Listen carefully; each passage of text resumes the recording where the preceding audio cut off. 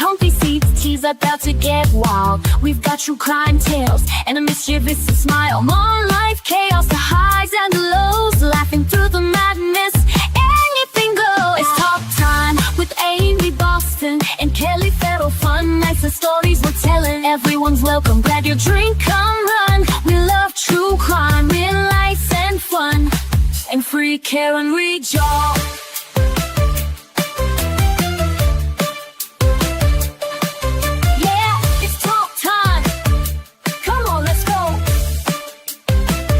Interviews, confessions, and a little bit of sass. Laughing till we're breathless, letting troubles pass. Among squad missions to mysteries at night. Grab your crew, settle in, it's a wild ride.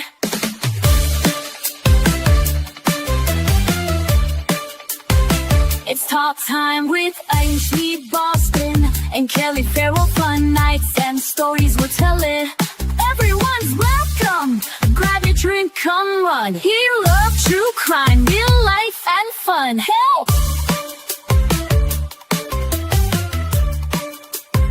It's free care regional. Guys, talk time with Amy Boston and Kelly. Free care region. So I got like the New England look. I got a jacket on and then I got sandals on. You got to have your feet out if you get too hot. That cools the body temperature down. Yeah, I'm glad I'm going in before the trial's over. Is it really hot? It was reasonable in there, but Yeah. they had the windows open the day we went in. Yeah. But All the depends on I mean, having a hot plant. Shut the air conditioner off, puts it on, she shuts it That might be something me and Bev have in common is hot flashes. So. Look at that go. I think the guys got more fucking hormone problems than I. Hi, Leanne. Good morning. Who else is in here? Robin G. Good morning, my dear. Oh, I didn't put it on. Oh, I don't even know how to do it now. Hold on a second. Stage. Stand out here for like.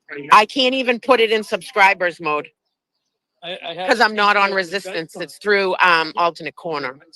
So courthouse is here. Yeah, my little feet are gonna get cold. Hold on a second, chats.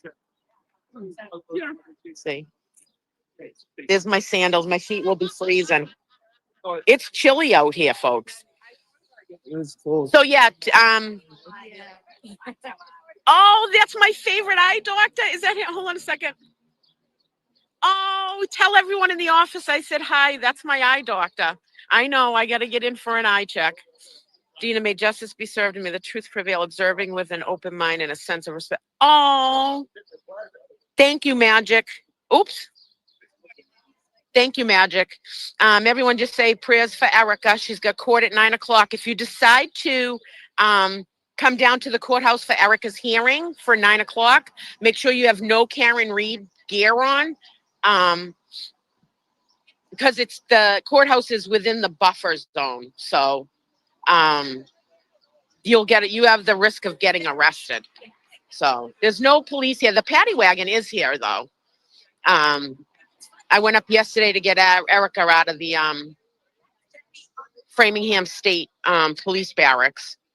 It's an old building.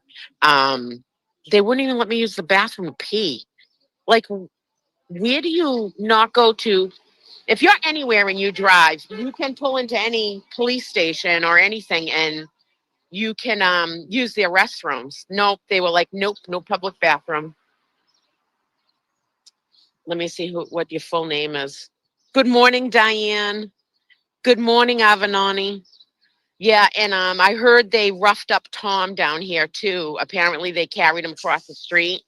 I don't know if it's true. I heard his arm's in a sling. I seen that his arm was bruised. It's terrible. It shouldn't be happening down here at all. At all. So, oh, here comes my old babysitter when I was a kid.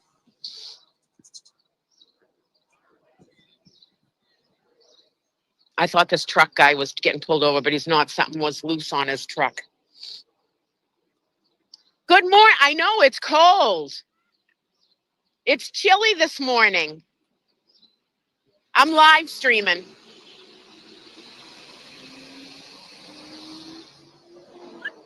Good. Good morning. I'm going in today. Yeah. Nice. Yeah. Wow. Hello. I'm live streaming. Hello, my former babysitter. This is my former babysitter when I was a little kid. She's not going to tell you any stories, neither. No way. And I she- was an and- angel, and huh? she survived. She was young. How old were you when you were babysitting me? 10 years. 10 years old, she was Yeah. babysitting me. I still can't believe it. Good morning, so much love and positivity. Yeah, positivity to everybody. That no one else gets arrested today. No one else gets manhandled like Tom did, and then Erica got arrested. It's awful, awful. Let's see. Good morning, Amanda. I had a blast with the boots on the ground crew. Oh, last night that was nice. It was good to pop in and see everybody at Dive Bar Monday. Tonight is Nacho night in the North Shore, and they put on one hell of a get together. And it's advertised. Nan's going to be there, and Clara and Annalise are in town. I don't know if they're going. I assume they would be, but I don't know for sure. But if you're up in that area, stop in. They put on one hell of a freaking get together. Hi, Tracy V. Hi, Kim Marie.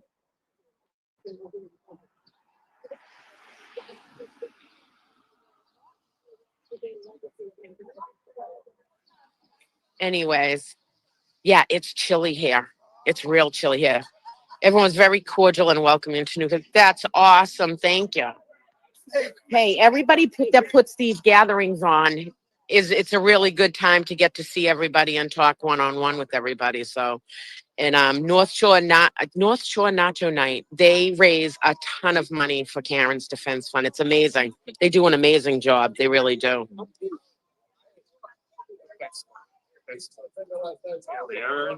The Glare is in town. Nan's in town. Nan's in town. Annalise is in town. Glare just went live just a little while ago on Instagram. So he's in town. He said he sounded a little hungover. He said he's coming down today. I only I know caught Nan's going in Wednesday. Nan's going in Wednesday. Nan's going to be with boots on the ground today. Cool. So Tom's actually walking up the road right now. It looks like his arm's in a sling. Oh, Jesus. Oh my God. Yeah. So at least he's up and moving. I thought lawyers aren't getting paid. What's the money?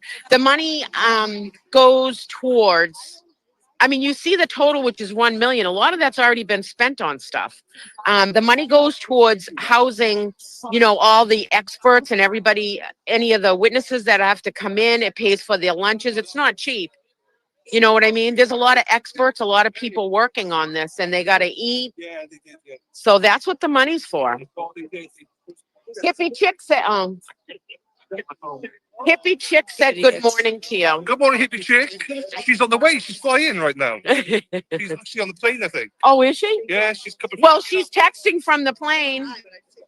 Who's this? Hi, Spooky. Oh, you got a friend that's like me? God bless you.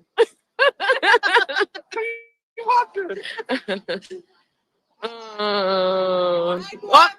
Sidewalk.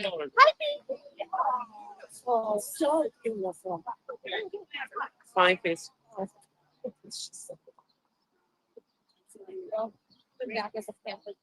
Oh, Marilyn's here too.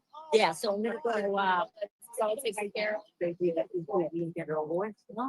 then I'll have. Look at the new shirt. Oh, yeah. I have to do. The head hen. The head hen. Yeah. After 276. Good morning, Dina and Dill. Who's this? Morrissey's iCloud. Denise, Hi, Denise. Denise. Denise, you last week. Yeah. My daughter. Yes, it's beautiful. I'm trying to help out. I love all the American flags out here. I really do. I didn't even hug Neil this morning. I didn't hug you. I'm live, but I didn't hug you this morning. No, you did not. How's the wife this morning? She's doing good. Good. She was sleeping when I left. Yeah. You were doing good yesterday. Good. Good. Thank you. You're welcome.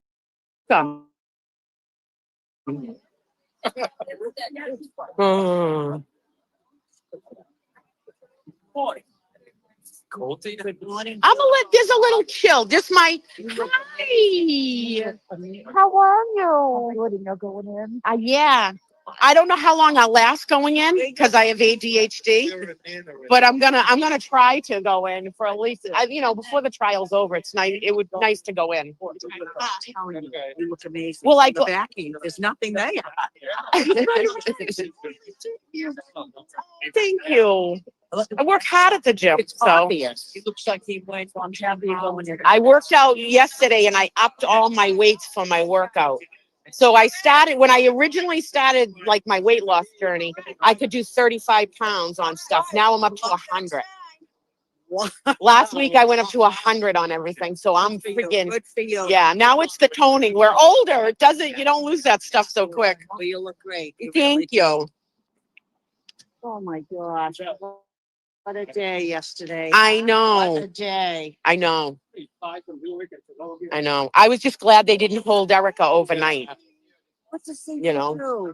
What was that? I missed. I said, I'm just glad they didn't hold Erica overnight. Oh, my God. Because Why they put on a paddy wagon? Oh, my God. they take everybody on the paddy wagon. They're not supposed to take women. Well, they should have had a female down here to search her and stuff, but I know. No. in the buffer zone rules, it says that you're supposed to see a judge immediately. And so their thing was it was too late, but I don't understand why they took her when either here or bring her right to a judge, right? So we'll find out Thursday because they go to court Thursday. I'm live streaming, just so you know. You had that look like you were going to say something like, "Oh, we're live streaming." Mute it. I gotta tell you something later. All right, but yes, the female should have been with her. Yeah. And Erica was. They were blowing the heat in the back, and she said it was really hot in there, like she was ready to pass out. You guys aren't going to the That's racist paddy wagon, but I get it all the time. It's, you know what? We grew up down here calling them paddy wagons. So that's not going to change. It's part of history. That's what we call it here in New England is the paddy wagon. So Everybody. free Erica, corrupt bastards. Well, I mean, really, her shirt has nothing. It didn't say anything Karen Reed on it. You should be able to wear stuff like that without. I mean, what happens if you wear a shirt that says freedom or free? I have Yeah, the way it's written. this demonstration at all. Yeah, we did. I know it's so vague. It's very vague. He's in everything. Great job. They really did. Good. You know what I mean? Hey, Scott. What's up? How are you? But I mean, I love you. I was out here without. Wait as the week goes on. I'm like, no, I'm getting closer to get at. Irish said, hey, you're out here, Mike.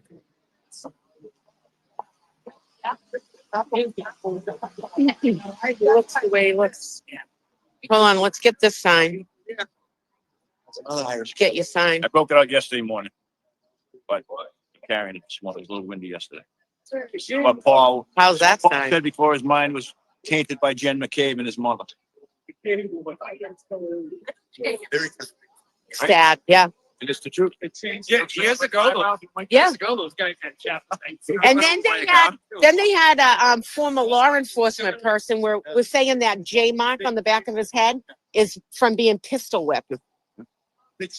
Crazy. But Alisi was destroying that guy that had no credentials. 17 years in the making to try to get a bachelor's degree, and he doesn't still have it. It's insane. It's insane. He doesn't have it at all. I know. It's crazy. He doesn't have it at all. I love You know, those else people. is going in with you, can you say? I don't know who's going You in. don't They didn't know. tell me who the list was. I would assume it's Clara and Ann Elise. And then I know Nan's going in tomorrow, so I don't think she's in today. Dina, the J mark is a Nike logo. I don't think a Nike logo is going to do that to the back of the person's head. You know?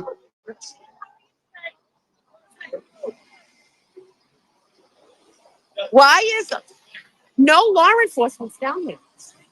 They're usually here by now, Yeah. which is weird. They're late today. Like, look at people. You guys that have been following this, normally by this time. Oh, there's Hardman now. I bet he doesn't have a sling on. Yeah. That was a good one. That was a good one.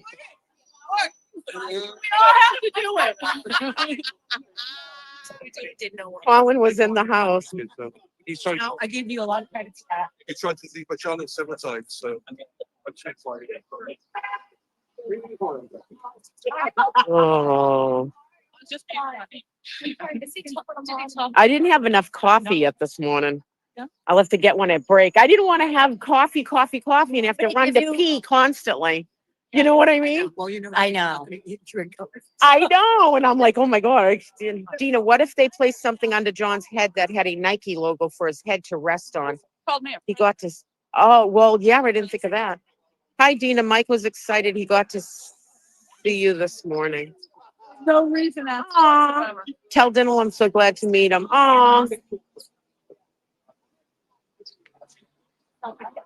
We had a great time last night. It was a fun time. That's it in a nutshell. Oh, Dennis and them are going over to see Hardman.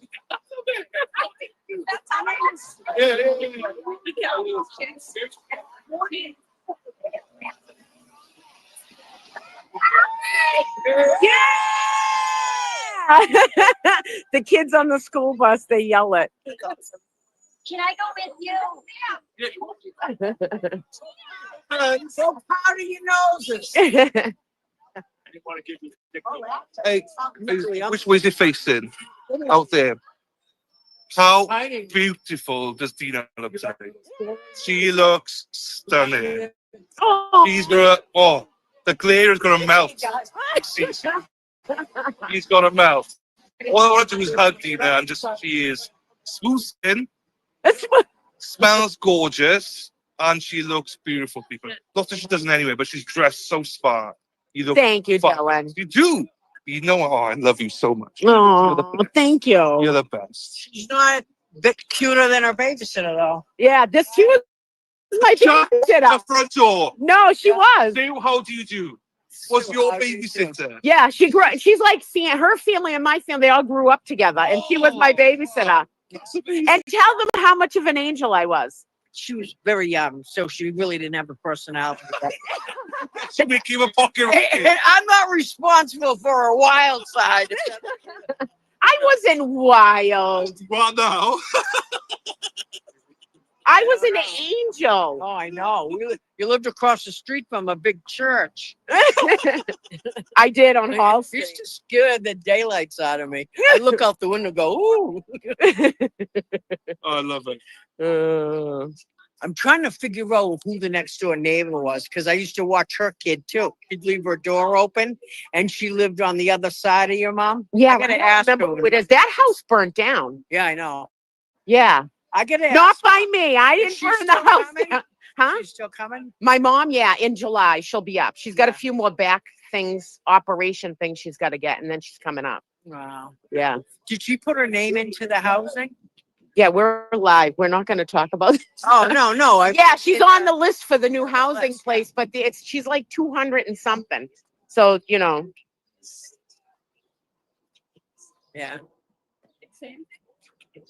Oh yeah. So, Dina's looking hot for Hank. Oh my God, don't you people start again. Last time I was down here, this man here came up behind me and gave me a kiss on the cheek. It sent the freaking internet reeling that me and Scotty McGinnis are getting married.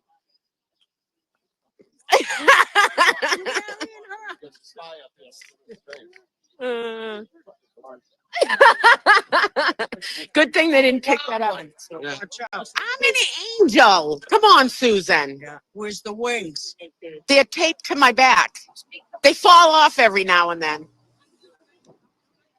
Dina, go give Hanky a spanky. Hey, you guys, last time I was down here, he was I didn't realize he was in the coffee shop standing next to me. And I was in all my free camera. Hey, wait a minute, Dylan, how many times wait a minute, let me turn this around. Since you've been here in Massachusetts, how many times has Dennis Sweeney smacked you in the head with his flag post? Oh, every day. I know he does, but yesterday he Do it fought again, do good. it Go home and leave me alone. I want to say. He holds it. Says to him last night, you go to buy pizza. You want to get a pizza? He goes, oh no, I got macaroni and cheese and I got corn muffin for dinner. I got to go buy a Brenda, She gave me everything. she left you with nothing? Nothing. Wow. He said, I just see cater. I see pouches you put in the wall. Yeah, like little Yeah. water He just 2 packages delivered to his house, you know. from Brenda. I'm drinking water. I thought, I'll buy them. She goes, Coffee now that I went to the he's got enough, she says. He's got enough. Oh, Jesus. He's spoiled, folks. He's I know, spoiled. I am spoiled. Dina, did you Definitely this year. verify the CV of your baby? Hey, shout out to Michelle as well. She was here yesterday. I know you're home safe, so thank you, Michelle. Yeah, that was awesome to meet them last night. You know, so she, Oh, we better say the prayer about the handicapped people show up. I don't want anybody bumping into anybody getting hurt.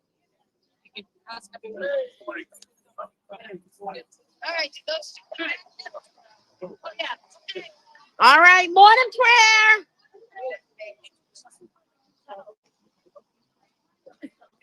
You just looking hot today. Oh, what's going? We got Aaron. We got Dina. Hot, hot, hot. You wrong. I'm missing my yoga pants, trust me.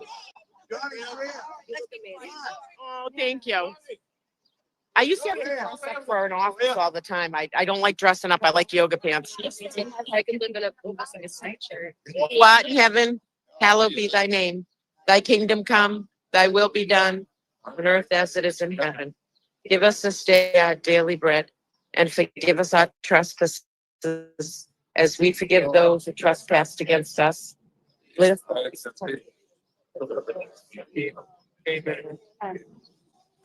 Allegiance to the flag of the United States of America and to the republic for which it stands, one nation, under God, indivisible, with liberty and justice for all. Free Karen Reed!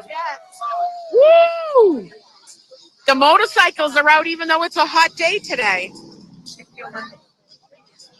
Woo! We got a thumbs up by him.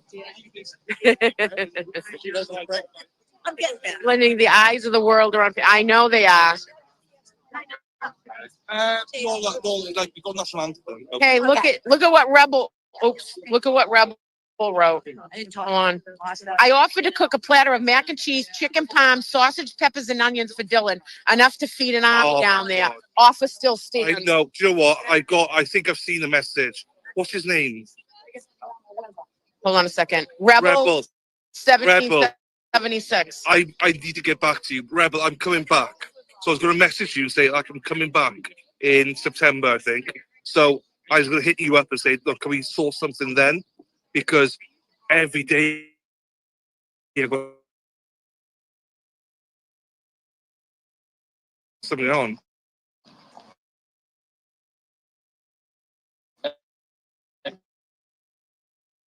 I have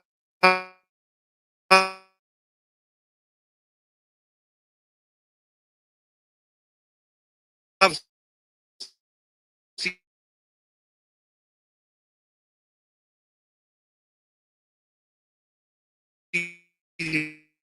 Rebel. That's it.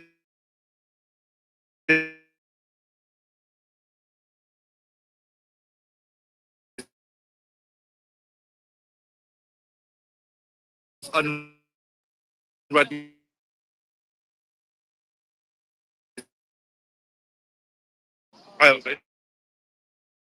I'm overwhelmed with the message. I'm trying to get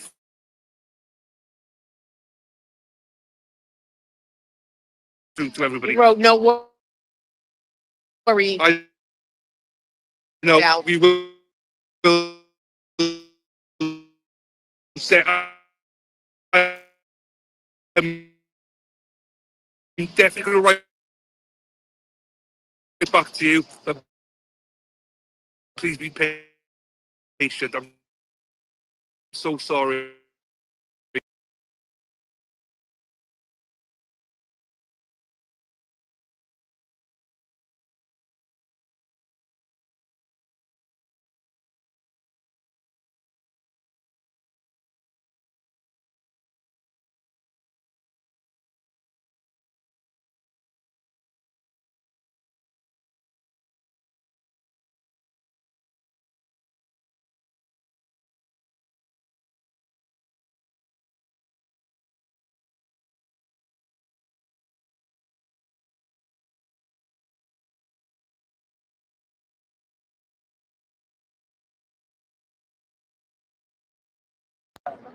We'll be back now, people. We'll be back. Scotty's got to jump on in a second. Gina can't connect. Hang on, we'll be back.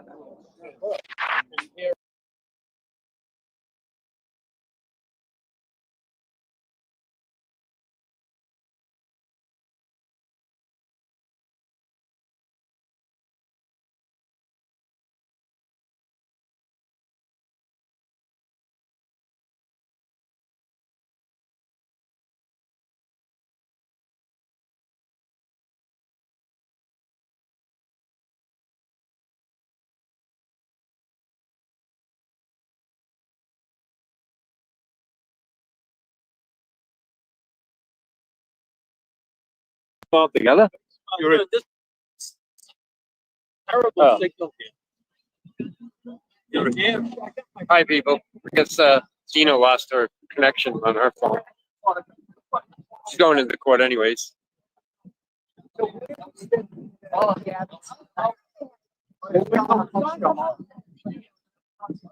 Time is 7:52. Yeah, it's a lot less windy than yesterday, but it's a little cooler out here today.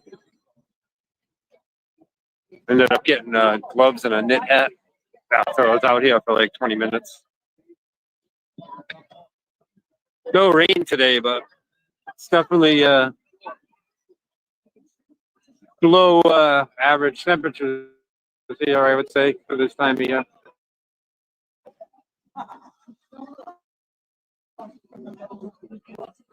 We'll be doing the we're hearing that the stolen buffer zone signs at the 400-foot line that were both missing yesterday have been replaced already. So somebody has souvenirs.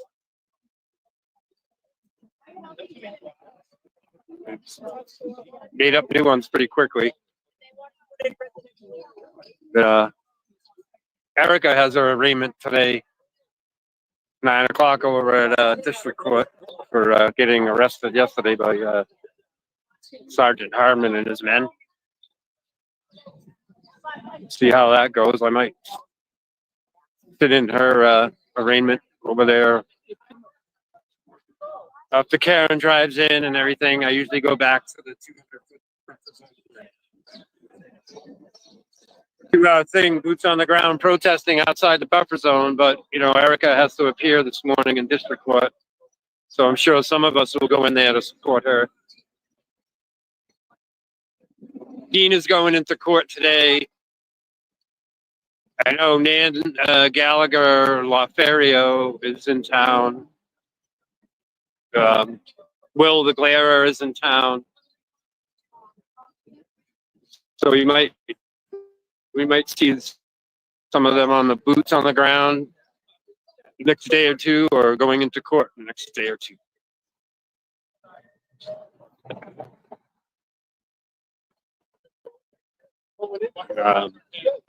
Mark Randazza was here yesterday to check out the buffer zone and how Bev's second ruling on the buffer zone was a word salad that's not working out well.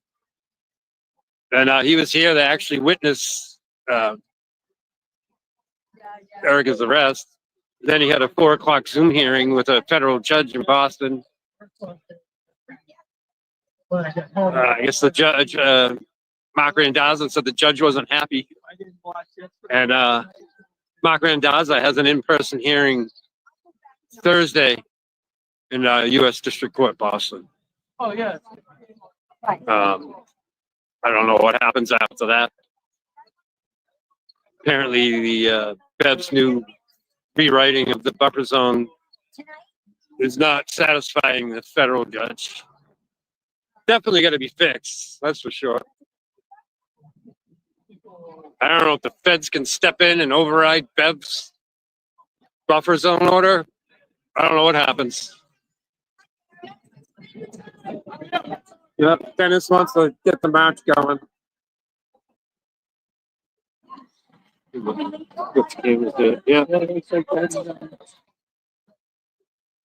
I think he wants to organize the march. I'm not positive.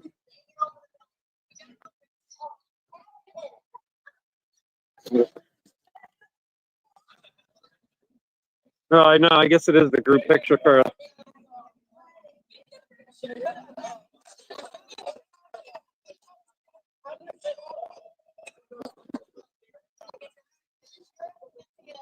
This is the one group picture I'm gonna abstain.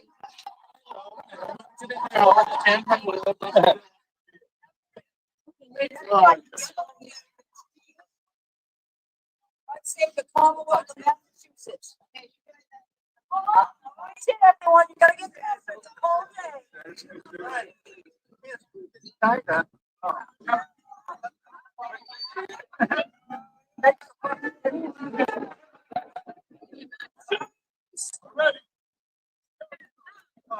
Mac and cheese. 6, 4, 3, 2, 1.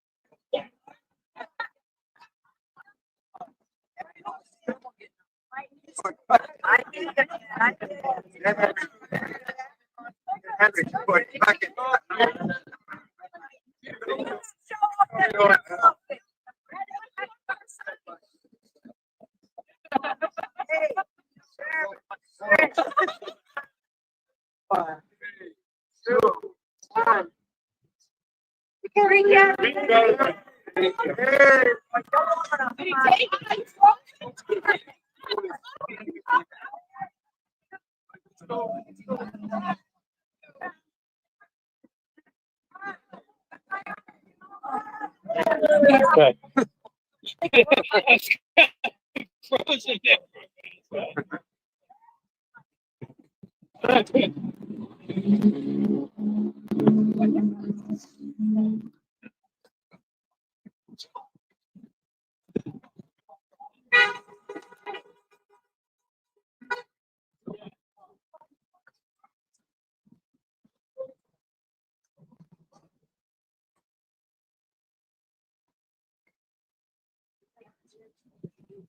Tim, good morning.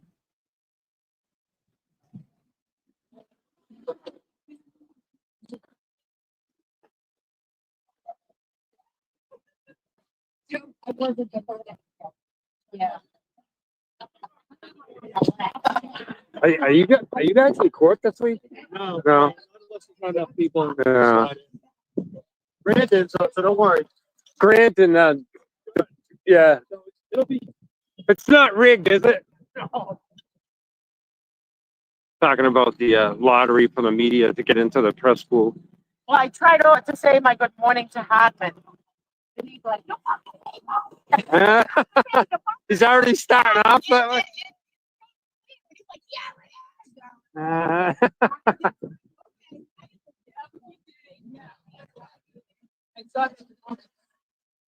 Okay, we need to have a. Is it me or does this tree get lower every day? I swear it is too. I don't remember it like this. It's crying. You ever see that video where you're supposed to stand next to it and then the thing moves towards you at the top of the tree? It's too windy now. I like to do that on a day that it's not so windy. Moving trees would freak me out, I think.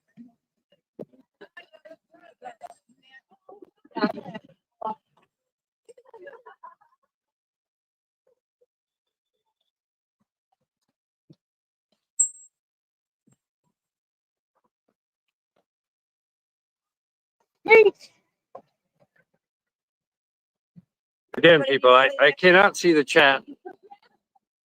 I just have a straight StreamYard link. So unfortunately I can't interact back and forth with there right now.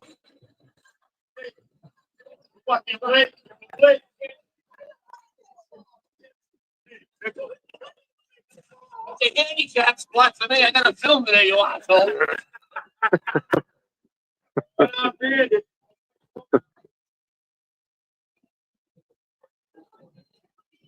Hello.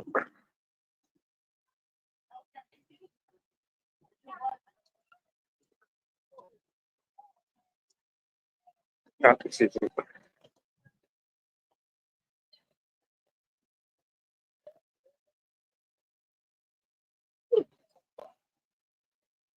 Yeah, and we have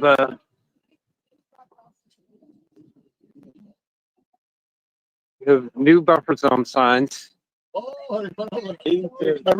and we used heavy duty pop rivets. So this is going to be a lot harder to steal next time. Yeah, look at the book. Yeah. What a waste of money, huh? Our money. Yeah, No way I cheat on that much. but a crescent wrench or a ratchet ain't going to work on that.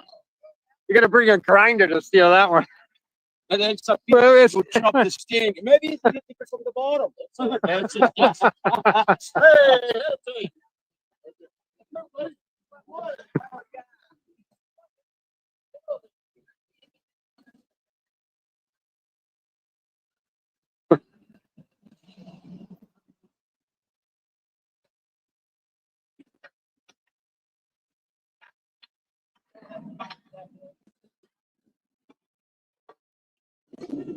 Hey.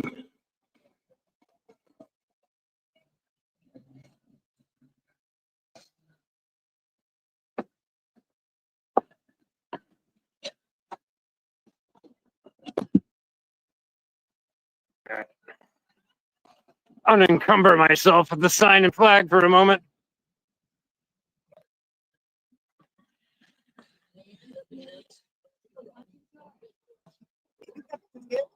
It's funny, we're noticing across the street, the Registry of Deeds, they put up more stakes and caution tape to block off the lawn protrusions that go onto the sidewalk. That's going to prevent people from sitting on the wall in front of the Registry of Deeds. For every move, there's a counter move. It's like a chess game.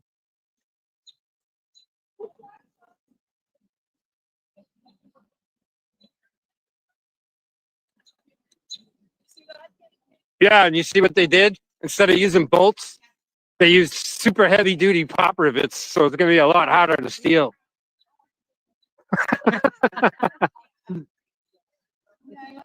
So, somebody working for the town was thinking on that. Like, how can we make this sign harder to steal? We'll use pop rivets.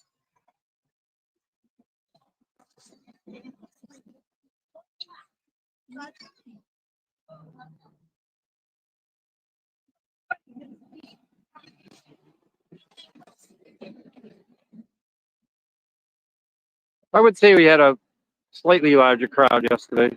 Every day here, you just never can predict. I mean, there was one day it was pouring rain and we had a huge crowd.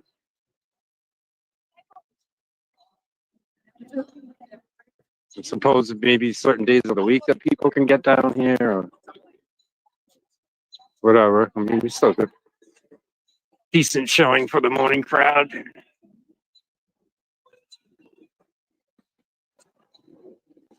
It's cool that Dina's going into courtroom today.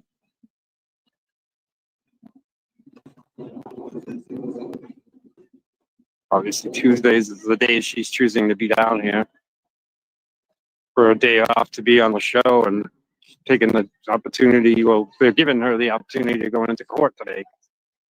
You know, she's here on Tuesdays.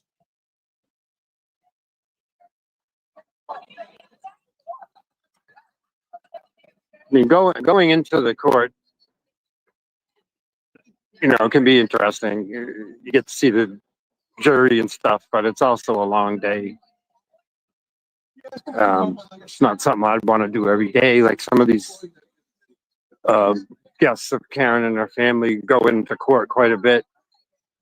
In trial one, I got to go in for one day, and it was a long day. I got to see the jury. The benches in there are uncomfortable. Like one day in there just to check out the jury and get the feel for it was enough for me. I wouldn't want to be invited in as often as some people do. Get to go in.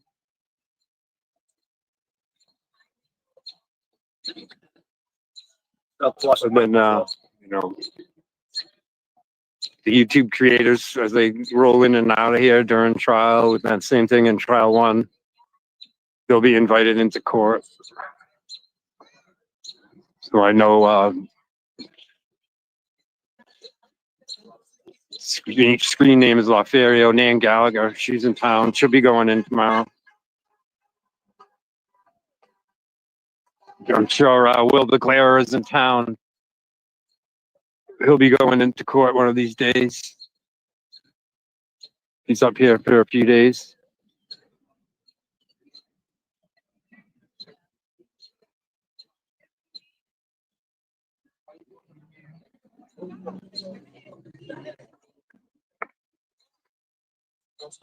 This guy's been on Boots on the Ground a couple days from Fox. Fox News 4. Fox News 4. Yeah. I did interview with them yesterday. Yeah.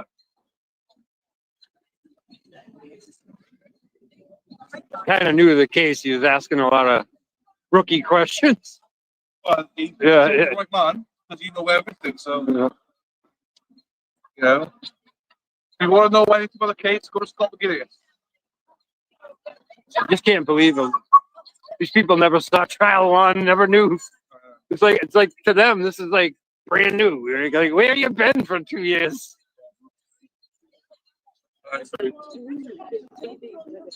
It's amazing how much more coverage this trial's getting than the first trial. Even though we had locally like way more people down here and way more attention, I think. There's more attention on the outskirts of it now. Way more shows covering it.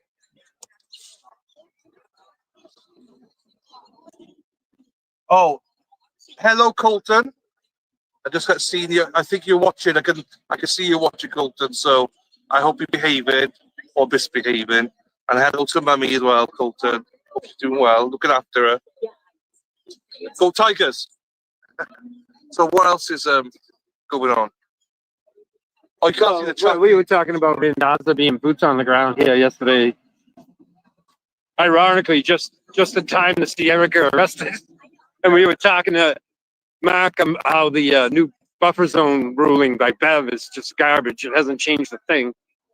Well, the only concession that Sergeant Hartman has been allowing is people to physically loiter down in front of the courthouse on the opposite side of the street from the main courthouse sidewalk. But that's it. That's the only thing we've gained. There's Jason posted. There's a court date, I think, on Thursday. Thursday. Federal. Exactly. Go through and explain actually what's going to hopefully happen, because right after Erica got arrested, Mark ran into the Registry of Deeds. He had that 4 o'clock Zoom hearing with the federal judge. When he came out of the Registry of Deeds, we were still out here. He's like, yeah, the federal judge is not happy, and we're having a in-person session Thursday. There you go. So we're hoping something comes out of that. Hold tight, Colton. Right, I'm going to pop down some what it does.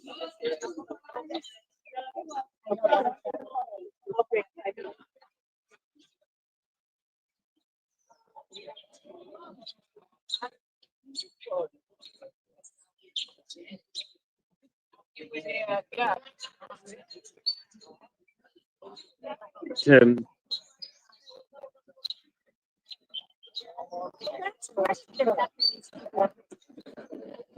There's a lot of once we get kicked out of the buffer zone at 8, we have to come up here at 8, and obviously Karen and her team and her parents don't need to be in court till 9, so they usually come by anytime between 8 25 and 8:50. So like the first half hour where we have to come up here, it's just everybody just socializing and waiting. So that was what was different about trial one. And when we had this area down here where you see all these cars parked, would all be with all our signs and gear. And Karen was coming in a different way then too. They would either parking beside the court or on the church grounds. We didn't have to do this march to this other area. We were just in place already. Because nobody, after Karen drives by here, nobody stays up this end. It's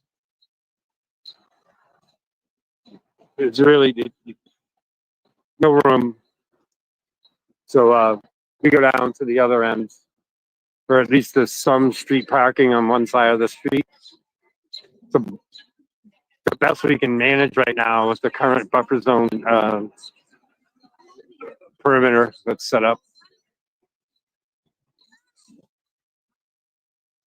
I mean, yeah, you could park in all these street spots like we did in trial one. Pull out your lawn chairs and hang on this sidewalk. But once you pass this buffer zone sign, yeah.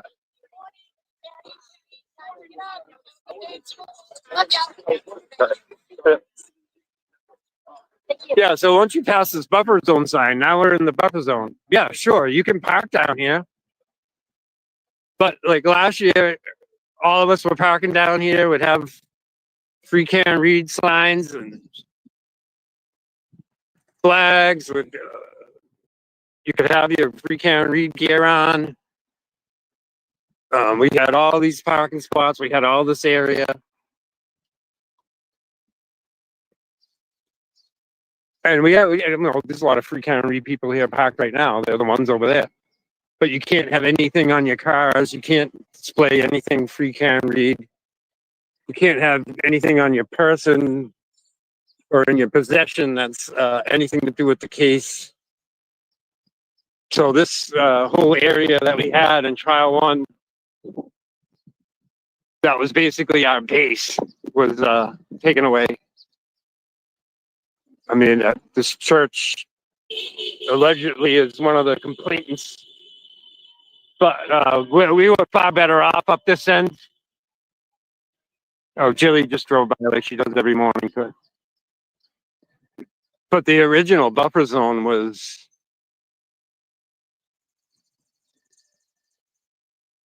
1, 2, 3, 4, right?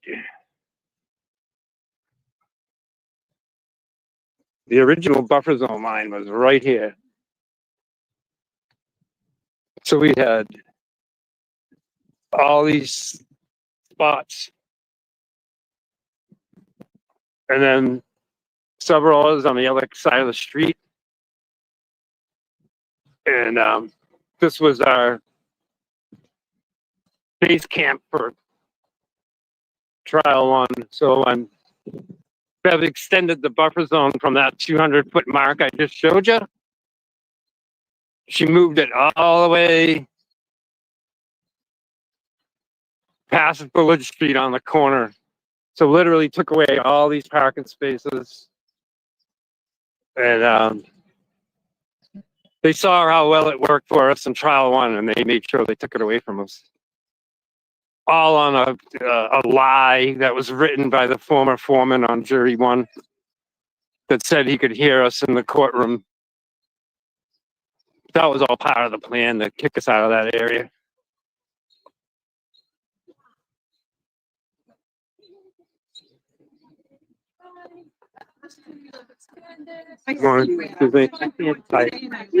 So glad to show you.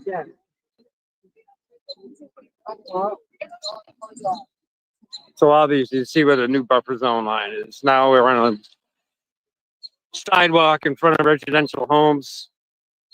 No sidewalk on the other side. There's no street parking. And they put these no parking barrels about 3/4 of a mile down the street to the common. So there's literally no way to park up here.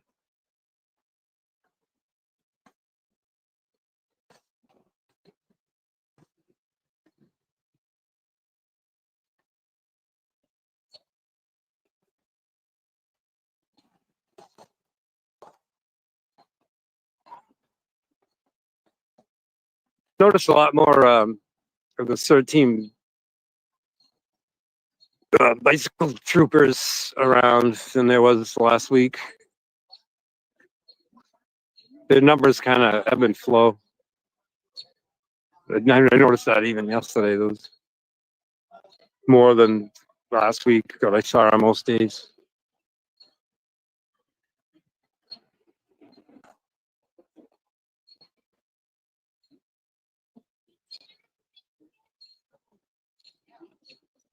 You trying to wear me out before I gotta go to work? Yeah.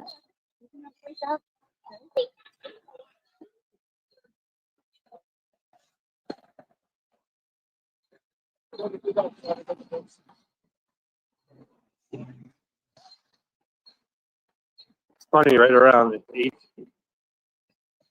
8:30 to 9 o'clock, the traffic volume on this high street coming toward the center increases quite a bit from say 8 o'clock. But the increased traffic volume actually helps us because Karen's or her parents' car has to slow down or stop right here because of the traffic in front of them. Cycle of the traffic light.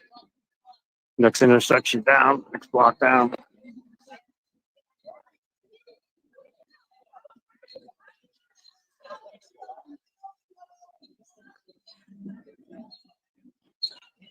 All right, I'm heading down, future husband.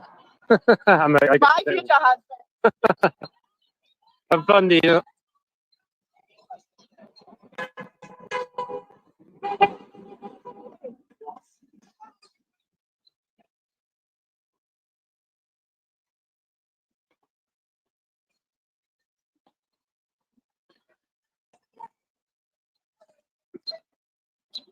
Would you get somebody to give me their phone so I can see the chat? That'd be nice.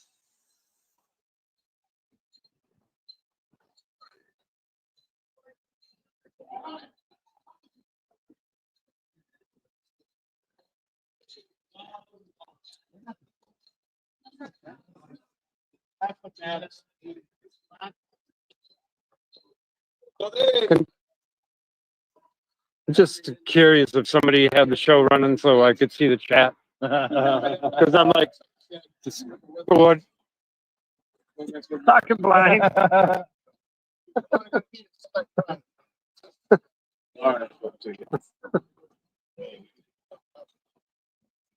here he comes.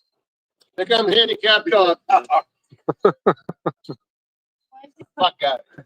Why did you take an ice? Everyone show the back. Just show the back. Everyone look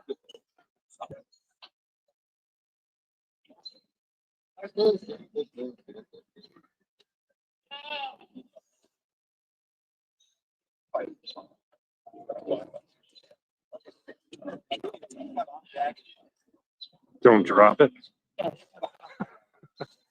Yes, Dina is going in the car. I can finally see chat for a second, folks.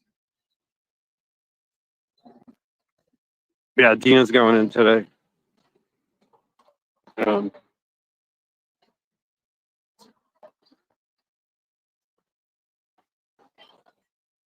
Yeah, it is cool for Dina to go in. And Karen and her family, they know who Karen Reed, creators that get invited. What?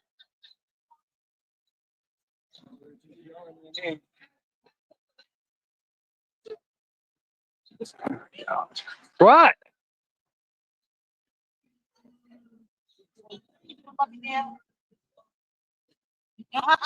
Jeez. What did I do?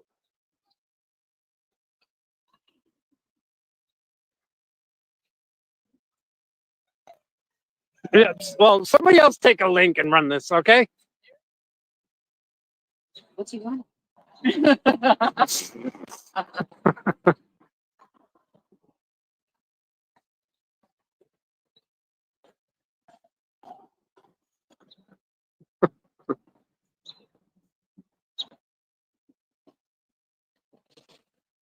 Nah, they're just playing around.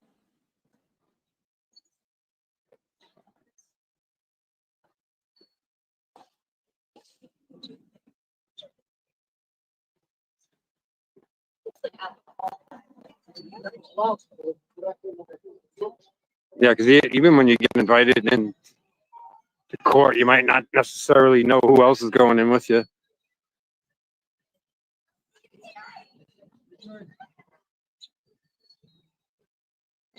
But they've done a pretty good job of. Good morning, Cheryl.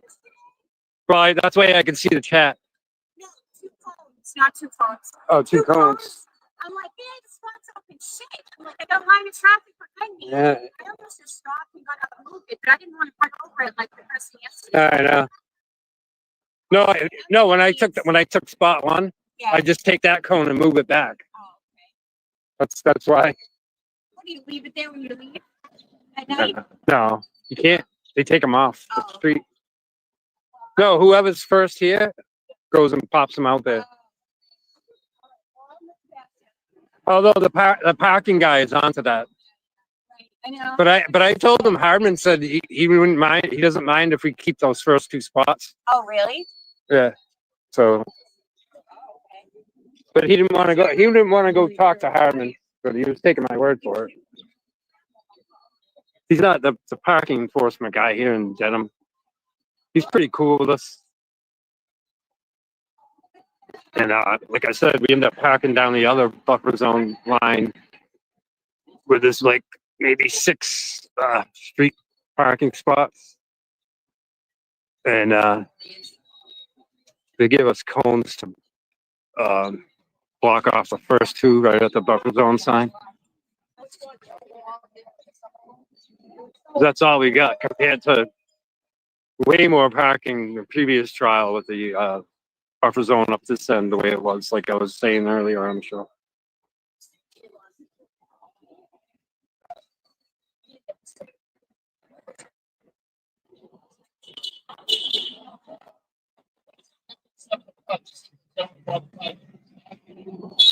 Yeah, Tom's walked by here a few times. He's out here from me.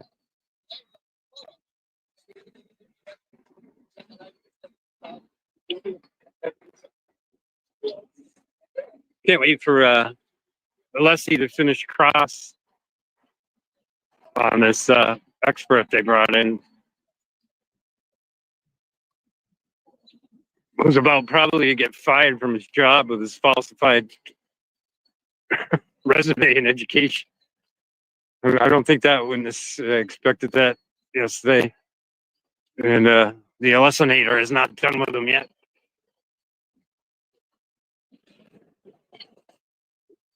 But after that, you don't know who the witnesses are. It's been so hard this trial to figure out prosecution witnesses and who's next. And defense is gagged, so they can't say. And I mean, people were saying maybe the prosecution arrests by the end of the week. But you never know how many more witnesses. The witness list is crazy. The amount of people they put on the witness list, but you know, a good majority percentage of them are never called. So.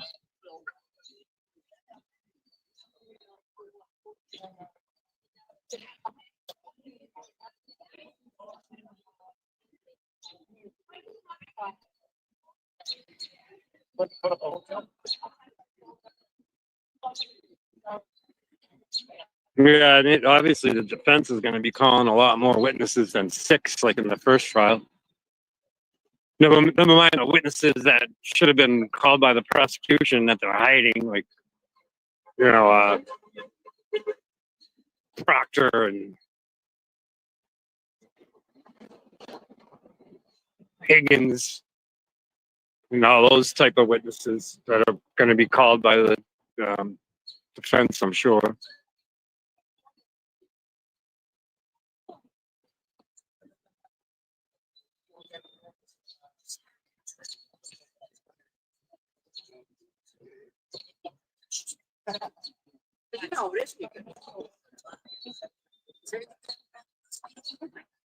Sorry about this. Mhm. Yeah. Well, do you mind being on camera? Okay, but I was just gonna say, we're lucky you're like pro free can read a little Oh, bit. yeah, yeah. I just don't want to be on camera. Yeah, no, I get it. Um, for a variety of reasons. That's bad. Especially because I don't look my finest, but no, I don't mind at all. You guys are great. And when this first whole thing happened again this year and they put the buffer zone this way, I was like, I said to the police and everybody, you guys didn't do nothing. Because you didn't mind it when we had it where we were last year, No, right? I would, I prefer that for sure. I mean, I think this just because I think this looks terrible what they've done, and it's just. But you guys have been nothing but clean and friendly and respectful, and I don't mind at all. No, that's good to hear. Thank you. No, I was one of the people that would stay late every day at the end of trial. Me and a friend of mine, Erica, we had the trucks. Kurt, we would clean up all the trash. It was amazing. Bag It was it. cleaner than it's ever been in my And, 19 years of living here. You know, we took special care to make sure when we left every day, it was as clean as we could keep it. Yeah. No, it's. And I know you and several other residents in this neighborhood were, appreciating that and thanking us for that. Yes. I mean, I've got literally no complaints about you guys at all. It's good to hear. And Because we're certainly not here to disrupt this beautiful historical area. to be honest, my only complaint about the whole thing is how much. Well, there's a lot of complaints. My main complaint is how much money this is costing taxpayers. As a taxpayer here, like listening to yesterday's thing, I was like, "Are you kidding me?" And do we pay for them to get, buy another Lexus to test? Like, it's ridiculous. Come on. I want to know the numbers, right? I want a little audit of this situation. I can't even imagine what it's. I don't know if you'll ever know the true cost of this whole thing, what they've spent in experts and Yeah, I mean, just hiring Hank Brennan to prosecute the case because apparently Morrissey can't find any ADAs in his office willing to prosecute the case. It's crazy. It's crazy. So yeah, no, I have no problems. I was just gonna say hi. So badly that girl got arrested yesterday for literally no reason. Yeah, that's true. I know. They didn't want her to wear it. Yeah. She's being arraigned this morning in District 9 o'clock. Well, hopefully that pushes the whole thing over the edge. And yes. Oh my God. Somebody has to stop. And her shirt said nothing. I mean, Well, ironically, Mark Randazza, who's the attorney that filed the challenge to the buffer zone in the federal court, he was standing right there when it happened. I know. And then he's got a in-person hearing Thursday in the federal court. I'm hoping we could, at the very minimum, get back to the original 200-foot line, so it'd be parked down there in front of the church green, and not crowding the front of your house. You know, My kids are home from college, and they're like, "We don't have any cell reception at our house." I'm like, "That's because the news trucks over there take all." Oh yeah, we noticed that. We noticed that with these. Yeah. Do people stay at home? No, it's really just 8 to 9. Yeah. Last year, everyone was here all day. So. There's no reason. It's very uncomfortable to spend the day up here protesting. There's no room. There's no reason at all not to be at the way it was last year. It's ridiculous. Because of the church. Well, and the juror foreman in trial 1 said that he could hear us out there, and Bev used the excuse to move it to the 400-foot line. But I think it was out of vindictiveness. They knew how comfortable we were there last year, and they basically took it away from us to make us rough it, to discourage us from coming down here. That's what I think. Your residential right there? What is that? No, that's just another issue that happened in Norfolk County, no, just en route. He was shot way too much by the police. Yeah, It keeps her safer on the way. right. Well, except for the But- first, see how much. Well, Can't they make the first kid stay further away from her? I see it on TV. I'm like, cameras, scary. So we have a resident that owns this house right here. And she was talking about how the buffer zone from trial one was better for all of us, including herself. But I mean, she only has to deal with free cannery people in front of her house until 9 o'clock, and I don't think anybody else protests down this end the rest of the day. And obviously, she's free cannery, so that helps. I suppose if she wasn't, there'd probably be more issues about us being up here in the mornings.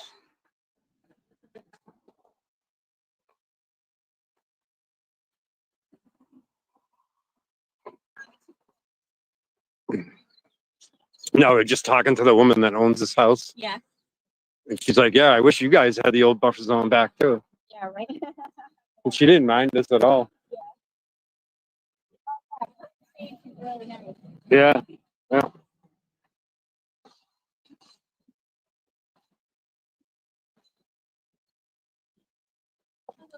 Jack, what's going on?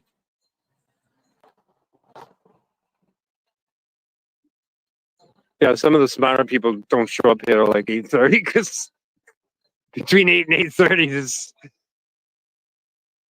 8:30 to 9, I guess, is the time to be down here, not 8:30, 8 to 8:30. Although yesterday, I think Nathan Reed and Cam's parents drove by at like 8:20 something, real early.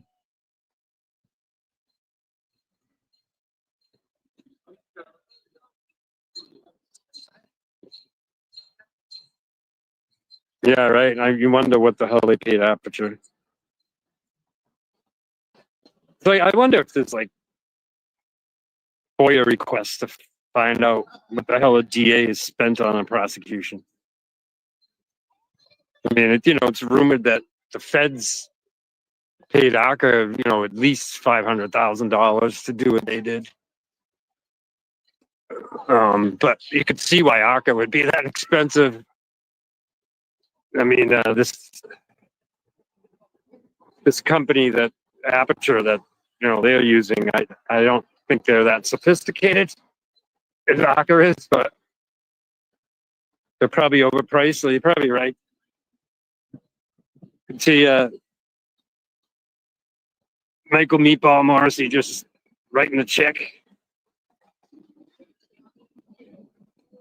You wonder if a DA has like they say they have a budget limitation, but who knows? Relax. They're not talking right.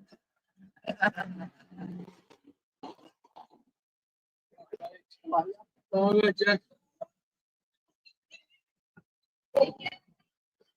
Everybody was saying in trial one, ACA, obviously amazing testimony from those doctors that worked there, but they had no like visuals or charts.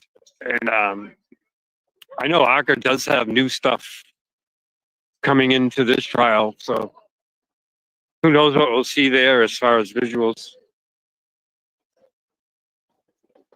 But obviously, unless he's tearing apart this guy from Aperture already, and then they still have a doctor or a guy from Aperture that's to testify next, I think. But I would think at this point, if you're a juror, you're looking at Aperture and the guy that's on the stand. Like, really? Guy's lying on his resume. But they're jury when they get to see the ACA guys compared to these clowns, the jury's gonna be like, wow, the difference.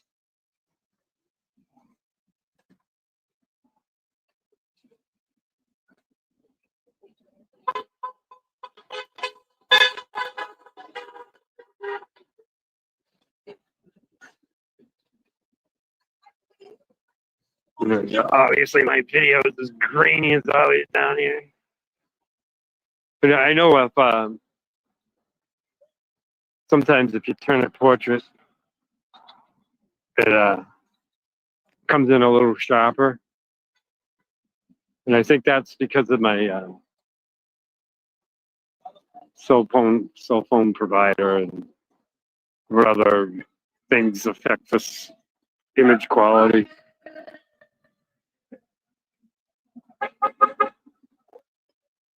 So yeah, I get like a sharper image in portrait, but then people will say, "Oh, I want landscape." But I'm watching this on another person's phone, and I can see the difference in quality when I go to portrait as opposed to landscape.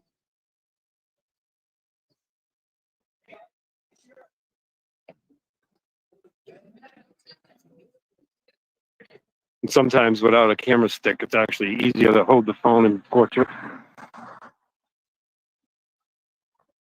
Because when you're holding the phone freehand and you're twisting it to do landscape, when you're holding your arm like that for a while, it gets tiring.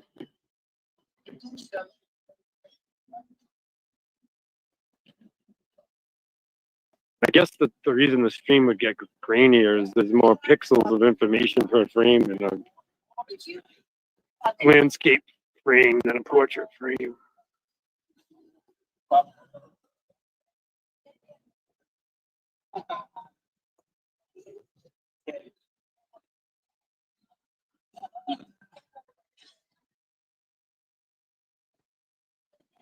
And I've also been told that if you have the actual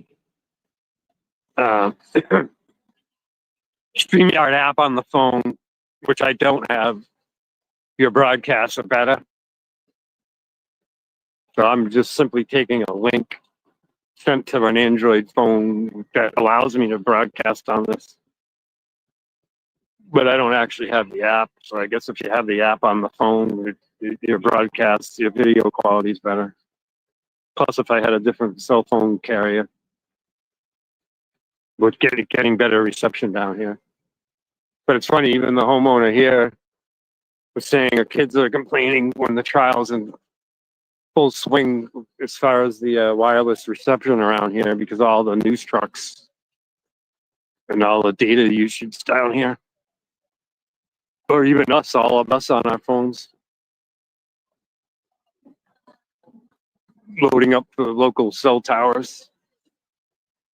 But the mainstream news media trucks and all their equipment, you really notice problems in reception, especially when you get down near them.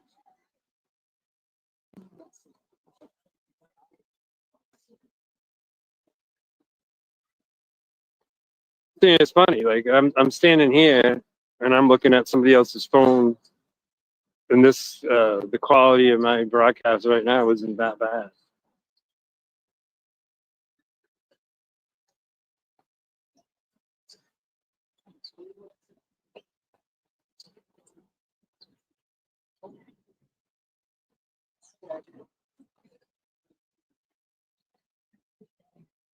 Yeah, we've gained some more people here.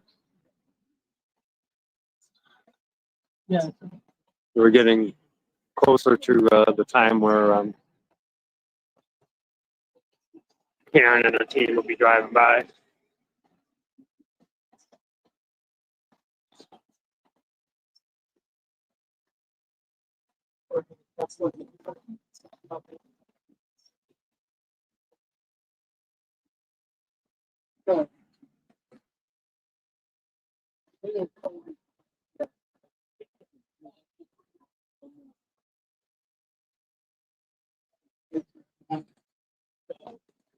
Hey, how are you?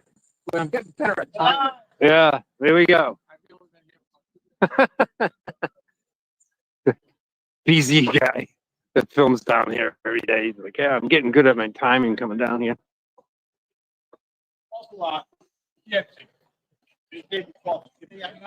Yeah, well, you know, the daytime running lights do kind of look like the SUV that from a distance.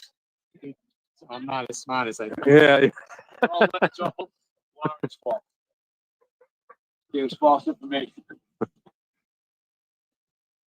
Yeah, as the traffic lines up, people are trying to spy her SUV, like 6, 8 cars down, and I'm looking for Erica. This is she came down. some of these modern larger vehicles, Karen's coming. with the daytime running lights, they kind of all look similar.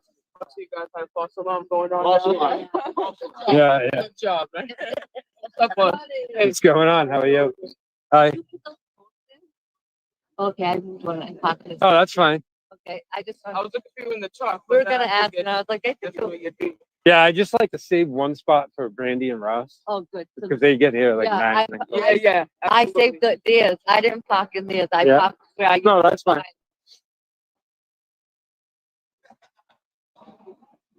Because Harmon said we can have 2 cones, Oh, you did? but when I pull up to the first spot, Yeah. I move 1 cone, 1 back. Yeah. So now I got Oh, 3. yeah. Like it is, if you pull up, you can put 1 cone back. Like that's pushing Someone was parked it. behind. You know what I mean? That was the only spot there. Yeah. Yeah.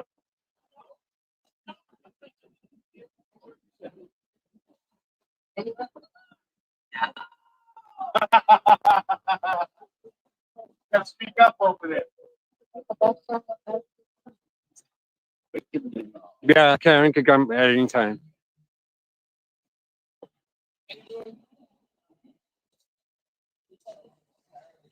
Usually your parents beat her here. Yesterday. Oh, here comes the jailbird. Here comes the jail. Oh, God. Oh, Erica's here. Hear her before you see her. Free Erica. Free Erica.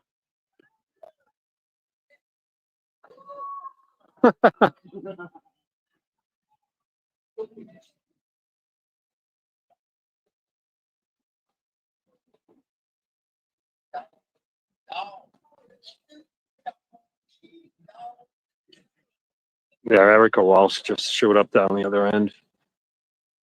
She has a 9 a.m.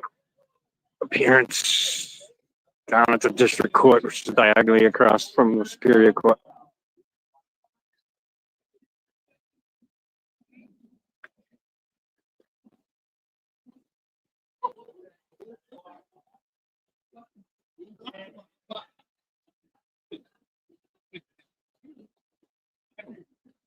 Funny thing is, the district court is within the buffer zone for the Karen Reed trial.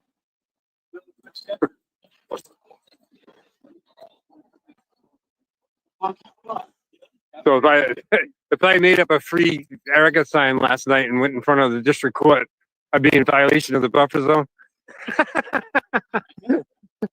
No demonstrating in the buffer zone. That's how ludicrous this whole thing is. Like she couldn't even wear the sweatshirt into court that she was wearing yesterday because it's in the buffer zone. Norfolk County's criminal. Yeah.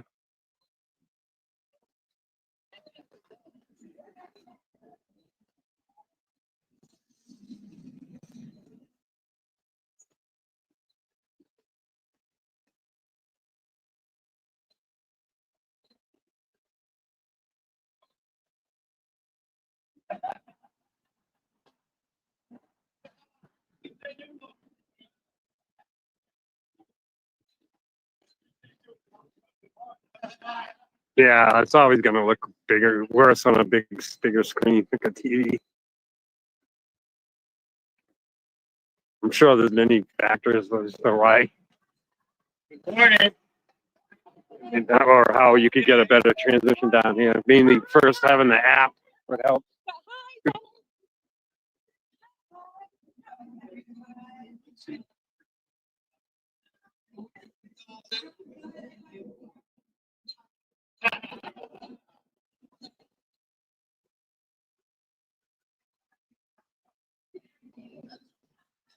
No, Karen hasn't come by yet. We haven't missed her.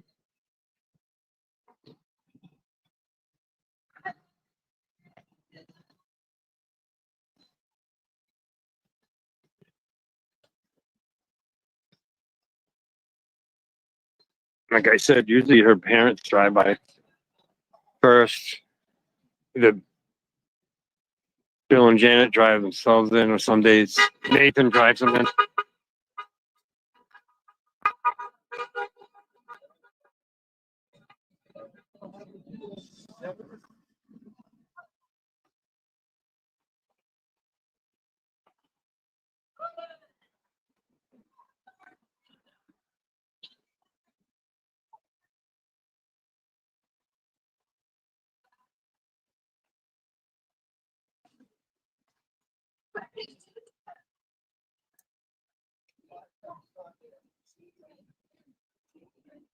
Usually Dennis gets kicked out of the road by now.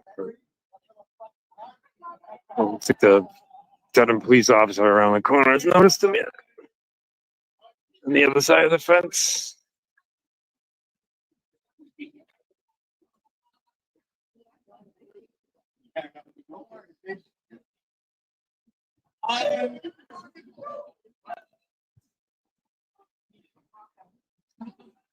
Good morning, Mike.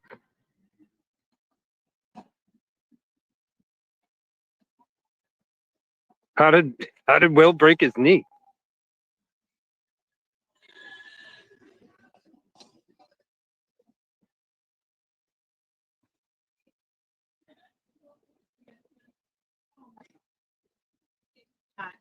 Lost the butt Uh, again. Again.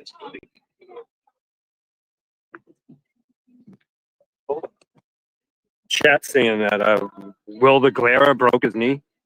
Really? Yeah.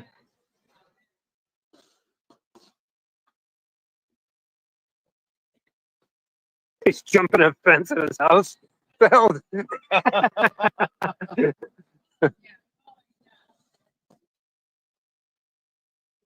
Was he chasing Clubber or something? Can't wait to hear that story. The cat's name. Yeah.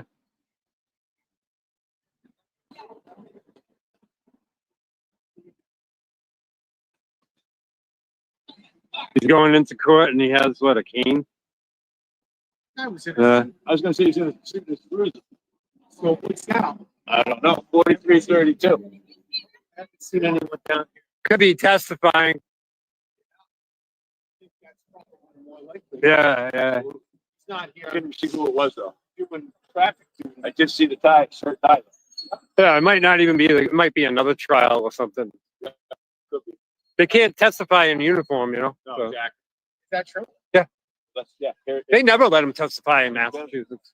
Yeah, no. Is that all courts? Massachusetts, morning. all the courts I know in Massachusetts, the judges never let them wear their uniforms. No. Why? Supposed to, so you don't sway the jury. Uniform is too intimidating or whatever. With the way. Well, yeah, I'm a state trooper. What I say, Yeah. what I say is law. Some people look at them and go, yeah, that's not bad. And some go, oh, yeah. He's a bad company. Yeah, yeah, exactly.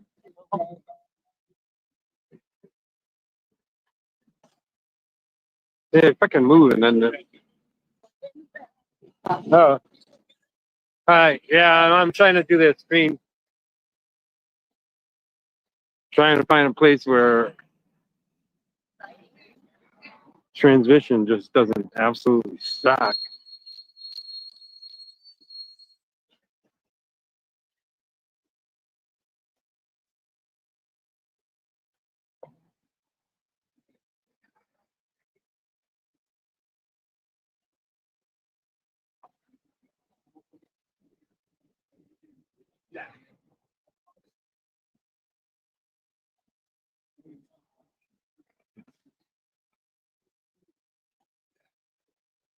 Yeah, right. Will and Dina going into court together? You separate them on opposite ends of the bench.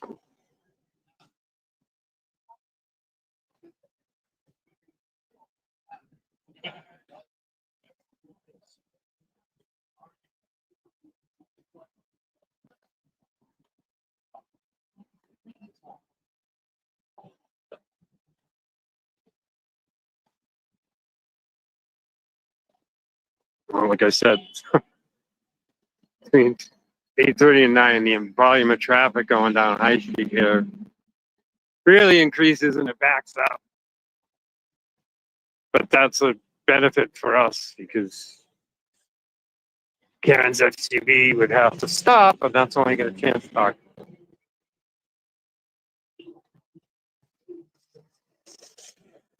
In fact, there's probably better ways for them to get to and from the court, but they know we're going to be here. So early on in this trial,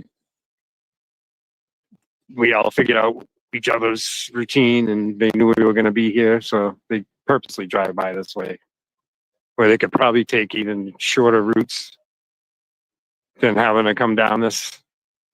But they do it for everybody's benefit.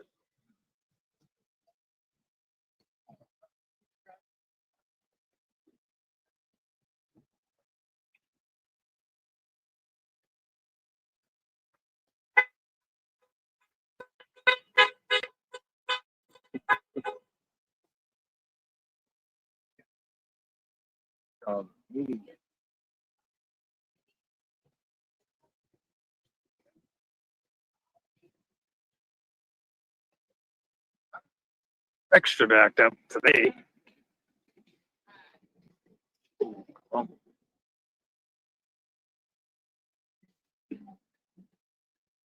I'm gonna give back this phone that I'm using. And she's going out. She is crap.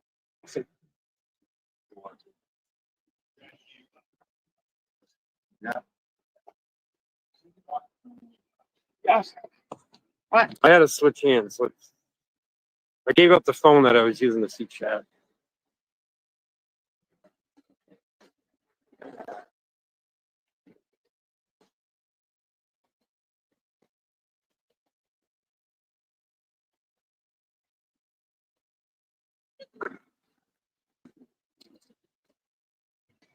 Thanks for the bill. Yeah, I need a phone stick instead of holding the phone like this.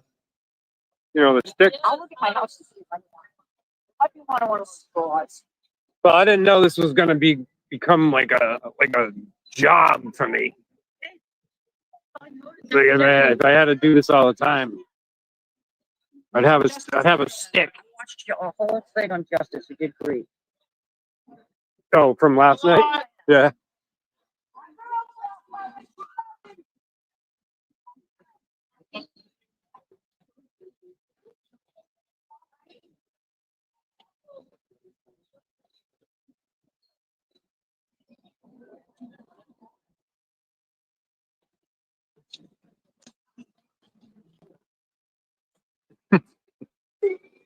Wow, they're way back today, huh? Holy crap.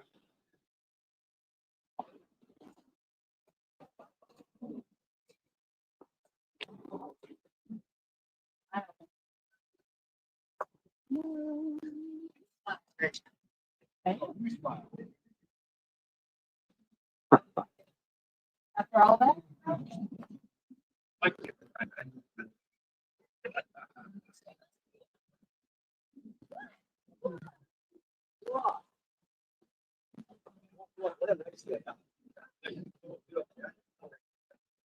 Yeah.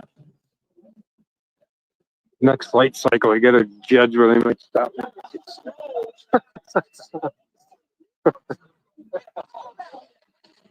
Go right by.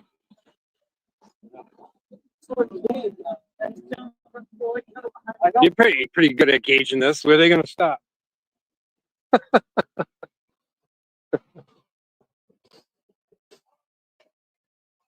Hi, Karen. The Channel 4 guys were running to try to catch me. All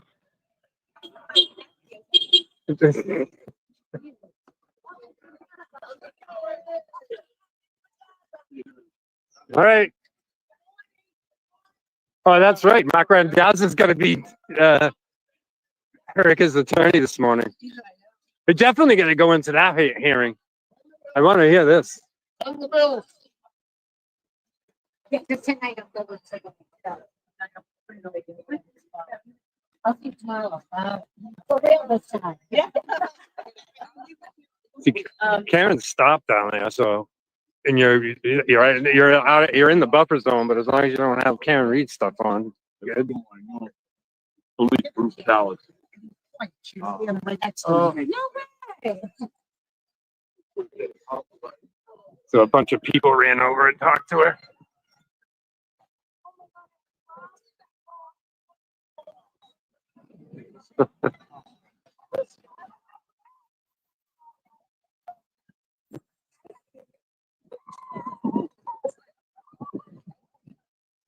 Yeah, I'd like to go down and go into Erica's arraignment this morning because Mark Randazza is quite the attorney. I'd love to hear this.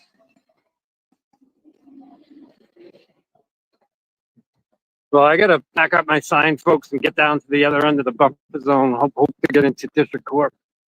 So I'm gonna end this link I have. Have a good day, everybody. Bye.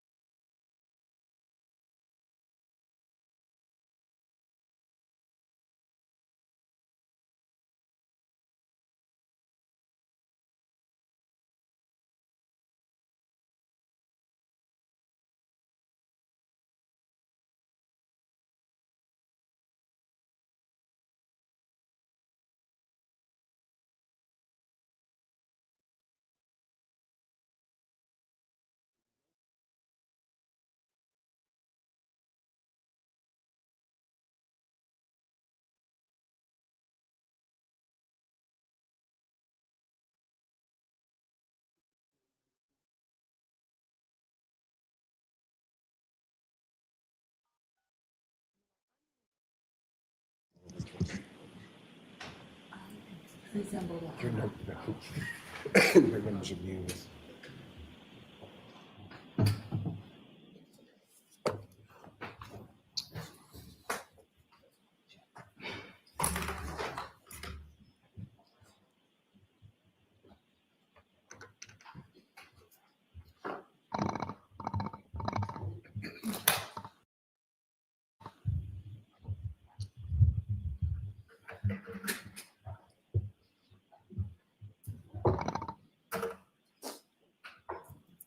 Hear ye, hear ye, hear ye. All persons having anything to do before the Honorable Beverly Canoni, the Justice of the Superior Court holding in Dedham, within and for the County of Norfolk.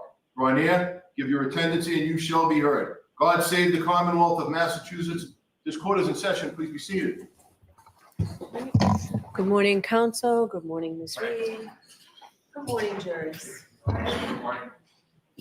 I have to ask you those same 3 questions. Were you all able to follow my instructions and refrain from discussing this case with anyone since we left yesterday? Yes. Everyone said yes or nodded affirmatively. Were you also able to follow my instructions and refrain from doing any independent research or investigation into this case? Yes. Everyone said yes and nodded affirmatively. Did anyone happen to see, hear, or read anything about this case since we left yesterday? No. Everyone said no or shook their heads. Thank you. Can we have Mr. Burgess, please?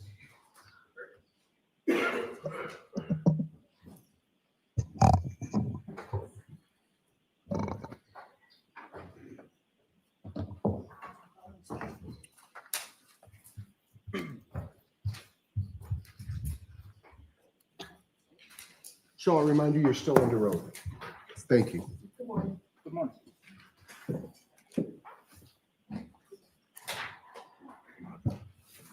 All right, Mr. Alessi, whenever you're ready. Thank you, Your Honor. Morning, Mr. Burgess. Morning. On your direct examination yesterday, your experience was brought up in questions, correct? Correct. On your direct examination, your certifications were brought up in questions, correct? Incorrect. There was no discussion in your direct examination about having certifications in Celebrite and Magnet Forensic Axiom. Did I mishear? No, if I misheard your question, it was. I asked about certifications. I'll repeat it, sir, Sure. in case I misspoke. On your direct examination, your certifications were brought up in questions, correct? Yes, correct. However, on your direct examination, no questions were asked of you at all about your supposed education, correct? Correct. And you did not bring up your educational background at all on Correct. direct examination, correct? Correct.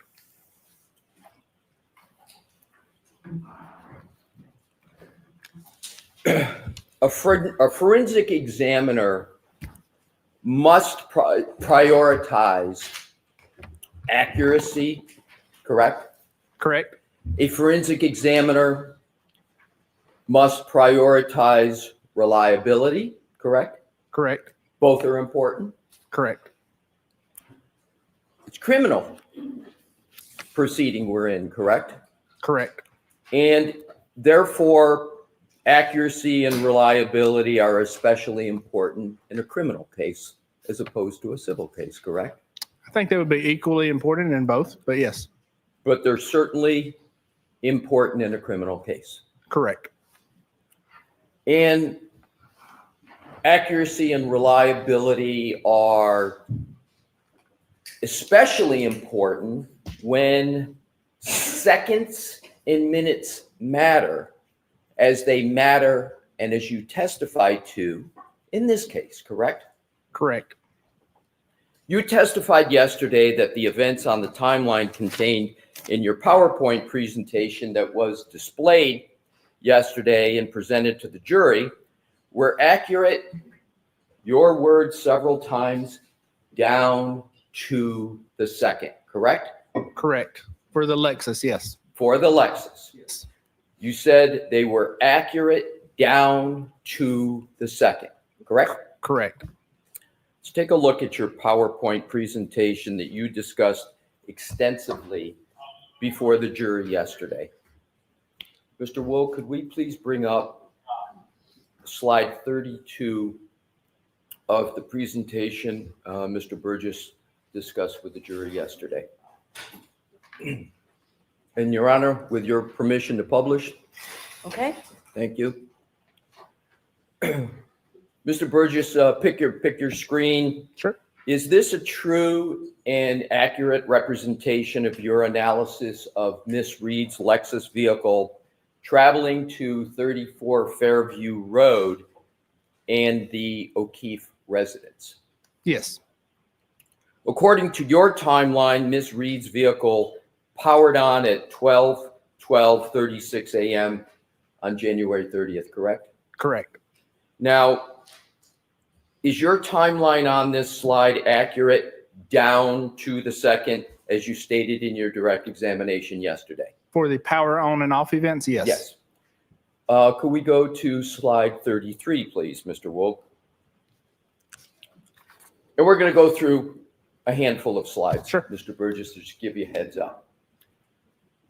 Is this a true and accurate representation of your analysis of Ms. Reed leaving the O'Keefe residence at 5:07 a.m.?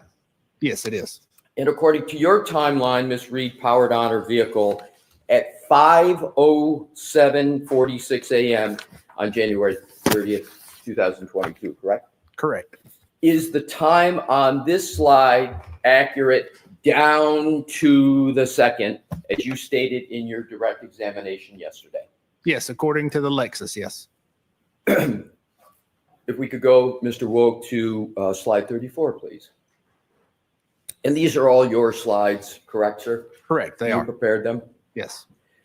Is slide 34 a true and accurate representation of your analysis of Ms. Reed traveling to the Dighton residence at 12:25:01 a.m.? I'm sorry, 12:25:01 p.m. 12:35:01, correct. I'm sorry. Thank Yes. you. 12:35. And according to your analysis, Ms. Reed powered on her vehicle to travel to Dighton at 12:35:01 p.m. on January 30th, correct? Yes, that's correct. And is the time on this slide accurate down to the second, as you stated in your direct examination yesterday? Yes. Slide 35, please, Mr. Wolf.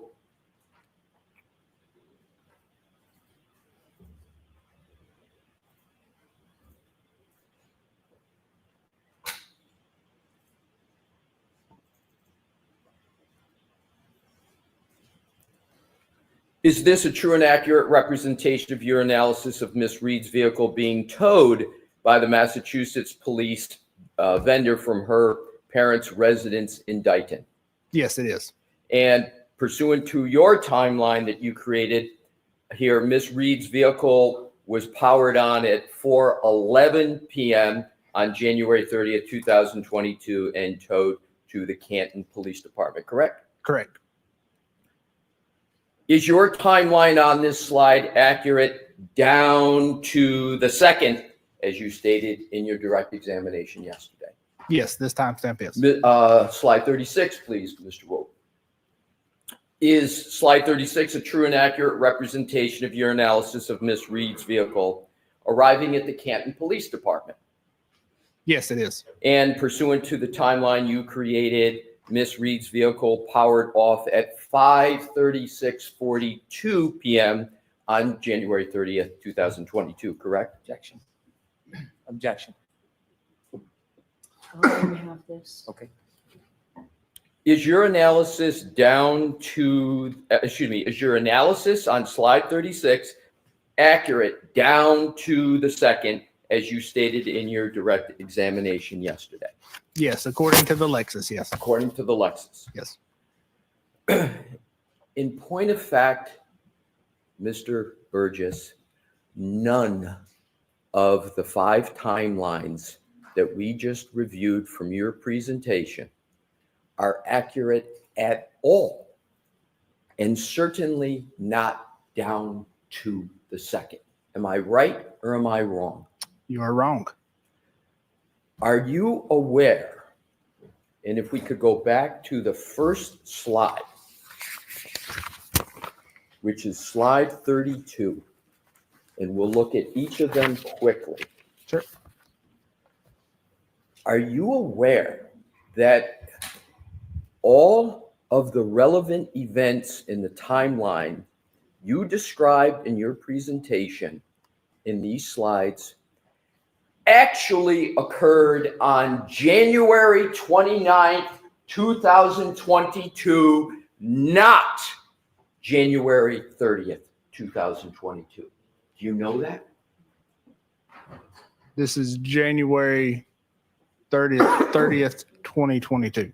That's January 29th, correct. It's January 29th, 2022.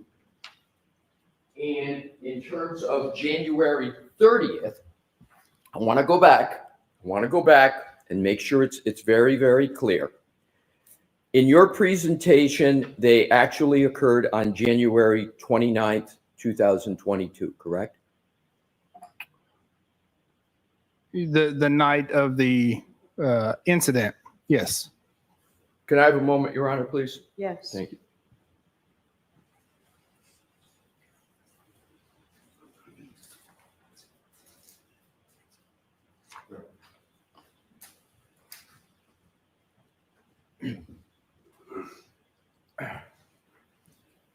Mr. Burgess, once that timeline crosses into midnight, it's January 30th, not January 29th, correct?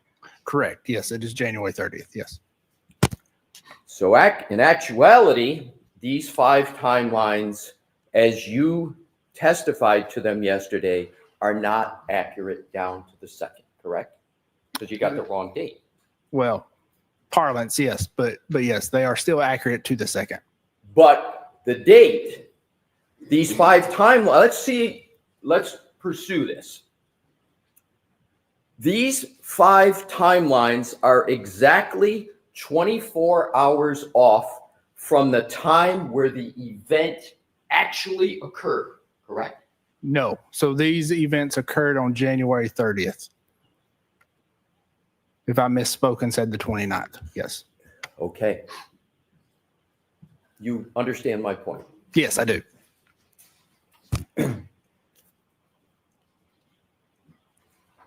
The core basis of your job, your role in this case,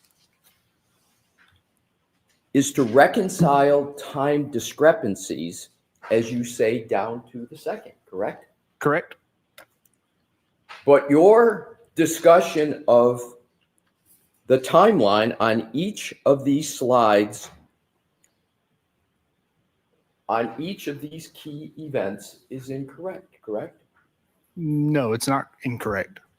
So your discussion of the applicable date, you're saying, as you described it yesterday and interpreted this timeline, was correct? Is that what you're saying now? This timeline is correct. But yes. my question is your discussion of it yesterday. If I misspoke and said the 29th, then yes, I misspoke on that. Yes. And that was your testimony yesterday, what you spoke about. Yes.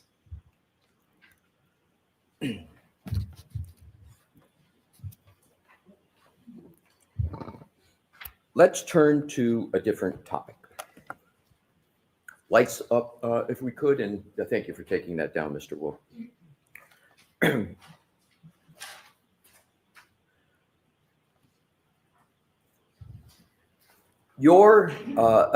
Actually, to mitigate the inconsistencies that you analyzed yesterday between independent clocks, am I correct that your position is that forensic methodology recommends cross-referencing timestamps from multiple sources to identify discrepancies, and when possible, leveraging time anchors, events that contain both system, timestamp, and an external physical event to identify and correct timing discrepancies. Do I have that right?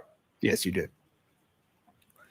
Yesterday, we talked about the scientific method. You recall that, sir? I do. And how it's designed to prevent bias from infecting the analysis. You recall that as well? Yes, I did. And yesterday, you agreed that experts should never selectively gather and interpret evidence to confirm a pre-existing belief while neglecting evidence that contradicts those beliefs, correct? Correct. And doing that is called confirmation bias, which you said you understood yesterday, right? That is correct. That would be improper to do that, correct? Yes. It would raise the specter, if not the reality, of unreliability if that occurred, correct? It could, yes. And it could also lead into errors in forensic analyses, correct? Correct. Let's take a look at your January 30th report, sir. Okay. And this is your first report, your second report being the May 8th report. In your January 30th report, you did not issue any opinion or conclusion with regard to the timing of what you call the text stream event 1162.2 in your January 30th report, did you? No, I did not. You didn't even mention either the phrase text stream event or the phrase 1162.2 in your January 30, 2025 report, did you? No, I did not. But in that January 30, 2025 report, you did evaluate the variance between the Lexus infotainment system on the one hand and Mr. O'Keefe's iPhone data on the other, correct? Correct. In fact, in that report, the January 30th report, you compared the call logs on Miss Reed's Lexus infotainment system with the call logs on Mr. O'Keefe's iPhone in order to evaluate whether there was a variance, correct? Correct. And do I have it correct in your report that it's the position that the timestamp call log data, specifically the recorded calls between Miss Reed and Mr. O'Keefe, along with the infotainment power event logs, were analyzed for what you called clock skew by cross-referencing them against other independent data sources, right? No, so that would have been comparing the timestamps from Mr. O'Keefe's iPhone with the timestamps from the defendant's Lexus. Right. Correct. Yes. Yes. Right. To Miss Reed's Lexus. Correct. And a forensic comparison of these data sets was aimed to identify timestamp discrepancies, correct? Correct. To identify potential clock skew, correct? Correct. And potential clock drift that could impact event reconstruction, correct? Correct. All is stated in your January 30th report, right? Correct.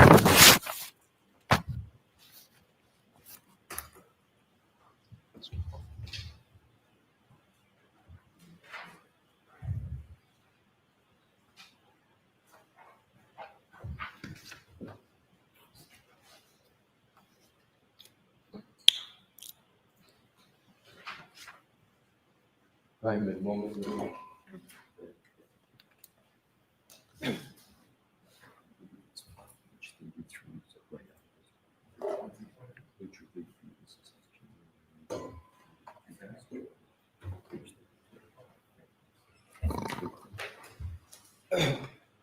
Your Honor, may I have this marked as the next exhibit in order for identification? Yes. Sure.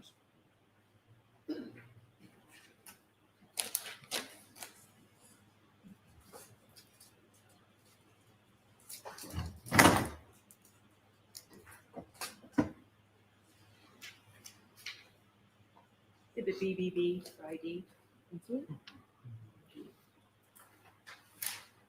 May I present to the witness, Your Honor? Yes. Thank you. Mr. Burgess, I am presenting to you what has been marked as Exhibit BBB for identification. I'd ask you to take a look at it, sir, and then pick your head up when you've had a fair opportunity to take a look at it.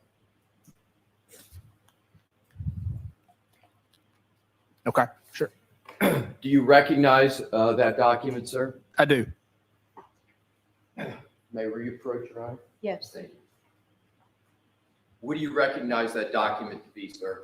Sure. So this is a graph that I put together that is comparing timestamps, call timestamps from the infotainment module with Mr. O'Keefe's iPhone. And is that Exhibit BBB for identification in your January 30, 2025 report? Yes, it is. And did you create that chart that is depicted in Exhibit BBB for identification? Yes, I did. And is that a fair and accurate representation of the information that you discussed in page 33 of your January 30, 2025 report? Yes, it is. I offer Exhibit BBB for identification into evidence, Your Honor. If we can introduce the whole report to put it in Why don't I context. see you at backgrounds to look for?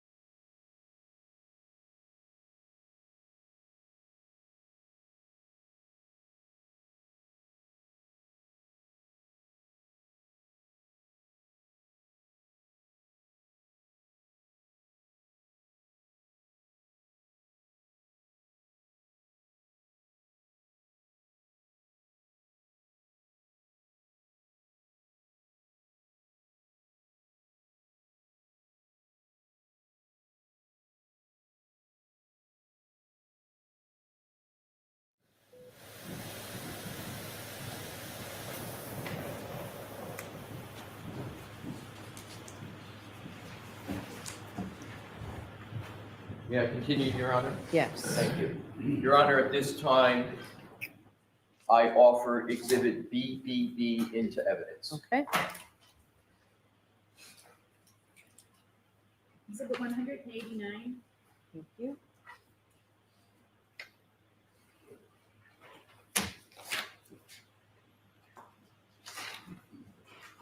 They represented to the witness, Your Honor. Yes. Thank you.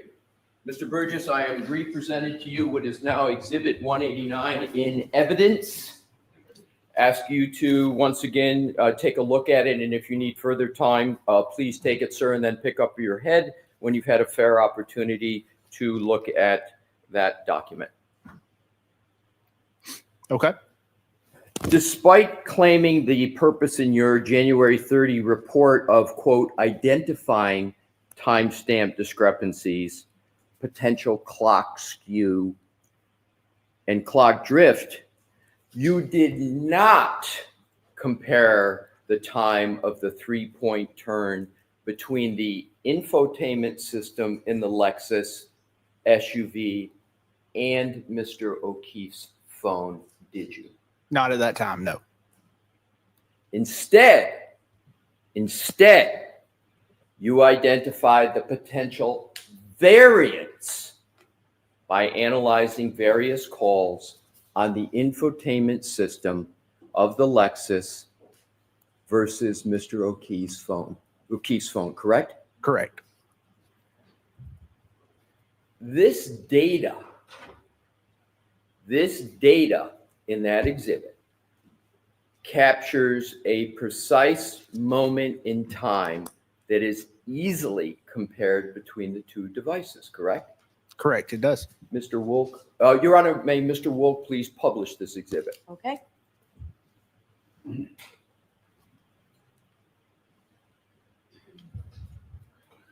So this data, just to reestablish, captures a precise moment in time that's easily compared between the two devices, correct? Correct. Now, according to your own table, there are potential offsets of reading in the far right-hand column. 2 seconds.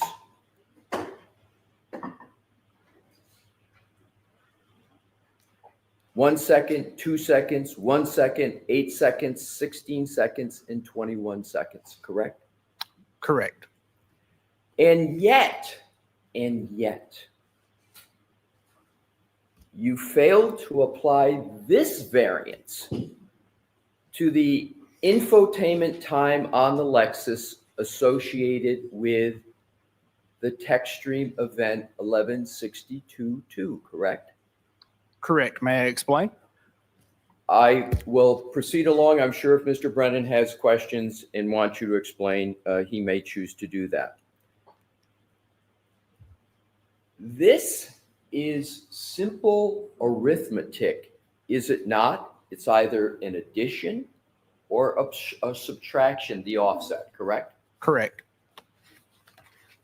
And yet, in your initial report on January 30th, 2025, you did not take that final analytical step, did you? No, because these clock variances do not apply to that time frame. But you didn't take, you know what analytical step I'm talking about, correct? No, I don't. I don't All right. believe so. We'll come back to it. I want to go focus on your opinion. What you did do, as I understand it, in your January 30th report. So in your opinion, we can leave that up for a moment, please, because I want to see if we need to show the contrast. With your Honor's permission, can we leave it up just a little bit longer? Yes. Thank you.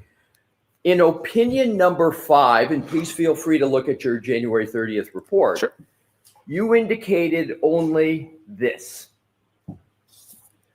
The difference between the Lexus infotainment and Mr. O'Keefe's cell phone ranged between 8 seconds and 16 to 21 seconds during the period between 5:21:36 a.m. and 5:30:31 a.m. on January 29, 2022. Do I have that correct? Yes, between 5:21 and 5:30 a.m. Yes. Now what I'd like to do is, and we can take that down. Thank you, Mr. Wolf. Let's talk about what information you learned after you issued your January 30, 2025 report.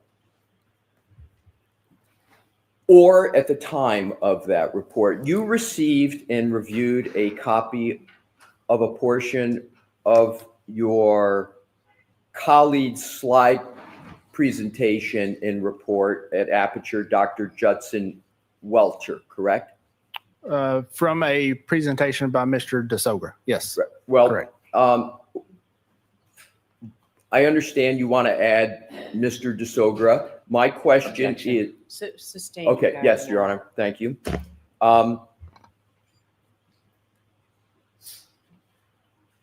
I'm focusing on what would you like to call it? Do you call it a slide presentation you prefer, Dr. Welcher? Sure, we can. I want we can to call use it- whatever parlance you're comfortable with. Yeah, slide's fine. Yeah. Slide. So the slide presentation of Dr. Welcher that he submitted the same day you submitted your report on January 30, 2025. And in that, he analyzed the timing of the 1162 what he calls an infotainment event, you call a text stream event, correct? Well, could I see the slide we're talking about to clarify? Absolutely. Could we publish what is in evidence of what is 188? Okay. And I'm also, sir, at your request, may I approach, please? Yes. At your request, I want to give you Sure. that, if we have 188, we'll just give them the actual marked exhibit. You know what we'll do? We'll use the slide. If you need an exhibit, we'll pull the exhibit and move it along. Please publish, Mr. Woke.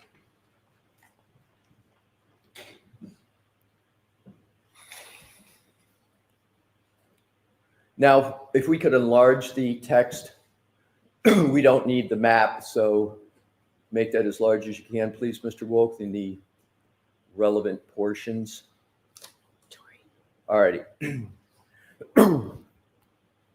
You're aware that according to Dr. Welcher's analysis, as depicted in this slide in evidence, the 1162-2, what he calls an infotainment trigger that you call a text stream event, right? Correct. The 1162-2 text stream event occurred at 12:31:38 a.m. on January 29, 2022, correct? Correct. And that's when it began, right? That's when the trigger threshold was met. Yes. That's when the trigger threshold was met. Correct. You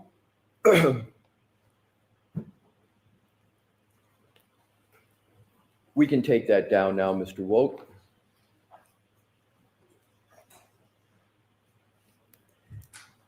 You also testified yesterday that you reviewed Mr. Whiffen, Mr. Ian Whiffen's January report, which established a timeline of the last interactive events on Mr. O'Keefe's phone, correct? Correct. Your Honor, could we please publish Exhibit 39, which is in evidence? Okay. And if we could go to slide 82 and have 83 available, if we can enlarge the applicable sections. And what I'm going to ask you, Mr. Burgess, is to see whether these events are consistent with your memory of what the applicable events are. Do you see the column biometric device unlock with Face ID event at 12:32:04 a.m.? Yes. Now that's after the 12:31:38 a.m. 1162-2 text stream event that's in Mr. Welcher's slide, correct, that we just saw? Correct. The unadjusted Lexus clock. Yes. Timestamp. Yes. So, but I'm going to repeat the question. The 12:32:04 a.m. device unlock with Face ID event is after the 12:31:38 and 12:31:43 1162-2 text stream event that is stated in Dr. Welcher's report, correct? Correct. Now, do you see the lock event which occurred at 12:32:09? Yes, I do. That is also after the 12:31:38 to 12:31:43 text stream event, correct? Yes, the unadjusted time. That 12:32:09 a.m. lock event is after the 12:31:38 to 12:31:43 range that is stated in Dr. Welcher's report, correct? Correct, from the Lexus clock. So if we could go back, and we're going to toggle back with your honor's permission between these two slides for the next couple questions. If we can go back to and enlarge Dr. Welcher's slide.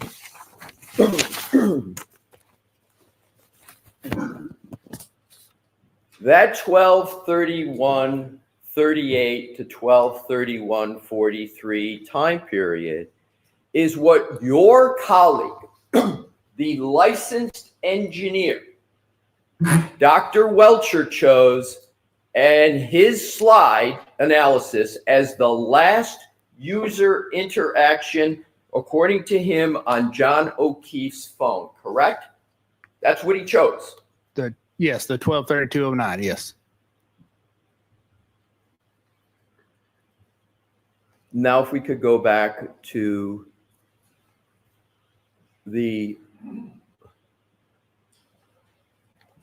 and zero in, please.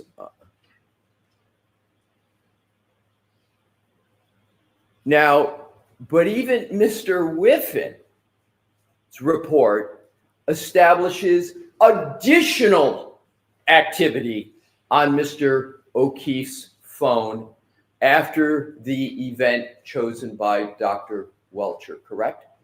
Correct. And in fact, Mr. Whiffen identifies a quote lock event that occurred 26 seconds after the 11:62:02 text stream event identified by Dr. Welcher at 12:31:38 to 12:31:43, correct? Correct, using the unadjusted clock.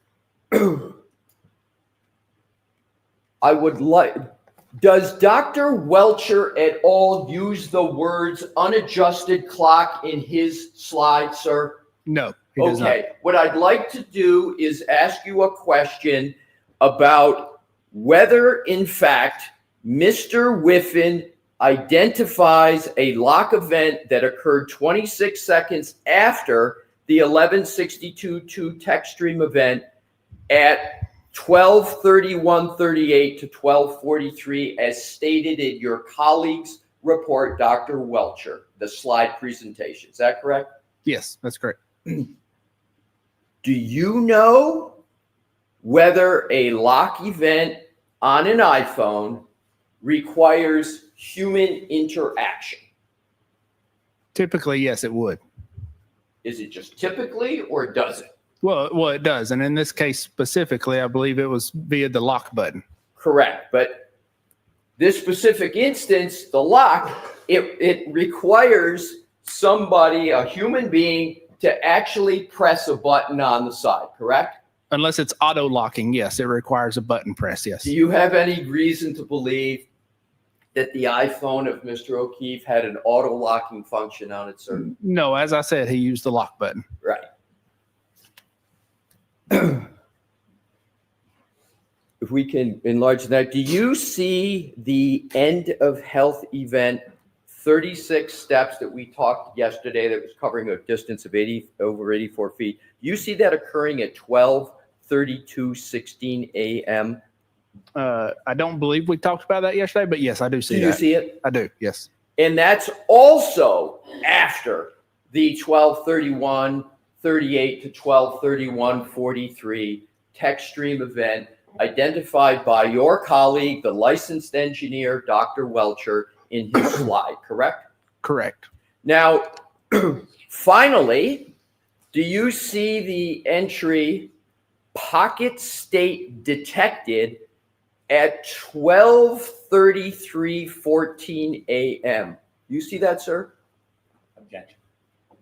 Sustained. Do you know what a pocket state is, sir? I do know what a pocket state is. Do you know when the pocket states occurred on the iPhone of John O'Keefe pursuant to your analysis of his phone? I do not.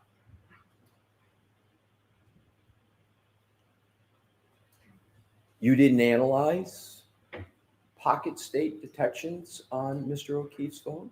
No, I did not personally. Do you believe pocket state detected data? Well, let me just go back and confirm. So you didn't analyze with any source pocket state detection information with regard to Mr. O'Keefe's phone. Is that correct? That's correct. So let's go back and summarize for each of the ones you did look at and analyze that you just testified. Every single one of those that we just discussed, those user interaction events, occurred after Dr. Welcher claims a collision occurred as represented in a text stream event of 11:62:2 at 12:31:38 to 12:31:43, correct? Objection. Do you understand? Let's, if we can go back, please, to Dr. Welcher's slide. Highlight the text again, please, Mr. Wolf.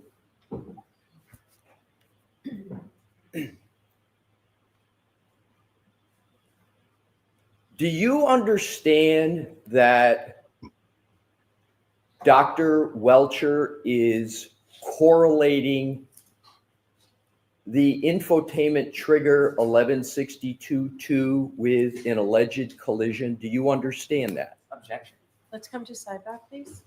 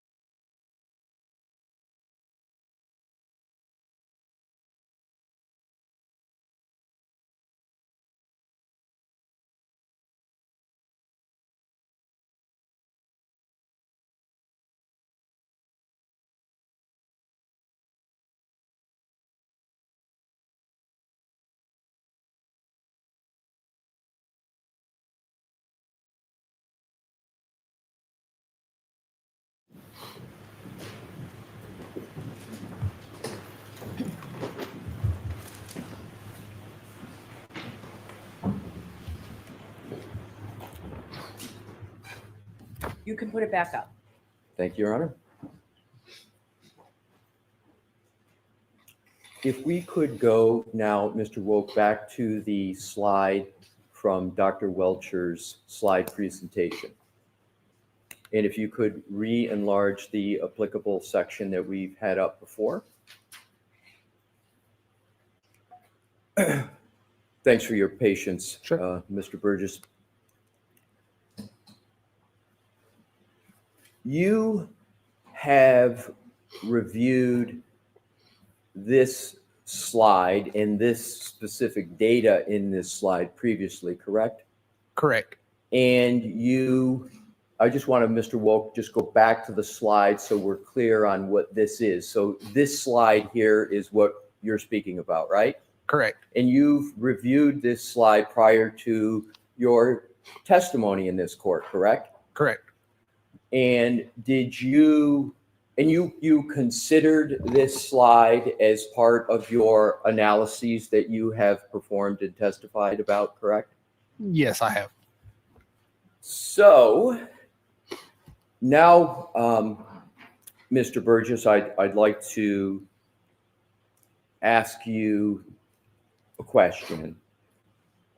Every single one of the user interaction events that we talked about, steps, lock, etc., occurred after Dr. Welcher's, what he calls an infotainment event, which you call a tech stream event, in the range of 12:31:38 to 12:31:43, correct? I would agree that yes. So the answer is yes? With the caveat. I'm sorry, I didn't know you hadn't finished. Sure. Please finish your answer. Yes, with the caveat that user interaction only applies to the device lock, steps, and the pocket state are not duplicative of user interaction per se. Let's just assume that is the case. Let's then just focus on what you consider to be a user interaction, which is device lock, correct? Correct. And the device lock event that you agree is a user interaction, we could go back to that just so we have clarity. The lock event that you agree is a user interaction occurred at 12:32:09, according to Mr. O'Keefe's phone, correct? Correct. In that 12:32:09 time period, we could go back to Dr. Welcher, it is after the end of the text stream event dubbed as 11:62:2, correct? Correct. And that's 26 seconds. I didn't finish my question. I'm sorry, Your Honor. So go ahead, finish your question. Don't answer, Mr. Burgess, until the complete question. In that event lock, even according to Dr. Welcher's own words in his own slide, occurs 20 seconds after the end of the text stream event 11:62:2, correct? Of the unadjusted clock, yes. May I have a moment, Your Honor? Yes, do you want the lights on, Mr. Leslie? I'm going to keep that up.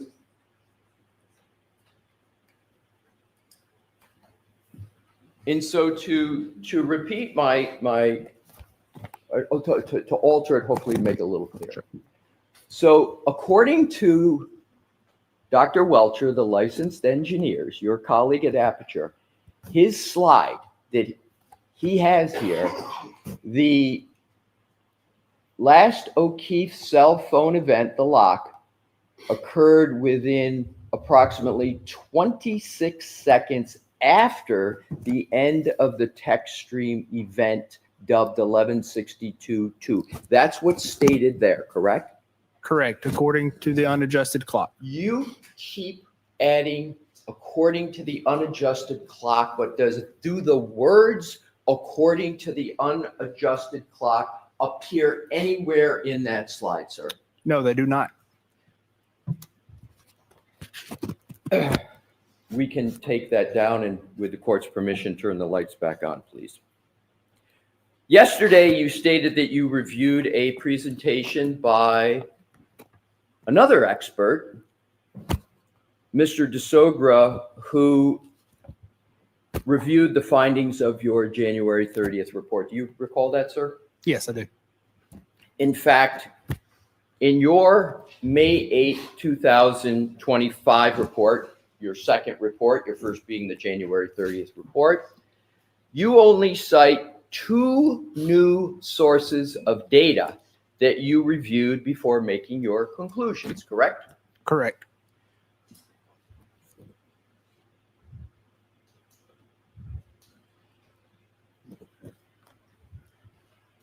We have a moment, Your Honor. Yes.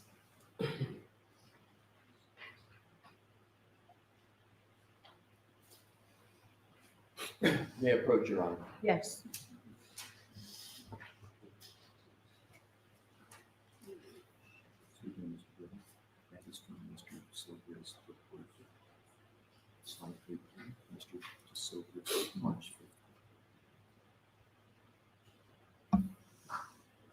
I'm gonna need to be heard on this as well. All right.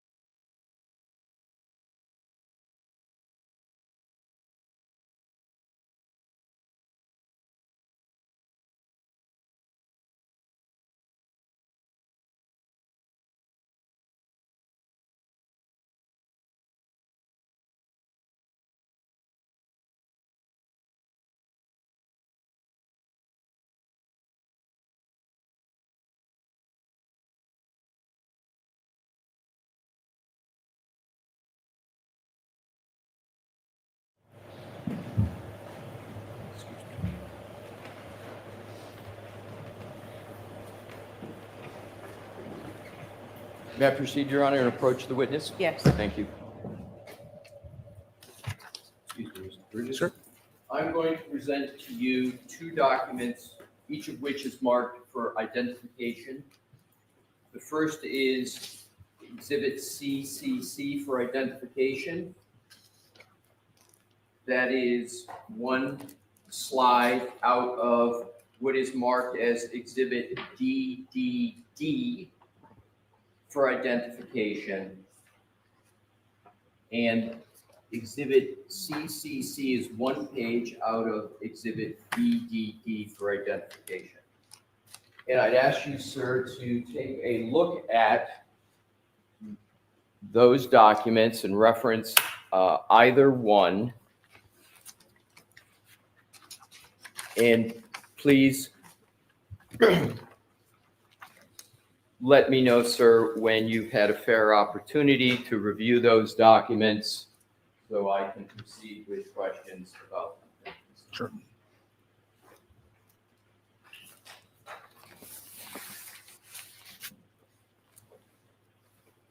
Okay. Sir, can you please read the exhibit designation on the entire slide presentation? On DDD. Pardon me? On exhibit DDD. And that's triple D as in David? Correct. So in exhibit DDD, is that the March 5, 2005 PowerPoint presentation of Mr. DeSogra that you spoke about extensively yesterday? Yes, it is. And sir, before you came to court yesterday, did you review and consider the exhibit DDD for identification? Yes, I did. And as a matter of fact, you spent considerable time with regard to exhibit DDD before you came to court yesterday. Correct. And in addition, isn't it the case that your testimony yesterday is that exhibit DDD, the March 5, 2025 slide presentation of Mr. DeSogra, was part of the reason why you created your May 8th, 2025 report, correct? Correct. May I approach, Your Honor? Yes.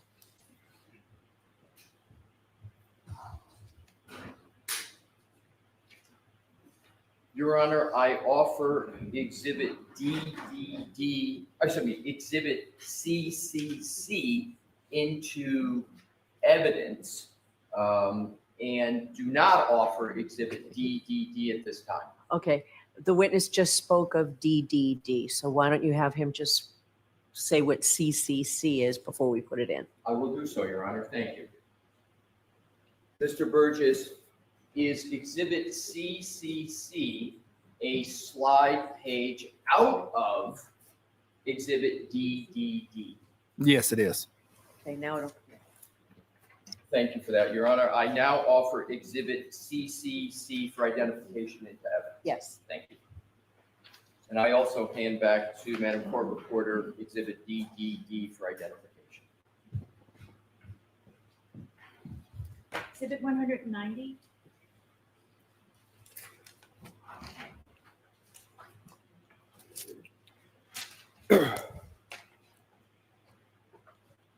And sir, do you have before you read the three letters, please, just so we're on the same page in that exhibit? Jim, we need the That other the one. one that's in Thank you. the one page? Yes. Exhibit 190. And that's the entitled All Possible Combinations? Yes, it is. So we'll refer to that as exhibit 190, okay? Okay. Have you had a fair opportunity to refresh yourself on that one-page chart? Yes, I have. Your Honor, may I please publish exhibit 190? Yes. And if we could enlarge it without, I think, Mr. Wolk, we can obscure for the moment the all positive on the right and come back to that as needed.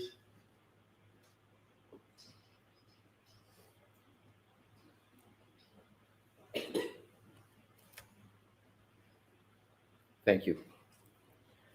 Now, Mr. DeSogra, who is an expert for the defense, took the data points you evaluated in your January 30, 2025 report and simply performed the last step in your analysis that I was referring to in previous slides, correct?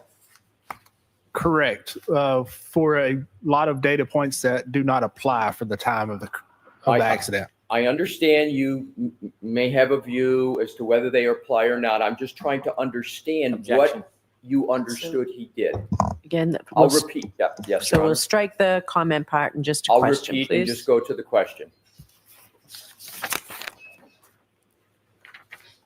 So you understand that Mr. DeSogra took the data points that you evaluated in your January 30, 2025 report and simply performed the last step in your analysis, correct?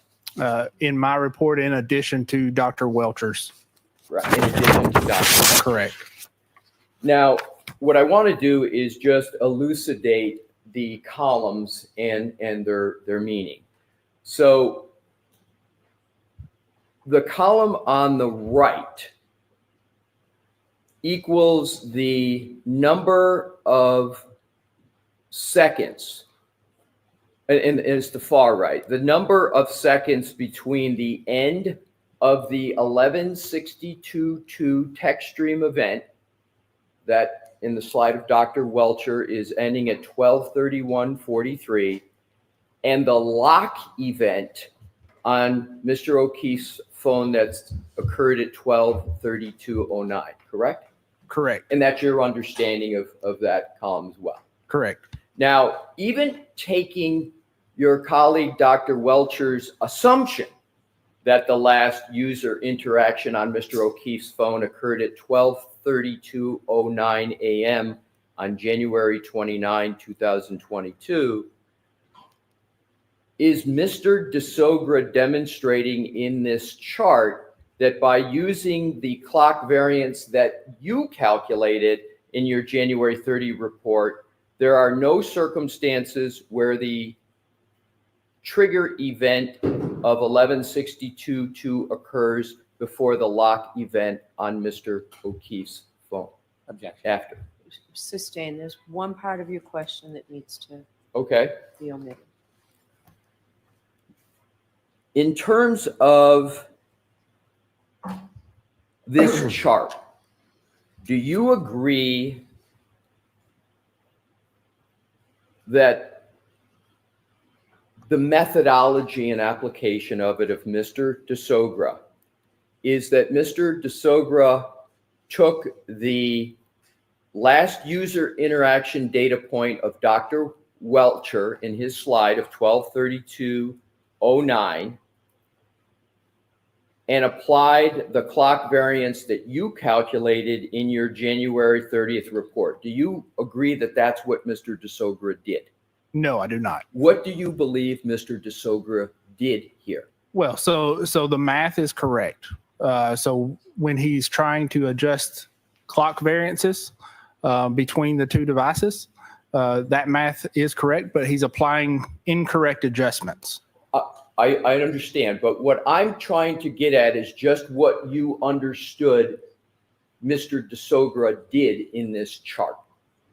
Correct. I did understand, yes, what he was trying to do. And so do you agree, based upon what Mr. DeSogra did as represented in this chart, there are no circumstances where the 11:62:2 text stream event occurs? Well, let me have you describe what you believe Mr. DeSogra is doing with regard to comparing, based upon this chart, the 11:62:2 text stream event of Dr. Welcher with the lock event on Mr. O'Keefe's phone. Sure. So he's trying to adjust the clock from the Lexus to the Mr. O'Keefe's iPhone clock. but he does that inaccurately. Well, I understand you have I understand your comment. But my question, sir, is this. What do you understand Mr. DeSogra is doing with regard to this chart? Do you understand what he is doing in this chart? Correct. I'd just like you to state what it is you understand he is doing. Sure. So he's trying to adjust timestamps. He's trying to adjust timestamps. In adjusting timestamps, do you agree that Mr. DeSogra makes the point with this chart that there are no circumstances where the 1162 trigger occurs before the lock event on John O'Keefe's phone? Gotcha. Sustained. All right. Can I have a moment, Your Honor? Sure.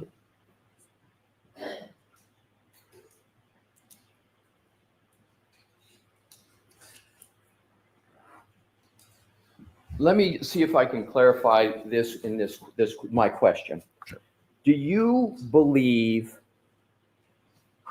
understand that what Mr. DeSogra is doing in this chart is he is showing numerically and arithmetically that there are no circumstances where the text stream event 1162.2 occurs after the lock event on Mr. O'Keefe's phone? Objection. I'm going to allow it in that form. So yes, I understand he's trying to show that. Right.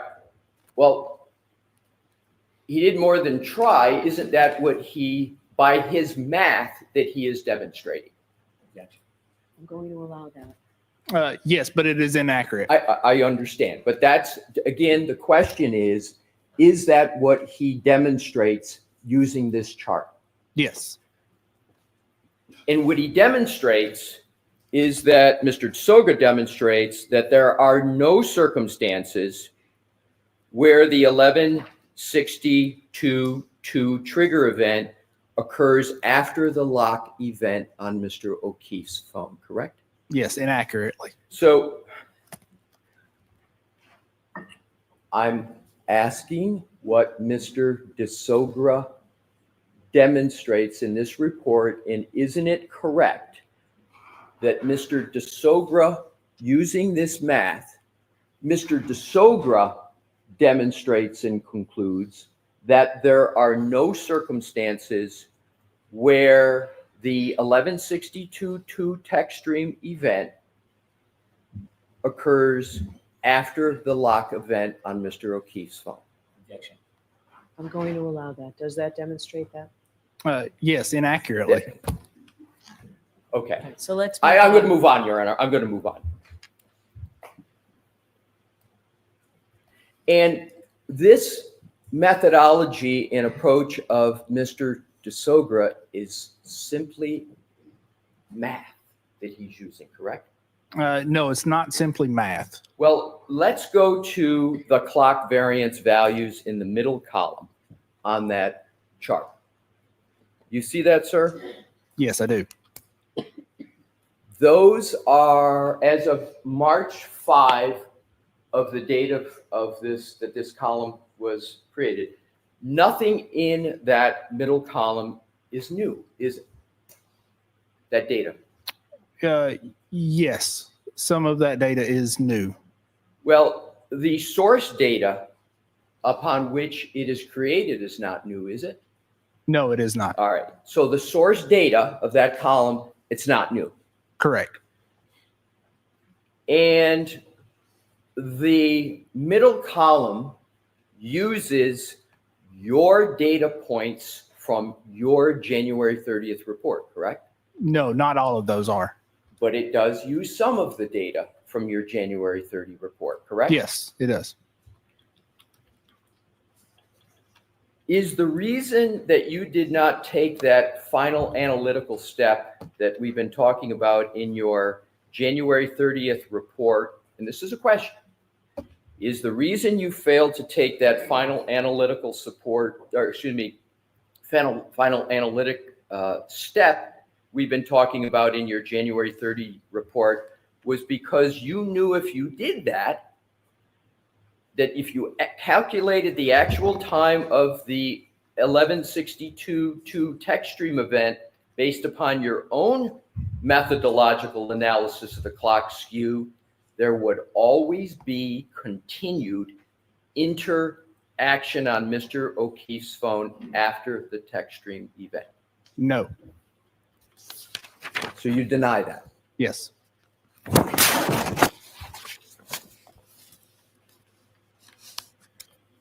Did you keep your January 30, 2025 report purposefully vague by merely noting a clock skew without engaging in any further analysis, such as tethering that clock skew or otherwise connecting it to the text stream event in Dr. Welcher's slide presentation?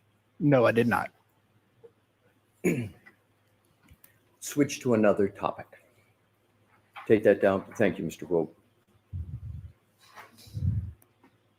After reviewing, and I'm going to identify 3 timelines.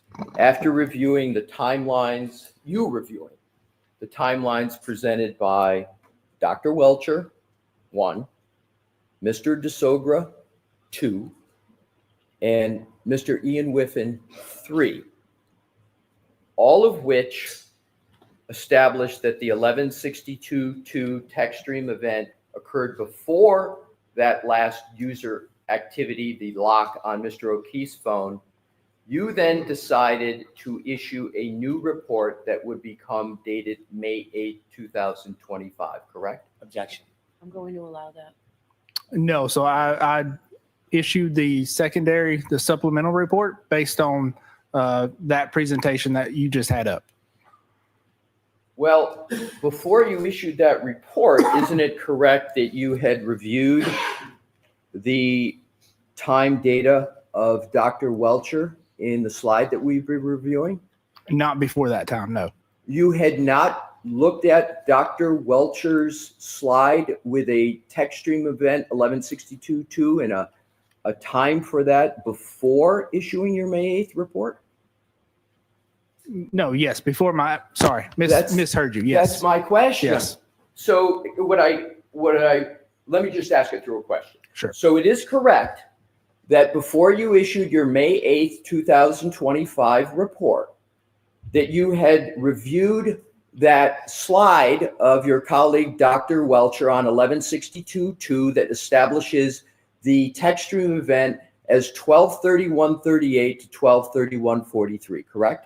Correct. You reviewed it before your May 8th report. Yes. You Yes. also reviewed before your May 8th report the slide presentation of Mr. DeSogra, correct? Yes, I did.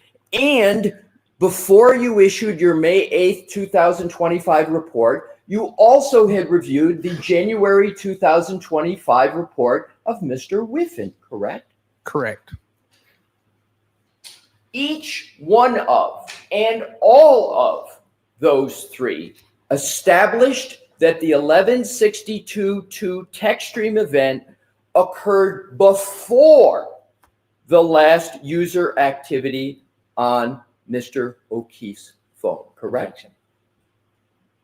I'm going to allow it if that's what, let's see what the answer is. Using either unadjusted timestamps or inaccurately adjusted timestamps, yes. Let me ask my question again, and if it's not clear, please let me know. Sure.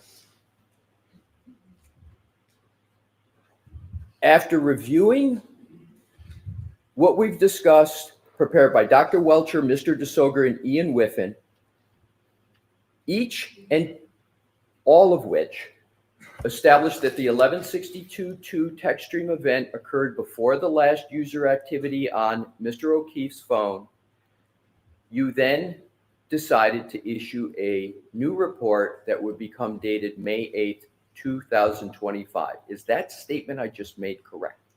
Yes, that is correct.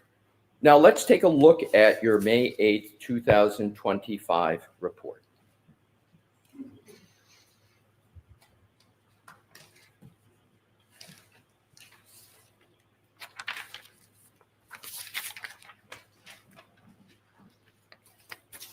You departed in your May 8th, 2000. Do you have that report in front of you? Yes. Do Do you need a moment to look at it, or are you ready to take No, questions? go ahead.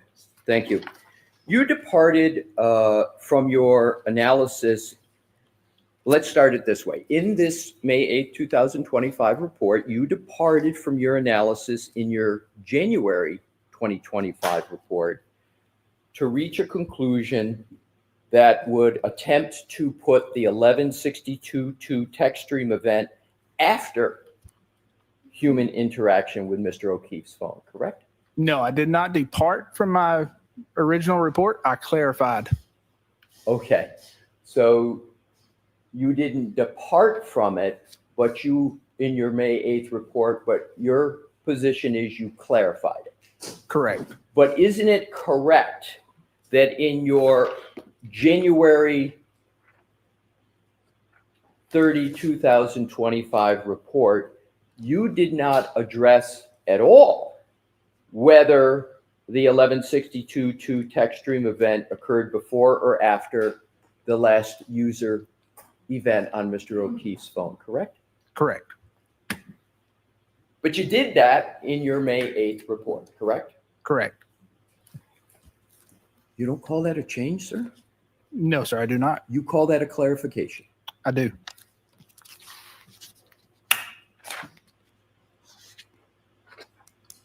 In your January 2025 report, you compared call log entries between the infotainment system on the Lexus and Mr. O'Keefe's iPhone to determine a potential variance, correct?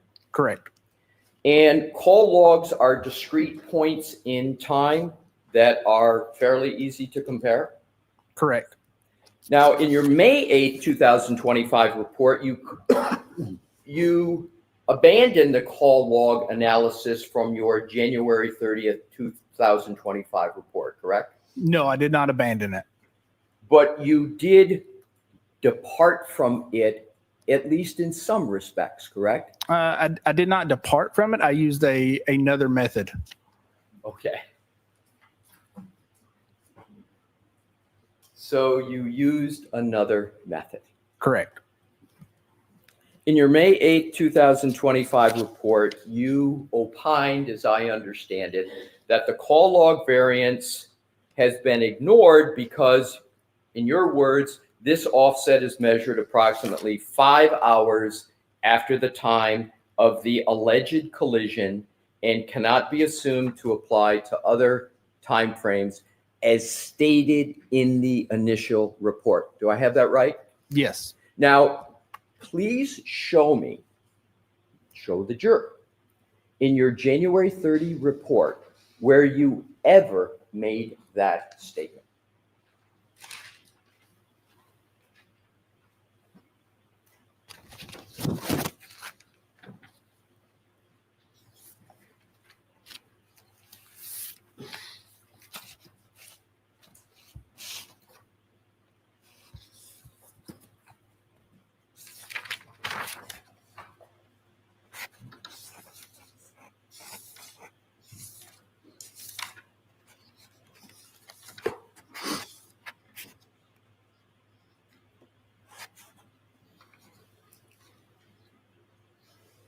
Sure. So that would, it's not worded exactly like that, but that would be in conclusion 5.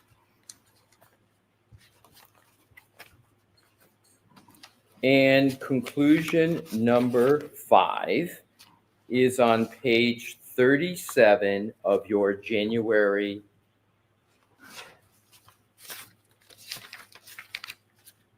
30, 2025 report, correct? Correct. And you concede at least as much that at least different words are used in paragraph 5 in your January 30th, 2025 report, correct? And your position is that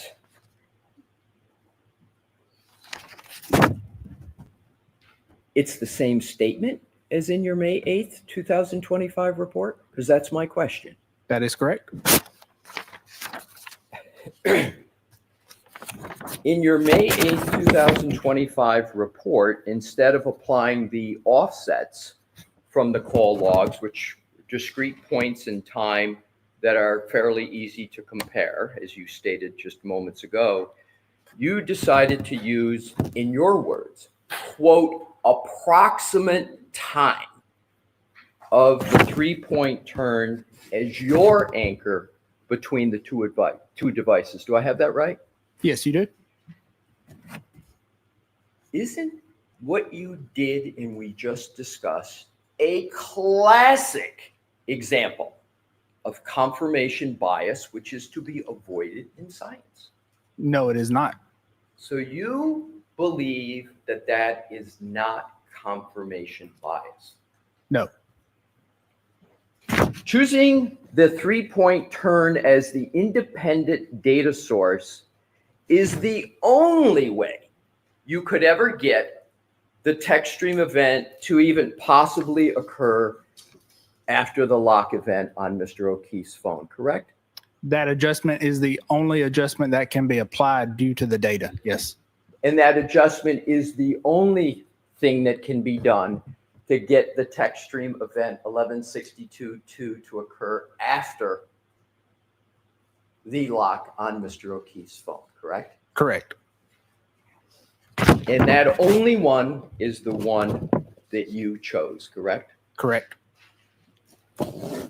And that's only because it's not a pinpoint in time. It's an amorphous range that can only, in your words, be approximated, correct? No, that is because it is the only time adjustment in that time range that can be applied. So it's your view that that's the only one that can be applied, but it is even what you're using is, in your words, an approximate time, correct? Correct. Isn't the shortcoming, sir, in your analysis that you ignored the additional user activity on Mr. O'Keefe's device that occurred after the lock event? Can you repeat that question? Yes, I can. Isn't the shortcoming in your analysis, sir, that your analysis ignores the additional user activity on John O'Keefe's device, his cell phone, that occurred after the lock event? No.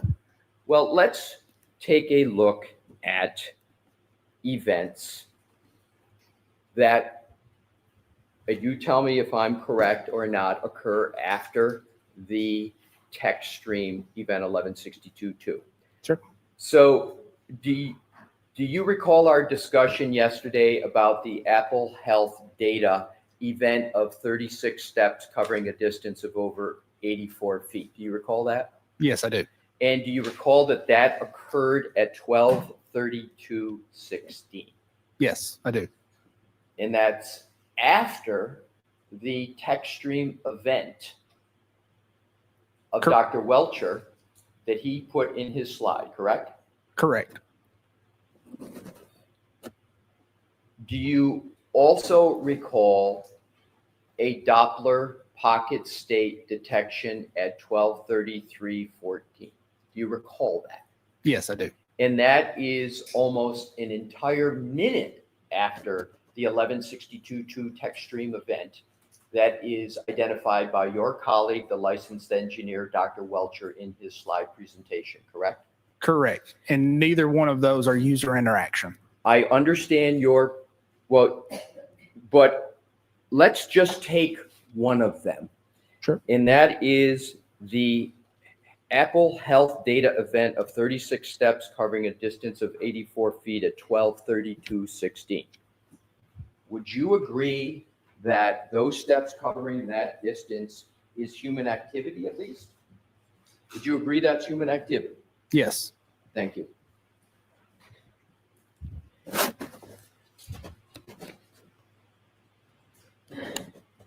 Let's take a look at opinion number 7 in your initial January 30th, 2025 report.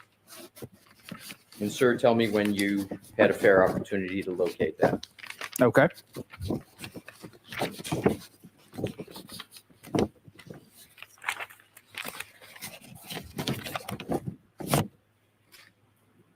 You concluded to a reasonable degree of scientific certainty that, quote,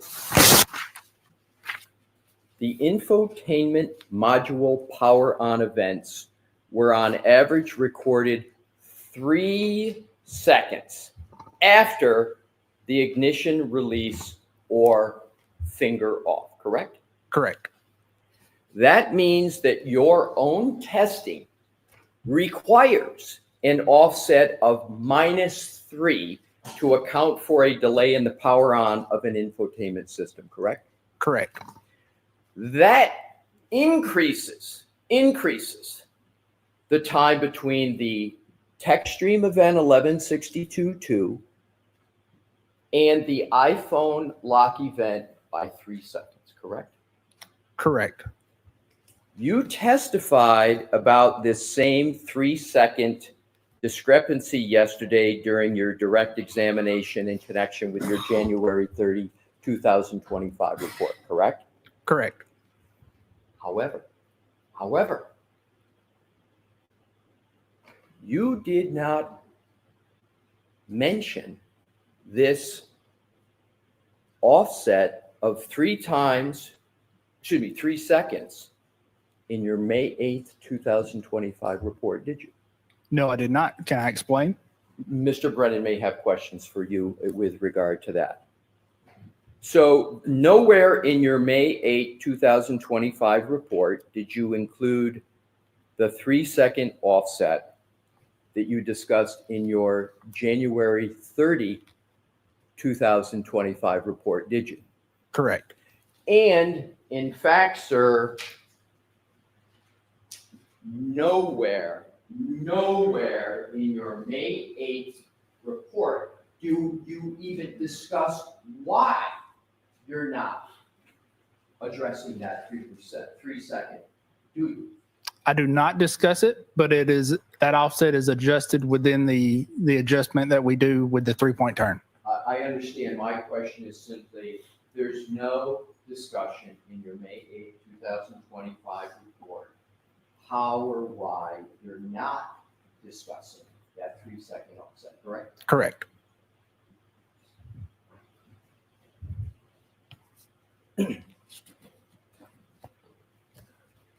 I've got a next section, Your Honor, if you would like me to move into it.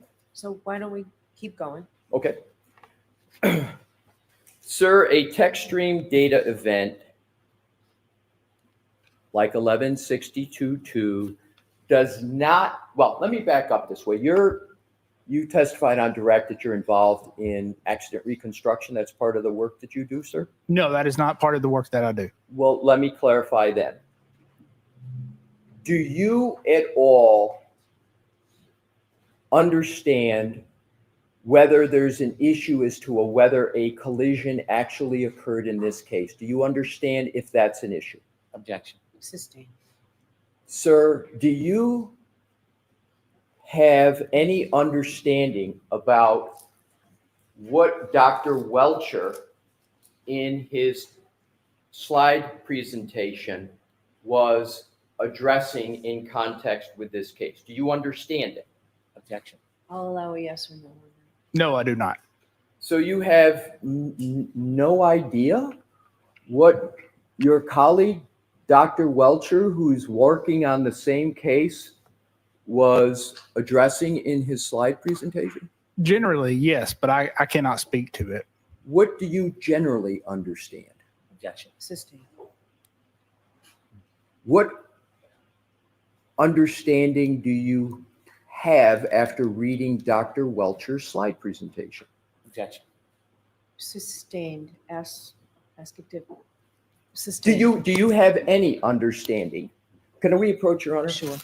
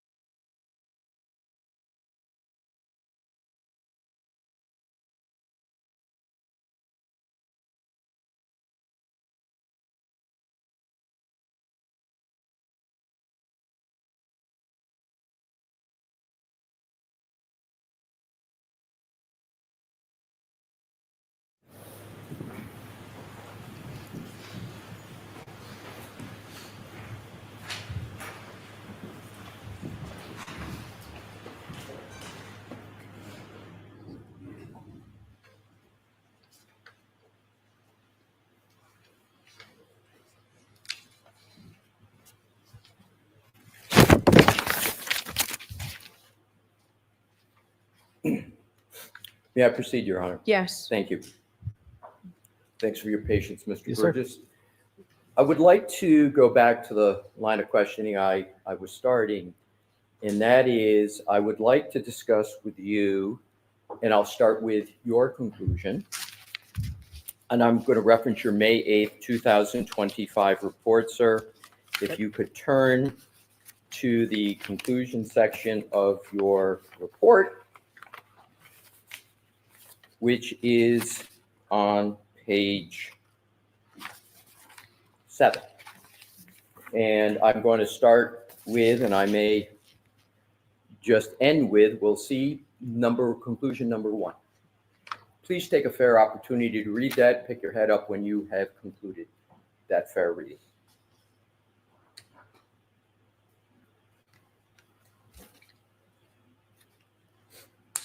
Okay. Now, that paragraph 1 states, under conclusions, you say the following can be stated to a reasonable degree of scientific certainty. 1, as noted in my initial report, the only call logs that can be used to compare and synchronize the clocks between Ms. Reed's Lexus and Mr. O'Keefe's iPhone are those occurring between 5:21 a.m. and 5:30 a.m., which occur approximately 5 hours after the collision. Do you see that, sir? I do, yes. Now, what I'd like you to do is to go back in your report. Same report? Yes, sir, same report, May 8th. And I'd like you to turn to page 3. Okay. And if you could go to the 4th full paragraph that begins with 2 events near the time. And let me know, sir, when you're there. And if you could read that paragraph, pick your head up after you've had a fair opportunity to read it.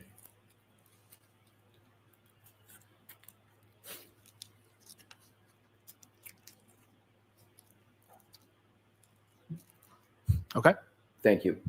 Now, you state 2 events near the time of the collision were recorded by the Lexus system as identified by Dr. Welcher and referenced by Mr. DeSogra. The first event, labeled Techstream Event 1162-1, is associated with a 3-point turn on Cedar Crest Road. The second event, labeled Techstream Event 1162-2, is associated with a reverse maneuver on Fairview Road. These events will be referenced below for clock synchronization analysis. The timestamps associated with these 2 events are based on a combination of the Lexus infotainment power on event and Techstream time count. Did I read that correctly, sir? Yes, you did. So in the same paragraph, am I correct that you're discussing a couple of Techstream events, 1162-1 and 1162-2? Yes. And you are talking about that Techstream event in the same paragraph as you're talking about an alleged collision, correct? Correct. And in your paragraph of your conclusion that we were referencing, conclusion 1, is this paragraph part of the basis for that conclusion 1? Is this sort of like some predicate analysis for conclusion number 1? No, it is not. So it has your view, it has no relationship whatsoever to conclusion 1. No, correct. So let's go to your discussion of a collision and a Techstream event. Let's go back to paragraph 3. You mentioned the word collision in paragraph 3, correct? I do not. I'm sorry, I just had paragraph 3. I meant page 3, sir. Page 3. Yes, page 3. Yes. Page 3, that paragraph we were just looking at, paragraph 4. Yes, sorry. Yes, I do say You collision. see the word, use of the word collision. Yes. And again, that term is used in the same paragraph as you're identifying Techstream event 1162-1 and 1162-2, correct? Correct. Where did you get the basis to use the word collision at that part of your report? That would have been from crash reports, And whose crash reports? the Massachusetts State Police.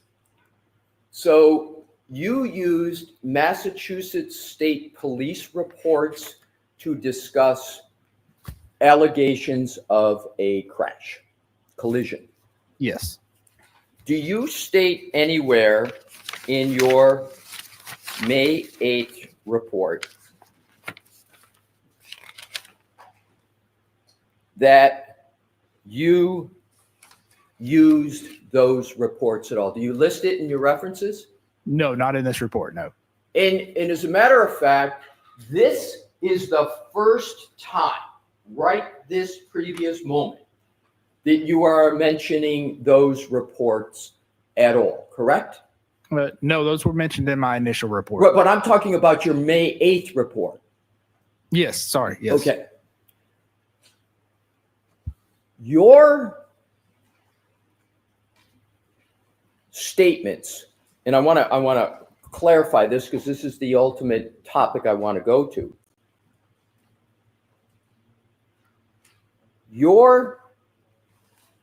It is not your conclusion that every text stream data event means that there is a collision. Do you, sir?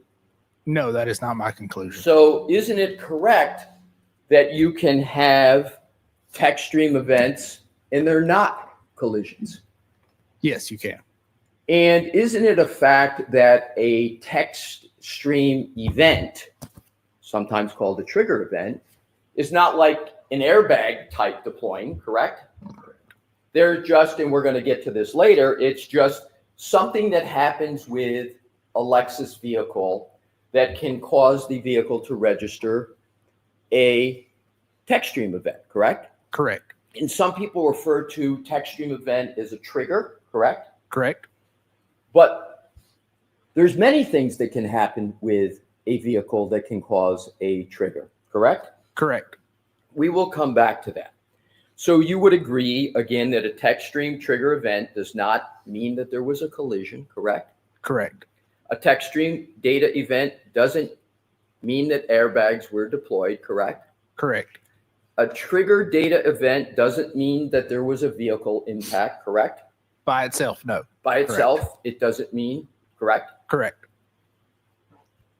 A text stream data event merely refers to Lexus's practice of capturing real-time data from applications databases and not devices and transporting that data for immediate processing and storage or for real-time analysis and analytics reporting, correct?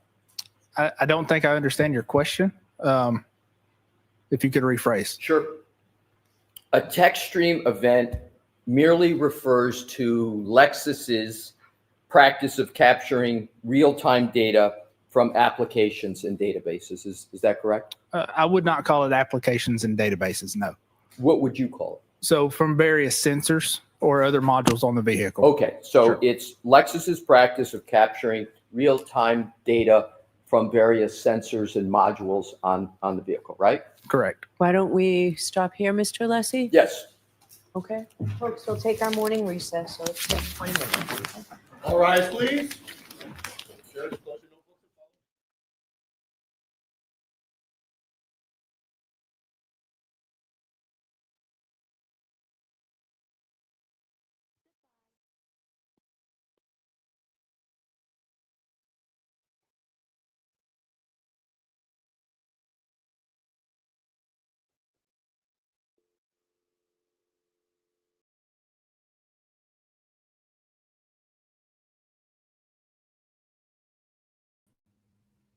Hello.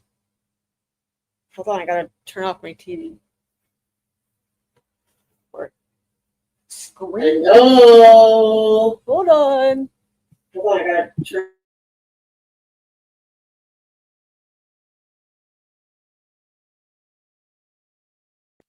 That was gonna get loud if I didn't turn that off. Because I have it on my TV, so. There's the link. Whoever wants it. I know Lucas does. Come on up, guys. Come on up.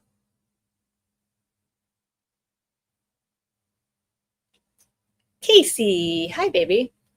Yes, he's a very serious man, Heather.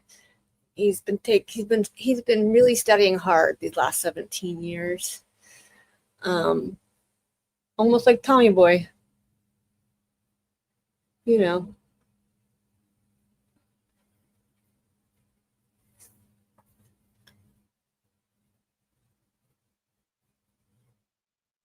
You're a little squirrely. Well, you can come up and be squirrely if you guys want to come up here. There's the link right there in the chat. Let me know, because otherwise I'm going to play the new Microdots video for break. So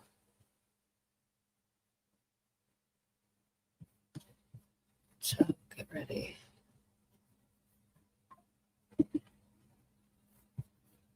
Where did Lucas go? Is he out there causing trouble?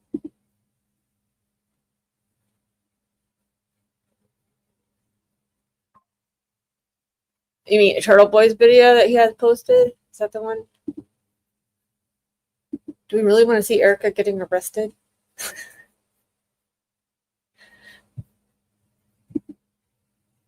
There he is, Lucas. Are you coming up or are you not coming up?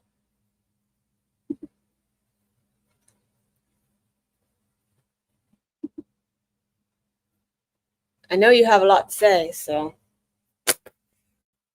Oops. Sorry.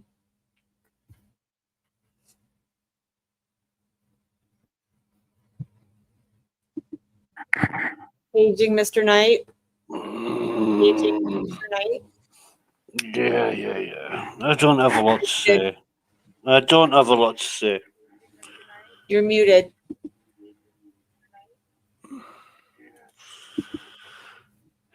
God. I can't hear you, Lucas. You can't hear me? Okay. Maybe go out and come back in. You hear him? Give me one moment. Wait, hold on. Can I hear you? No. Wait, I hear you. I hear you.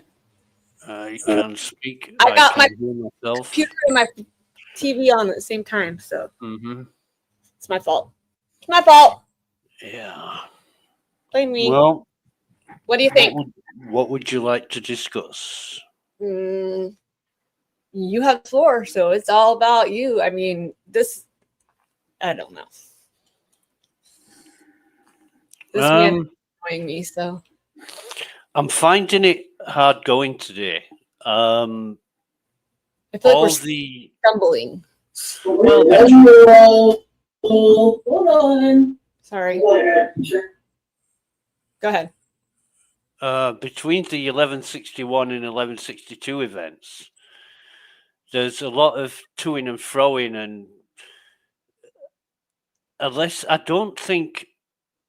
he's 100% understanding what he's asking here, and he's allowing Burgess to kind of not exonerate himself, but explain himself in ways that are making it difficult for him to have continuity between questioning. And I'm getting a little bit lost in it. You know, it's. Then I don't feel so bad, because if you're getting lost in it, then I'm not losing my mind. Yeah, it's, you know, and he's dipping in at different points, and you know, we're back to this 3-point turn fucking thing. I just wish they'd get on with explaining it, and there's so much discrepancy between how he's come to these conclusions, and I think unless he's not really proving it like he did yesterday with his CVs and bogus credentials, he's not really proving it with as much certainty. What do you feel about how every time he responds, it's well, they did it wrong or the wrong data. You know what I mean? Like he doesn't respond to a question. If he does say it, he's like, well, it was on mislabeled or done wrong or whatever. Somebody else's problem. You know what I mean? It's not so much, well, these PowerPoint presentations that they're using, you can make them up. You know, if you've ever used PowerPoint, anybody who's used PowerPoint, hang on, I've got my bloody cables wrapped around here. Anybody who's used PowerPoint. Okay. Yeah, don't worry about me. I'm just I live in Cable City. What is used, one of the last things he talked about, I couldn't believe he said this, is that he's used MSP reports to compile his data and make his own report. Well, I mean, you might as well just copy and paste it from the MSP because they want to put Karen in jail anyway. Not only that, there is no crash reports. Well, whatever. Yesterday, they used reports that weren't anything to do with a collision. This guy, he used what was it? Ian Whiffin's data, right? And Jessica Hyde's data, and that's got absolutely nothing to do with the report that he's been asked to compile for his expert witness testimony, and it just beggars belief exactly what he's done and why. And if it's so difficult to come to a conclusion about it, maybe that's because there is no real conclusion because it's all just complete bullshit. Right. And honestly, like I feel that's what I feel like I'm just listening to a bunch of bullshit right now. Well, the Power On event, the slide 32 or whatever it was that they showed, and the Power On event, they can't pin it down to a specific exact second of time because he's used various means and methods to come to that conclusion that he can't explain. Right. And it just doesn't make sense. There's got to be some way of doing that. Well, I'm hoping with this break, maybe that Alessi will regroup and figure out, where he needs to go and how he needs to hit it. You know what I mean? Hi, Kevin. How are you? Hey, Kelly. How are you? Hey, Lucas. Hey, Doing Kevin. good. How are you? They're here waiting. Yeah, I totally agree with Lucas there. Unless he's getting bogged down in too much detail. And he's not asking questions right, which means he's repeating questions, which makes it more confusing. What he's and losing the point of what he's trying to get to. It's it's confusing the jury. Yeah, 100%. And Aidan Carney said it well in a post earlier on. He made the point that this one expert, inverted commas, is able to find data and find the information that none of the previous experts that all looked at this data could find. Right. Because he's made it up. Because he's made it up, yeah. Mm-hmm. And he's like Kelly said, he's been given the opportunity to keep saying, using inaccurate maths or it was inaccurate. Bev should be jumping on him for that. I literally screamed, "Oh my God," at one time when he said it, because I was like, seriously, like, shut up. Yeah, you watch now when the defense experts are up when the similar situation arises, she'll jump on the witness in the box. Oh, when it comes to Arca being up there, she's gonna freak out. Give it her answer the question directly. And but look, it's all part of the game, as this. The difference with Arca is they'll be able to explain themselves using mathematics and physics. Right. And it won't be just because it did, Trooper Paul, when they asked him, how did that happen? Well, it just did. Yeah, right. Yeah, the scene spoke to me. Yeah. My thing is like, if it's frustrating me, and I'm having issues of following it when I can normally follow. Like, I'm not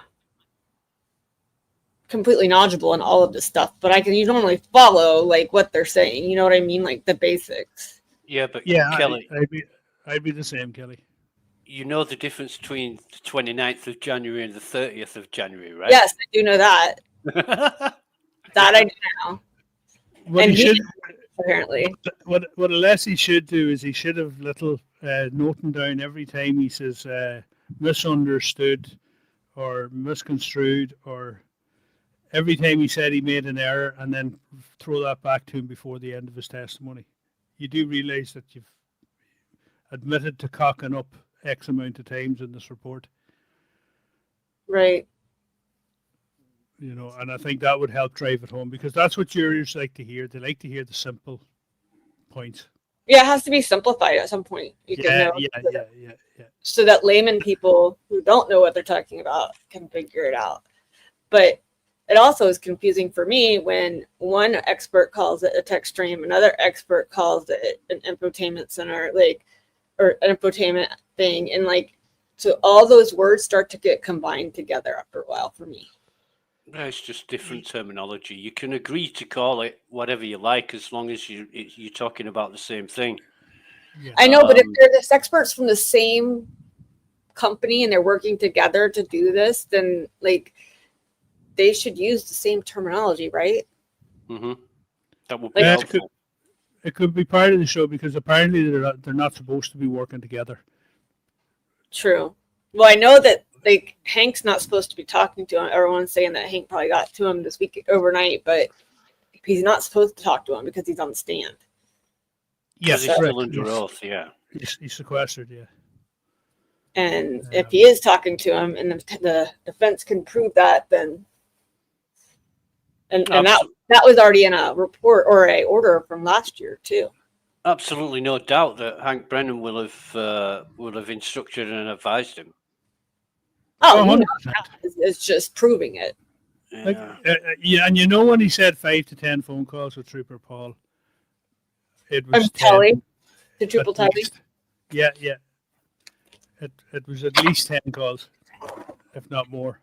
And why is Tully involved in that? Like, you know what I mean? He seems to have his hands everywhere. But wasn't he dismissed as leader of his department in November?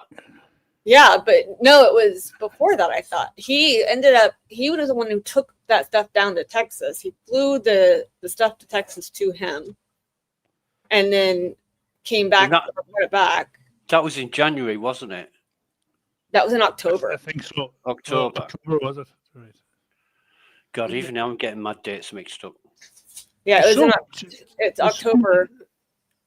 And they ended up he flew it down, and actually the defense's expert went down there too. And that's where they ended up meeting, because it had to be back. The report had to be back before like December 6th or 7th, because that was Steve's birthday. I just remember like she wanted it back early December before the holidays. Because that's when they were still about to go on to January 27th. That's right. Yeah. But yeah, so Tully's been. If that's not his responsibility anymore, what's he doing getting involved in it? Maybe they've asked him because it was his responsibility when it all went down. Who knows? It just seems like, you know, Tully has his hands in a lot of different things is all. That's all. It just from the outside looking in, knowing what we see online, and yeah, Tully, Proctor, Jen, all three of their names are the biggest names that have been out there. Besides, you've heard Higgins, you've heard Alberts, but Tully, Proctor, and Jen, that's what you've heard the whole trial so far. Yeah, it's every corruption story ever written. You always have if it's corrupt police they're targeting. You'll have that core little group that are always a clique together. You know, there's Proctor, Buchanan, and Tully. You could probably throw Guarino and Gallagher, or not Gallagher. What do you call the other fella? I can't think of his name now. What's his Keith? No, Connor. not Connor Keefe. I think he's. I went by myself to the autopsy. Yeah. You just couldn't write this shit. You really couldn't. Honestly, like brother counsel said it yesterday in a thing. He was like, "This won't fit all in one movie." Yeah. At all. You would have to have like multiple movies or a whole series of television to show it all. They should give it to Peter Jackson. He can make a big trilogy out of it. Yeah. They were talking about on Young Jerks last night. They were talking about who would play the parts if a movie was made, which is quite funny. That's funny. Who did they have? A lot of the chats. I know Melanie Little's chat. They do that quite often. Right. They'll discuss who'll play what part. Yeah. I haven't been in it this trial very much. Yeah. Well, they were suggesting Robert De Niro for David Unetti. Oh no, Liam Neeson for David Unetti. And Robert De Niro was Mark Bedero, and a whole host of other stars and names that you'll be familiar with. That's crazy. Yeah. I mean, I don't know. This whole thing is like, I just want this trial to be over. Once the saga is over, touch wood, hopefully it's at the end of this trial. And the book rights and all of that will start being negotiated, the TV rights. The thing is, I don't want to stop seeing you guys every day. I just want to stop seeing idiots every day. It won't seem like this once the defense witnesses start appearing. This is just the long haul with all the bullshit and all the lies that have to make sense that don't make sense because they're trying to fit the crime and not the other way around. Right. It's it was same in the first trial. It got to this point where I'm actually thinking, is there going to be any end to this? Because the first trial was like 80% prosecution witnesses and 20% defense witnesses. I think this time it's going to be more half and half, or maybe slightly more defense than prosecution. Well, I think didn't Alan Jackson or Unetti say that the defense was going to take approximately a week and a half? From what Turtle Boy said last night, it was a week and a half to 2 weeks, but they think that they're probably going to need longer. Yeah, maybe 3 weeks, he said. Yeah. Right, okay. I mean... Well, at the time they were asked, it's only a best estimate because it depends how the trial unfolds too. We do. We have a lot more cases to watch together. So we're going to be watching the Corey Richardson's case here. We're going to be watching Donna Adelson's case. I mean, they're everywhere. Everybody has a case. You get a case. Lori Vallow has another case coming up. You get a case. I mean, well, thank God for the United States of America. at least we keep you guys entertained, right? At least our idiots in their criminal systems. They just idiots committing crimes. Yeah, well, I have to say that's one of the great things about the US, and it's something you should take solace in. In the UK and Ireland, you don't get coverage like that of a trial. You don't see the court, the trials being live streamed. All you get is little snippets from reports in the media, and they're few and far between. New York is not allowed to have cameras. Sorry, Lucas? Most of the time you get the judge's decision if it's a high-profile case. They'll point the camera at the judge and the judge will read it out. Correct, yeah. I'm ready for the Brian Koberger case. That one's going to be good. Yeah. Koberger is going to be good. The waters have been very muddied there, so it is going to be interesting. And since the new Dateline show came out recently, that's what they went last week. They were freaking out about is Dateline. When they premiered, they showed leaked footage that nobody's supposed to have, but the lawyers. And so the judge is doing a huge investigation right now to figure out who leaked the footage. That's not good. Yeah, because it's all supposed to be under seal. And so that one's that, and I watched that one, and I watched the Lori Vallow interview on I think it was 2020 or Dateline, whatever. And she was like crazy. She was literally like, really, Keith, really Keith. Yeah, didn't she ask the judge to recuse or something from the in the middle of the, like, yeah, he was like, it was, I remember what they were doing, but he literally in the middle, she's like, Judge, I'm going to have to ask you to recuse yourself. It's like, what, are you going to tell him to go to the bathroom? Because Wasn't she representing herself? she is representing herself again Right. Oh, on her third trial. Somebody, I can't remember which lawyer it was. It was one of the streamers, one of the good ones. He was actually praising a lot of her work. Was it your man lawyer? You know. I will say that in the beginning, she did come out shockingly good on a couple of things. Like you were like, She was okay. asking good questions. She had a structure to the questions she was asking. It was until she got people were personal with her. Once it became a personal thing, it became a fight. Yeah. Matter of pride. Heather, did you see that show? Oh my God, that interview is off the chain. And then I was watching Sunday night. I was watching because I tried to stay away from this trial this weekend because my brain was fried from it.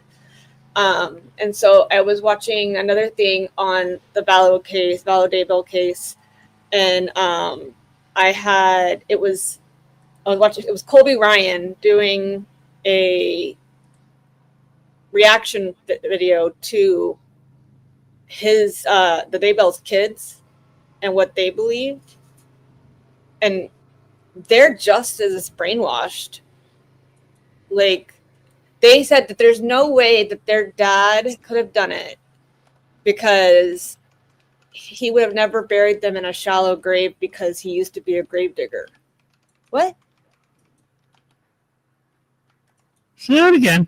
They said that the reason that they did not believe that he did anything to the kids is because they were buried in a shallow grave, and he used to be a grave digger, so he knows how to dig deep graves. And that is the reason they know that he didn't do it. And then they had them out there. They had the daughter out there walking where they found the kids and stuff. I'm like, let that area be.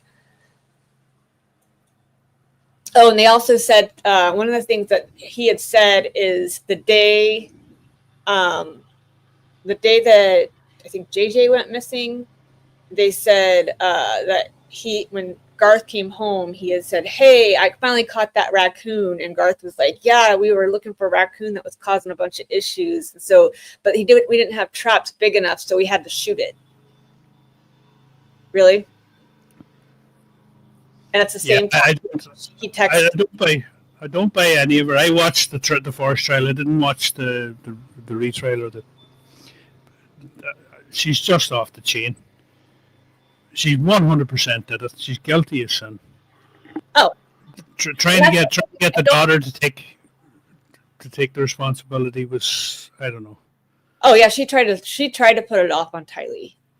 That was just yeah. And I thought Colby was going to lose it when that happened. Like, I'm very proud of who he is as a person, because he has been through the worst 5 years of his life. Even as he started as 22 years old, and he finds out his brother and sister are missing, and then find out they're dead, and that his mom killed his stepdad and all that other stuff. You know what I mean? Like, he could have just gone anyway, and he's totally kept a level head about it. And he's like, they said something about they weren't Colby because Colby had stepped away from Lori and won't talk to him. Well, won't talk to her. And I wouldn't talk to her either. I mean, it's my siblings. Why would you? No. Yeah, it's totally understandable, and your heart bleeds for them. And she told Colby on a phone call that his daughter had come to her before she was born and said, "I don't care if my daddy doesn't want you part of my life. You'll always be my grandma." Really? What? Lady, what have you been drinking? Yeah, well, the power of gaslighting should never be underestimated. And I think the O'Keeffes are a prime example of that. Yeah. I think they were now. There's been enough evidence. There's been enough evidence put out there for them to swing around and say, "Hold on a minute." But I mean, Paul left early yesterday. yeah, whatever. He's probably gone to do some last minute shopping. But whatever happened to allowing the defence to robustly cross-examine? You know, every time they bring something up that's going to prove the Commonwealth wrong or discredit the Commonwealth case, Bev calls a sidebar. And I'm Right. getting really sick and tired of sidebars every 5 minutes for no reason. It's Well, you breaking. guys saw the Microsoft, right? Did you Say see again, Kelly? Microdot's video where he posted early this morning where Bev signaled to Yes, I saw that. to object? She did the little hand motion with her face and then called a sidebar. Yeah. Yeah, like here's the thing. There's a camera in the courtroom. Apparently, you're not allowed to live stream it, I believe, but I think people can access it, which is a camera focused on Karen's defense table. Yeah, they had it on Law and Crime for a couple days. Yeah, and to me that's bang out of order because lip readers can see what's going on there. But if it's good for the goose, it's good for the gander. If there's a camera on her, there should be a camera permanently on Bev. And I guarantee you'd pick up a lot more of that signal shake going on. You thought I was going to rap for you? I'll nap for you, but I can't rap for you. I will take a nap for you, though. What's that?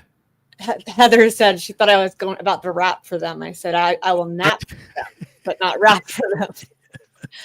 I volunteer to take the nap. Okay. I will put myself out there to do that for you guys. It's hard, but I will do that for you. Yeah, I don't know if there's any way of recording Bev in the courtroom for the defense. Well, you could see that. I mean, that video when she's on the stand and you could see her move her hand. Her hand is not a natural position at all. The way she touched. Yeah, that touching was not natural. And then as soon as she was looking at him, and then she looked at him again when she did it, and then he objected, and then laughing called the sidebar in the middle of laughing. Yeah, and Brennan just held the objection back till Alessi finished speaking. Yeah, she was like, object now. So I mean it's made my view of the justice system so much worse. Didn't she do it during, was it one of the Vadiers or something? She told them to object. She what? When was that? She actually told them, do you want to object here, Mr. Brennan? Oh yeah, she did that to Lally too last year. She would be like, she's done it for both sides. Yeah. You want to object? And then they're like, yeah. But I get from my understanding, Hank's from what Sue O'Connell says, is Hank stands up when he knows the question that's being posed before he objects. Like he stands up before the question's finished. She did it to Brennan yesterday when Brennan was talking. She said, any objection? I don't know who that was, Natalie. I know that whoever it was asked to leave because they had been warned twice to stop talking, but they let them back in. So yeah, so I've been keeping an eye on Sue O'Connell's thread there, and she's never said who it was. Yeah, she just said it was somebody from that side, and then the next post was like, "Okay, they let her back in, or them back in." But one thing I did notice is anytime the camera goes over to where Paul O'Keefe and Aaron are sitting, Aaron's sitting with her back to Paul the entire time. Did you just notice that? Yeah. Oh, he's paying her ass to be there. He's like, "Come on, please, at least make it look good," because he needs her there for the trial. Yeah, she could be doing it for Peggy or something, and maybe not for him at all. You know, you just don't know. I don't know how a guy would do it for Peggy. Well, I wouldn't do it for any of them. If somebody Peggy did that, rolled her eyes yesterday. It was making me crazy. you'd be on your own. Oh, at the stairs she was at. Oh yeah, she was rolling her eyes. She was following them. There's a clip there on YouTube. I'm not sure who put it up, of Karen walking past where they're sitting, and she just gives a death stare. She follows her the whole way past. Oh yeah, I remember that one. And that shouldn't be allowed. The jury are definitely seeing that. And Paul already got moved because of it. I mean, Yeah. it took a, but he finally got moved. Yeah, but like you could take Peggy rather than humiliating her and stopping the court. During one of the breaks, the judge could ask to see her in chambers and say, "Look, you're going to have to cut that out." Yeah. You know. I mean, Paul got banished to the second row, so they could. Oh, it's back. Yeah, well, I doubt you would move Peggy. All right, Mr. Lassie, whenever you're ready. Thank you, Your Honor. Mr. Burgess. I'm going to pick up, sir, where we left off. A text stream trigger event does not automatically mean there was a collision, correct? Correct. A text stream data event doesn't, without more, mean an airbag deployed, correct? Correct. A trigger data event doesn't mean without more that there was a vehicle impact, correct? Correct. A text stream data event merely refers to Lexus's practice of capturing real-time data from applications in databases, correct? Sensors and other modules. That's on right. the vehicle. You Correct. said that earlier, sir. Sure. Sensors and modules.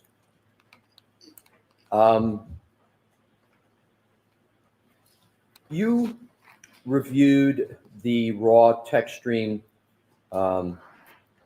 trigger events on Miss Reed's vehicle, correct? No, I did not. Oh, you did not? No. Do you understand do you have an understanding whether Mr. DeSogra reviewed those events in his March 5, 2025 report? I do not. So you did not review the raw data for text stream trigger events on Ms. Reed's vehicle, and you did not therefore perform any analysis of that data as you sit here today, correct? Correct. Outside of what Dr. Welcher provided.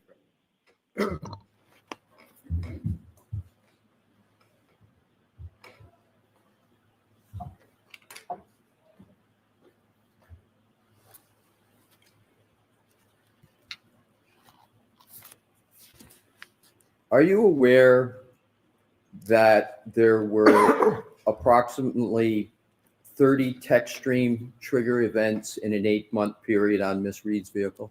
No, I'm not. Assume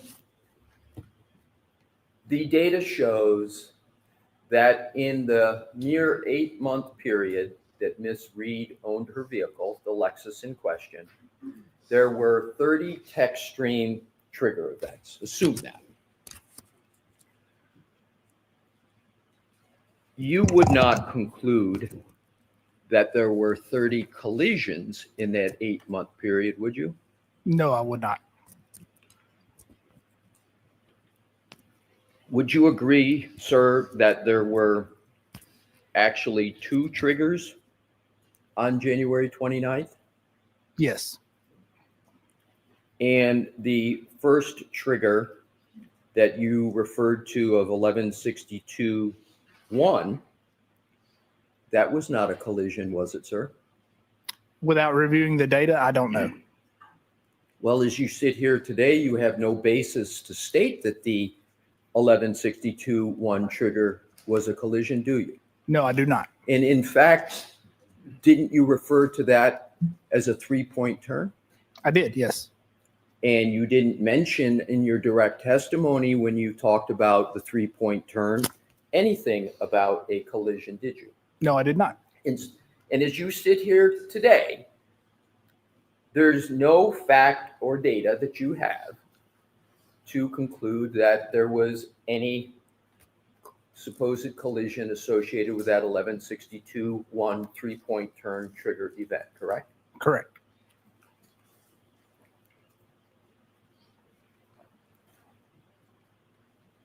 A trigger event can occur on a Lexus vehicle by a whole host of possibilities, correct? Correct. You could maybe slam on the brakes and cause a trigger event. That is one possibility. You could have just unusual driving. You could be going at a speed or doing something else that has nothing at all to do with a collision, correct? That is correct. And in fact, there are almost countless events that can occur that can cause a trigger event in a Lexus vehicle. So I don't know the exact count of what type of triggers there are, but yes, there are a many. number. Yes.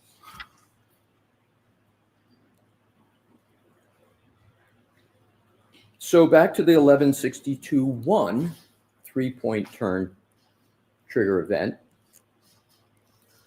On your direct examination, you just referred to event surrounding that as a three-point turn, correct? Correct. And yet that three-point turn registered as a trigger event, right? Correct. Are Lexus SUVs trigger happy? I do not know, sir. As you sit here today, none of the information in that black box that you referred to on your direct testimony indicates that there was a collision on January 29th, does it? Not by itself. Not by itself. Correct. And it doesn't occur that none of the information in that black box indicates that there was a collision on any day without more, correct? Correct. I'd like to now turn to a different topic, sir. In your direct examination, you referenced a Miss Maggie Gaffney. Do you recall that? Yes, I do.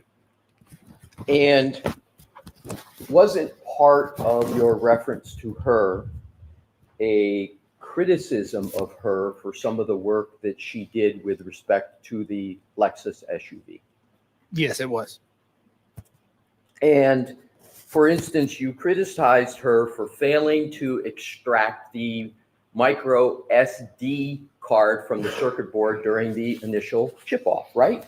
So sure. So I did criticize for not identifying the micro SD card and subsequently not downloading it. Yes. And on direct, you even tried to lay at her footsteps, if you will, your bits bytes misinterpretation on her by claiming that you assumed, quote, a competent expert, close quote, would not have overlooked a relevant chip.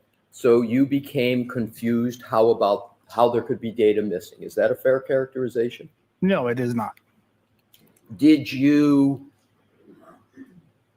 at all try to use as a justification for your misunderstanding of bits and bytes that it was her work?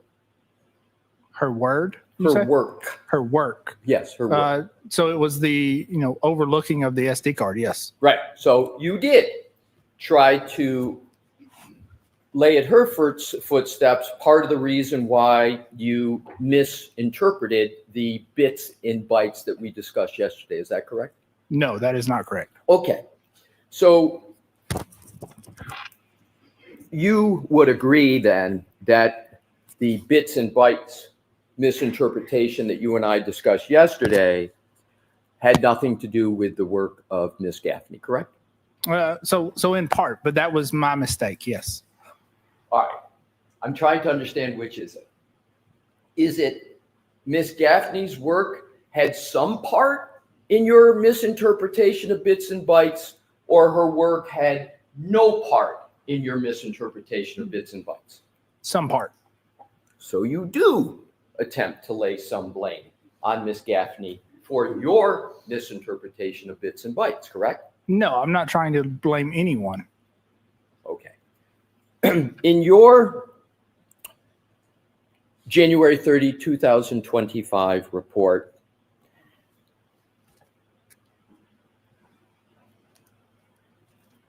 Are you consistent with your criticism of Miss Gaffney?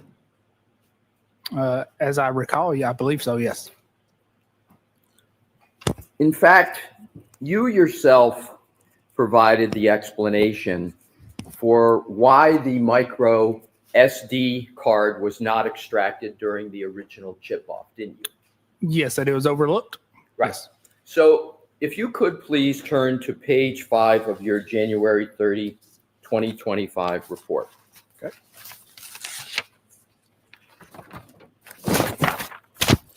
And sir, when you get there, if you could let me know, and I will then proceed with questions. Okay.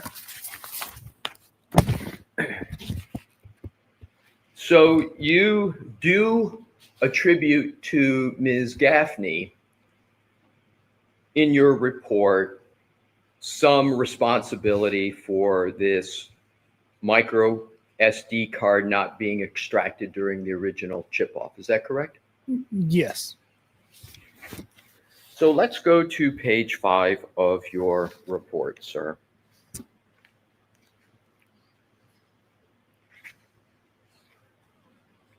And bear with me, I want to get you the exact location.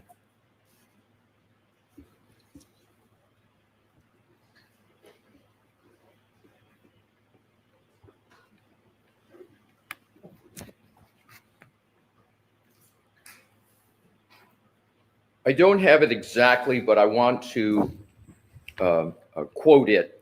Well, Your Honor, may I have a moment to get the exact quote? Sure. Thank you.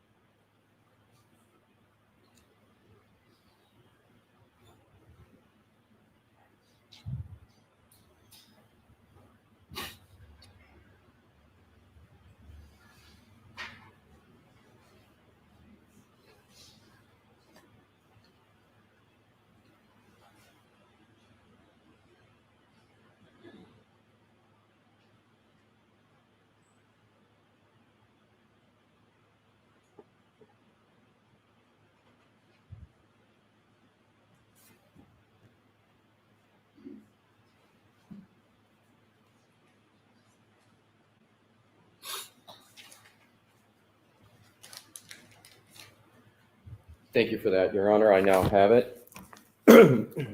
Mr. Burgess, if you could turn to page 5, as I was referencing, and go to the third full paragraph. If you could look about 2/3 of the way down the far right, you see the word where it starts with at. It's the paragraph beginning when examining vehicle Yes, systems. I You see do. that, Yes, sir? I see it. And do you see the at that is at the very far right of that paragraph? Yes.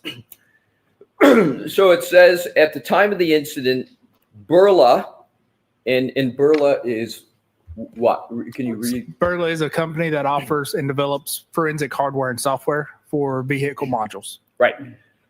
So at the time of the incident, Burla did not offer support for the infotainment and telematics modules removed from the Lexus, but have since released updated software indicating similar modules are supported via in-vehicle acquisition.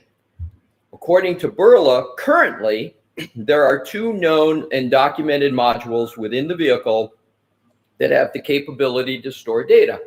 The infotainment module removed from Ms. Reed's Lexus is consistent with the MMU documented by Burla and has been identified as containing an internal micro SD card not acquired during the initial chip-off acquisition by Ms. Gaffney. Did I read that correctly? Yes, you did. So as you stated, Burla is the organization that you described, which for the purpose you did, I'm not going to repeat it on direct examination. If I could sort of put in layman's terms and see, you tell me if this is correct. Burla produces hardware and software to make it easier for non-technical people, as you put it, to extract data from a vehicle, correct? Correct. You describe in your January 30, 2025 report that at the time of the initial chip-off, Burla did not provide support for the information contained on the micro SD card, correct? No, so I think you're misreading that last sentence, and I can clarify. Can you read the last sentence, sir? I can. So the infotainment module removed from Ms. Reed's Lexus is consistent with the MMU documented by Burla and has been identified as containing an internal micro SD card not acquired during the initial chip-off acquisition by Ms. Gaffney. So my question is, did or did not Burla, at the time of the initial chip-off by Ms. Gaffney, provide the technical support to address the information contained on the micro SD card?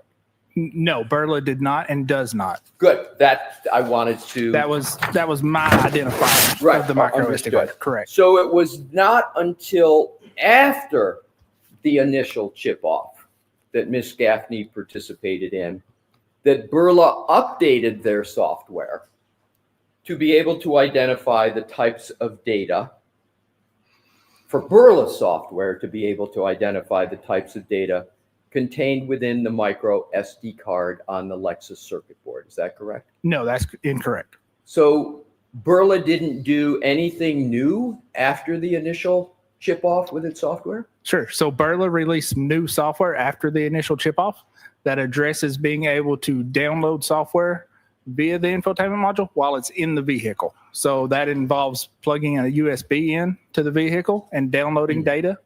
That does not address the micro SD card on the circuit board itself. And Ms. Gaffney did not have, at the time of the initial chip-off, that updated Burla software, correct? Correct. Okay, thank you, sir. Appreciate your questioning. Thank you for answering my questions. That's all I have at this time, Your Honor, but I have a bit to pack up, so Mr. Brennan can have a clear podium. Go right ahead. Thank you.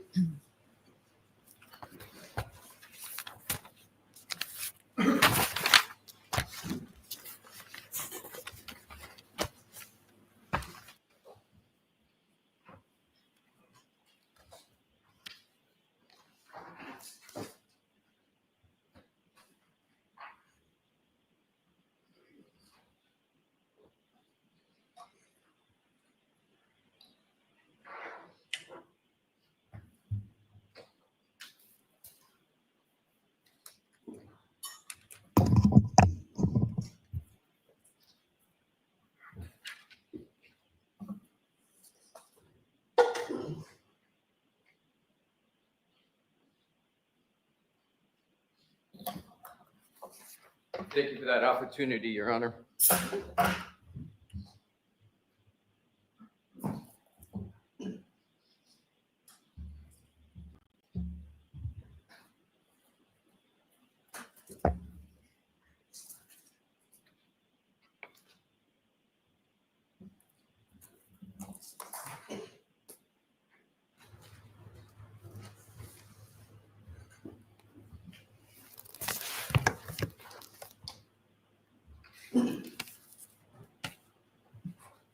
Good afternoon. Good afternoon.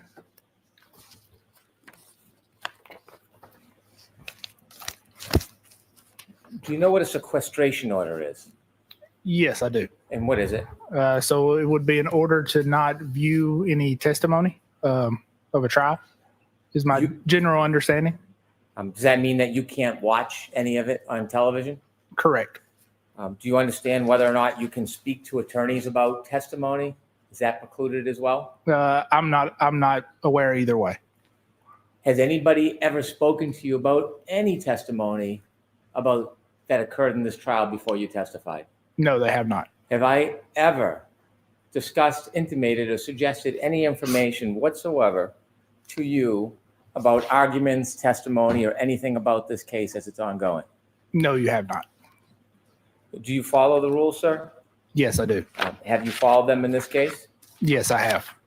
When you gave your opinions and you've testified, Do you have any information or knowledge about this trial as it actually occurred until the point when you testified? No, I do not. You were asked some questions about your CV. A CV is a resume? Yes, it is. Okay. And you were asked about a LinkedIn account. Yes, I was. Is your LinkedIn account different than your CV? Yes, it is. And in this case, when did you learn that your LinkedIn account was wrong or had not been updated? When was the first time you learned that? That was yesterday. When you started your LinkedIn account, do you remember when it was you set it up? I do not. It would have been maybe 10 years ago or more. Do you routinely update your LinkedIn account? No, I do not. When you set up your LinkedIn account, the section where it asks for education, whether graduated or ongoing, do you remember filling out that section? I don't particularly remember filling it out, but obviously I did at some point. When you were asked about Aperture's website, how many experts are associated with Aperture? I could give you a rough number between 80 and 100. How many offices? 15 or so. Are you involved in the website design or content?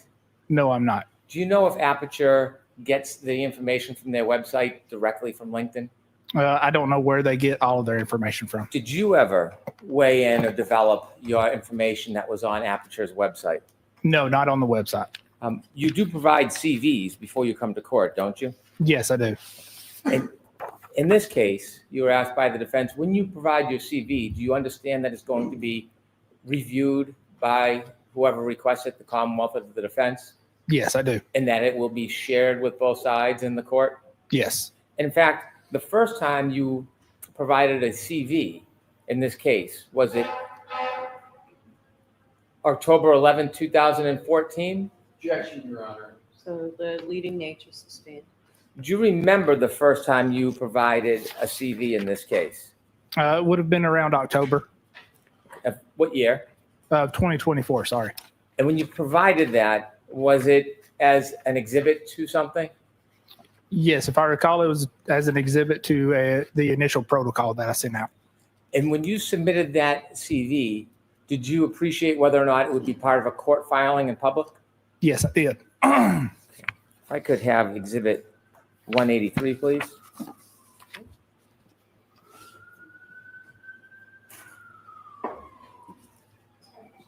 $183.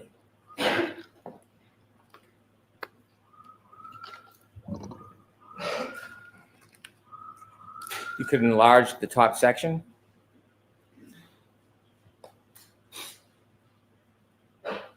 Right there is good. And sir, when you provided this CV to be filed with the court and made public, did you indicate that you had obtained a bachelor degree? No, I did not. Why did you put currently pursuing? Because I am currently pursuing a bachelor's degree. And did you understand your CV was received by the defense and they knew this? Yes, I do understand that. Subsequently, you were asked to provide an updated CV in April 2025? Yes, I was. Did you do that? I did. And can we have exhibit 184?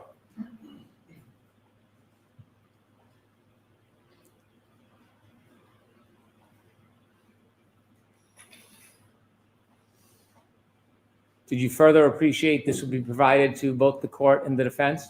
Yes, I did. Did you represent to the defense that your education included earning a bachelor degree? No, I did not. You've testified in, you can take that down, please. You've testified in many other cases? I have, yes. In courts around the country? Yes, I have. And when you've testified in other courts around the country, do you know whether there are transcripts of your actual testimony? Yes, I believe there are. Have you ever represented in any court that you achieved your bachelor's degree? No, I have not. Have you ever inflated your qualifications in a court? No, I have not.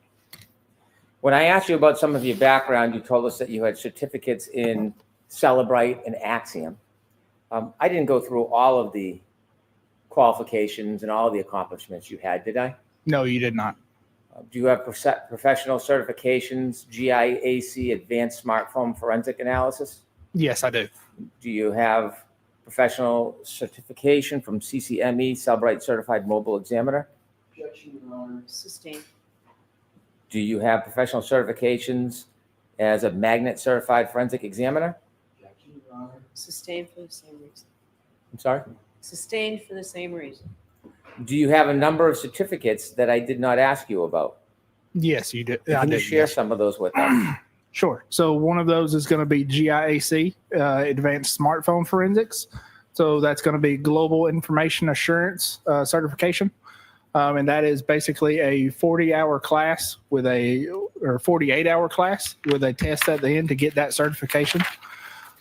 There's also a Cellbrite Certified Mobile Examiner certification that is specifically to, kind of demonstrate your knowledge of the Cellbrite software, as well as Magnet Forensics certifications, again, for their software specifically.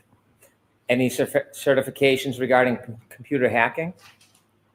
What was that last part? Sorry. Any certifications regarding computer hacking? No, not currently. Okay. Did you also take any classes regarding crash data or BOSH? Yes, I have. What do you have for certificates in that arena? So those certifications would be Crash Data Retrieval Technician and Crash Data Retrieval Analyst. So those courses would be around acquiring and analyzing crash data from airbag control modules. You mentioned that you had over 700 hours. Yes, I do. Of classes and certification. Yes, that's of classes and classes and seminars or conferences, specifically in digital forensics or vehicle forensics. Do you need a bachelor's degree to be competent and achieve in this area? No, I do not.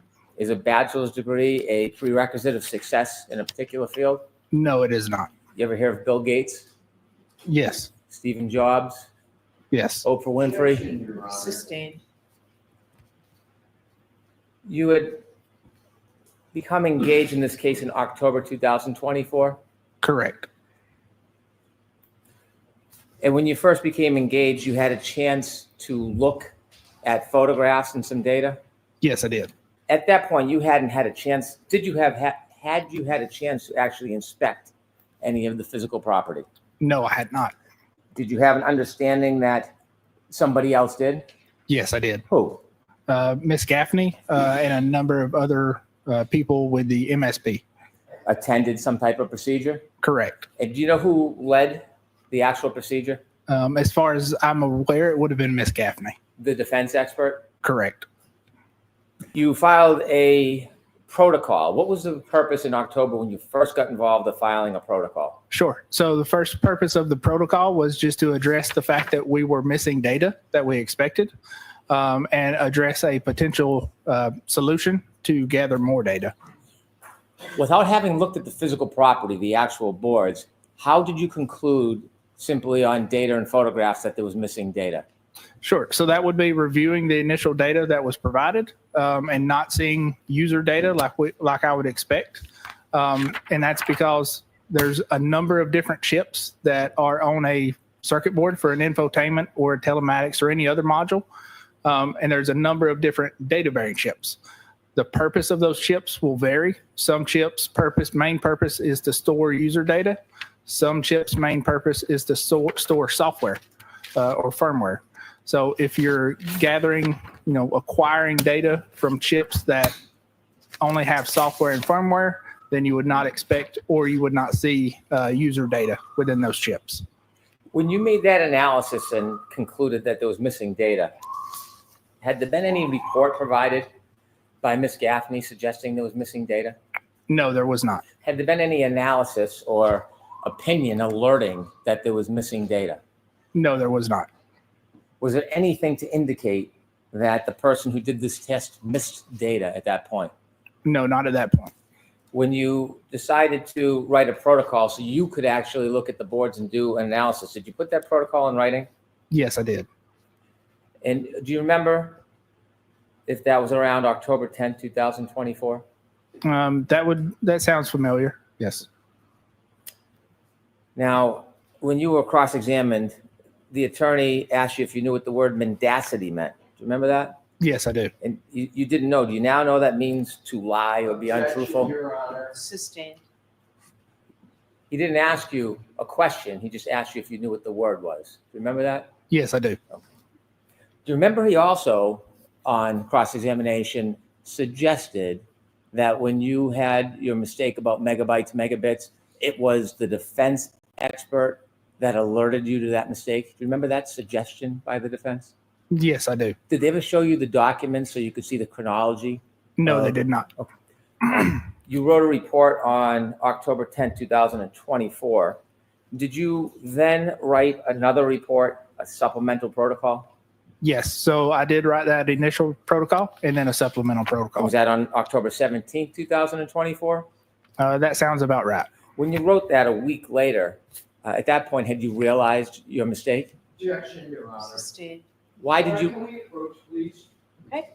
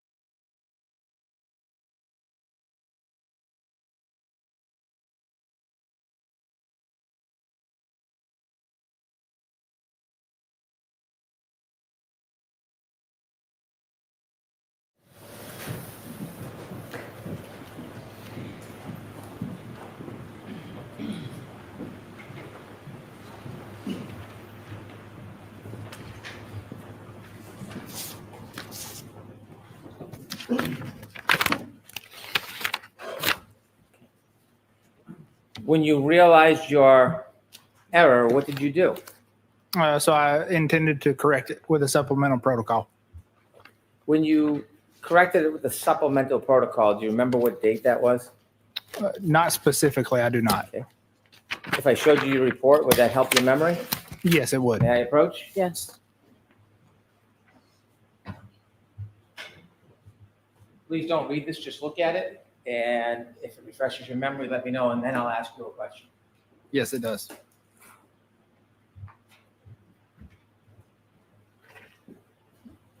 When did you correct your error with the supplemental protocol? That was on October 17th, 2024.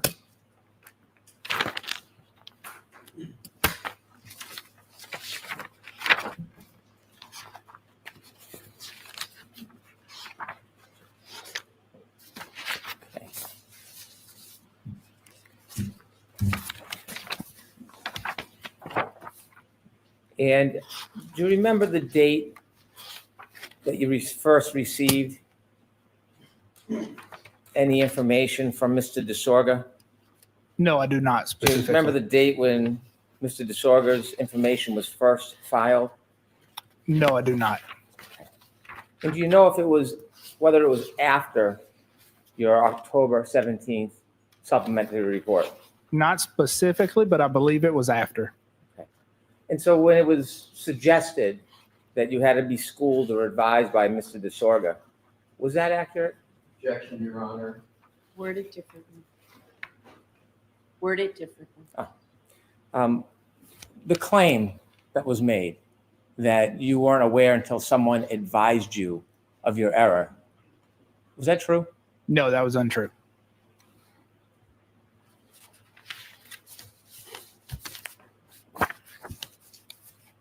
When you realized there was an error and put it in a report, were you ever dissuaded from publicly alerting all the parties of your mistake? No. Do you leave stuff in or out of a report if you find it helpful or hurtful to one side? No, I do not. Have you, in this effort that you've made in this case, have you always been encouraged to provide all information regardless of what it is? Objection, Your Honor. I'm going to allow that. Yes, I have. And who's encouraged you to always provide all information regardless of what it No, says? no one. So my job is to assist the jury. So the jury, assisting the jury means presenting all the information. Have you ever been discouraged by me?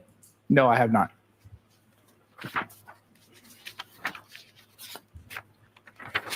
When you looked at the photographs and you looked at the boards without actually touching them, how long did it take you to figure out that there was some other vehicle for data? Sure. So it took a few times to look at the photographs before I identified the micro SD card slot. You were asked whether it's important to be accurate and reliable. Is it in this field? Yes, it is. And if data is not found on the chips, is it a standard practice to look elsewhere? Yes, that would be a standard practice. Was that done in this case before you became involved? No, it was not. Who was the first person to identify where the missing information was? Myself. What happens if you miss information because you don't see it? So if you miss information, that's information that won't help in the analysis. In this case, the information on the SD card that you found, how important was that to this entire analysis? It was important to timestamp certain events. Without that information in the SD card, would you have been able to so accurately timestamp certain events? No, not so accurately. Before you were involved, was that information, that very important information for timestamps, was that available for either side? No, it was not. Is it now? It is. You were asked about Burla. When Burla did not have updated software to simply plug into a car and download the information, what process would have to be used? Sure. So best practice for vehicle forensics is if the module or a vehicle is not supported by a forensic tool, would be to remove that module, or let me start over, manually document the screens on that infotainment module if it's available and it can be powered up. But then also going through disassembling the module, identifying any type of chips or SD cards that may hold data, and acquiring that data. Is that called a chip-off process? It is called a chip-off process. Does it describe the process well, chip-off? Yes, it does. Since Ms. Gaffney did the original analysis and did that chip-off, has the software updated? Yes. And is that the Burla software? No, I'm sorry. So she has not done a updated analysis with the Burla software. But has the Burla software itself updated? So the Burla software itself has updated, but it is limited to, again, plugging in a USB into the infotainment module while it's in the car running. Does the updates in Burla software have anything to do with the SD card? No, it does not. Why not? Because again, they're going a different route to acquire data. And they are acquiring a limited amount of data through what's called diagnostic logs. So if you think of diagnostic logs, your radio unit is keeping logs of any time things happen on the radio for manufacturer purposes. So Burla is taking those logs and they can interpret some of those logs. They are not acquiring all the data that is on the SD card itself. You have drafted a number of reports in this case? I have, yes. Regarding the chip-off process, did Ms. Gaffney ever write a report? No, not that I'm aware of. When you wrote reports in this case, do you expect for them to be shared? Yes, I do. When other experts, like, for example, Mr. DeSorga writes a report, do you expect to have a copy and review it? Yes. Sustained. What is the standard practice when there are reports from different experts regarding the same subject matter? Objection, Your Honor. Sustained. Is there a standard practice Sure. regarding reviewing reports from similar experts in similar subject matter? Sure. So anytime a report is written by an expert, that report would be provided and shared with opposing experts. Reports, do they always come at the same time in a case? No, they do not.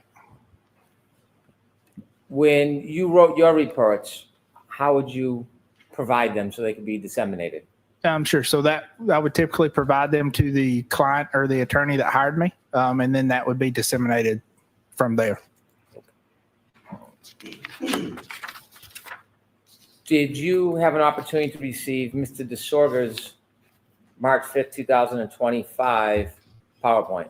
Yes, I did. Were you provided that by me, the Commonwealth? Yes, I was. And were you asked or given any direction on what you could or should do? No, I was not. Were you ever asked to reach any particular result? No, I was not. Were you ever asked to avoid anything? No, I was not. What did you see your role as when you receive a report from another expert like Mr. DeSorga? Sure. So when I receive a report, I would typically review it and then make a decision if it's better to address any issues in that report through testimony or address those with a supplemental report. And in that analysis, do you follow your own discretion or do you follow directions of the client? No, I would follow my own discretion. Did you ever receive any direction on what you should and shouldn't do regarding considering Mr. DeSorga's report? No, I did not. When you looked at Mr. DeSorga's report, did you have concerns about his report? I did, yes. I want to talk about his report in detail. Before we get there, share with us what your general concerns were about Mr. DeSorga's report when you reviewed the whole report. Sure. So what Mr. DeSorga does is take a couple different adjustment methods to attempt to adjust the clock from the Lexus with the iPhone. But what he does is takes a lot of methods or data points that are not applicable to the time that we're interested in. What do you mean? Can you explain with a little more specificity what he does? Sure. So if you think about it, your clock is constantly, changing as far as it syncs up with other GPS satellites or network time servers, and it's updating constantly. So a clock variance between two devices may be different at, say, 12 o'clock in the day versus 1 o'clock in the day. So best practice is to choose an event that is nearest to your time in question, so you have the most appropriate adjustment for that clock variance. Mr. DeSorga's analysis, did he choose the event most closely tied to the backing up event? Objection, Your Honor. Sustained. The backing up event. Are you familiar with that time frame? Yes, I am. Okay. Was Mr. DeSorga's analysis based on information most closely related to that event? Objection, Your Honor. Sustained. What information did Mr. DeSorga choose to use for that analysis relative to the backing up event?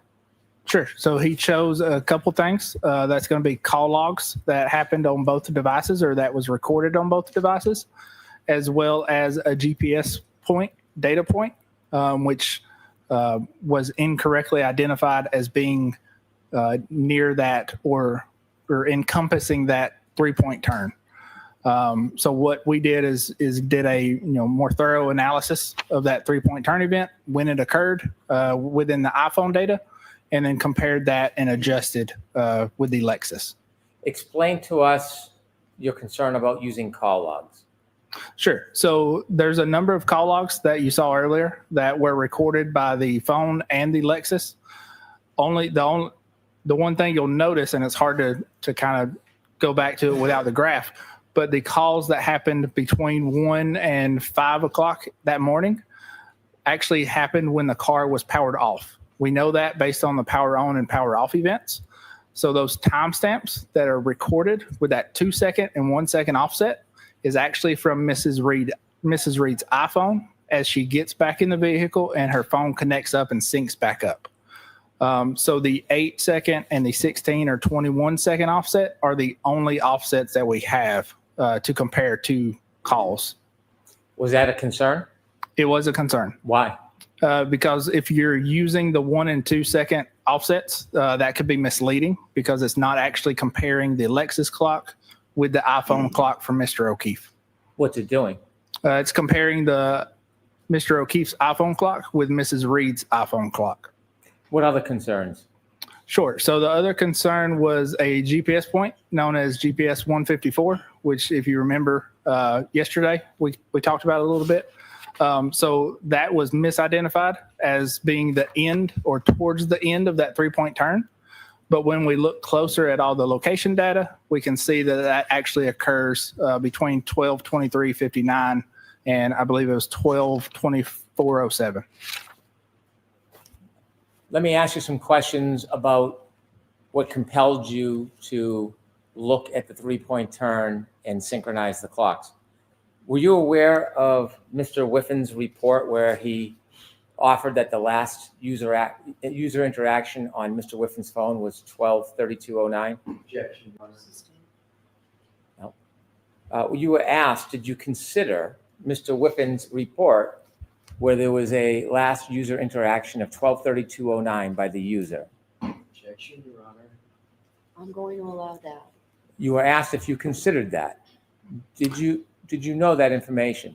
I did know that information was available and existed, but I did not use that in my analysis for the clock synchronization. Did that have any part of your motivation to do the clock synchronization? No, it did not. Were you attempting to match the synchronization with any of this other information that exists in data? No, I was not. You were also asked if you were aware of Mr. O'Keefe's phone that at 12:32:16, it ended its movement. Yes, I was aware of that. Yes. Did that in any way affect your interest or your decision to synchronize the clocks? No, it did not.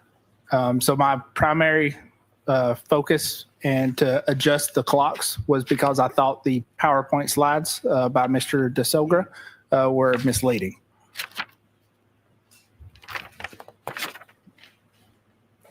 When you were shown Exhibit 190, can we have 190, please?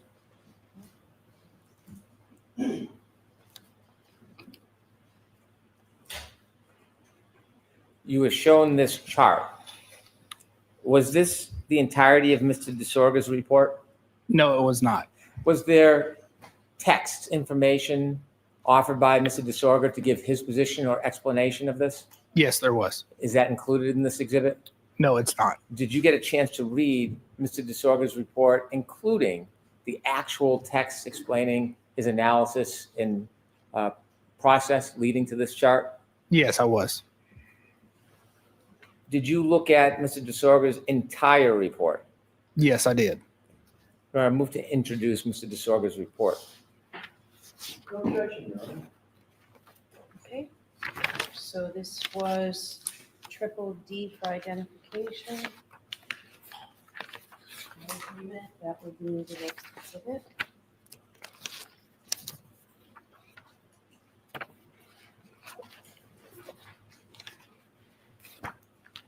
Exhibit 191.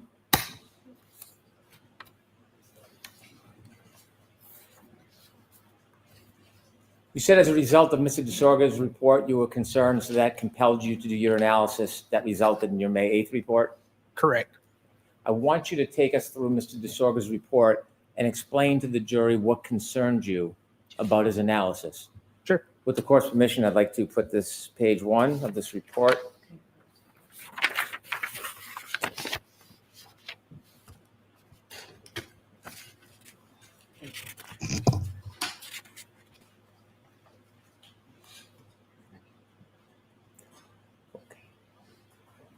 Is this the front cover of Mr. DeSorga's March 5th, 2025 report?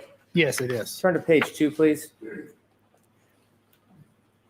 What do you recognize this slide or photograph coming from? Sure. So this slide is coming from Dr. Welcher's overall PowerPoint slides. When you first saw this slide, where did you first see, what source did you first see this through?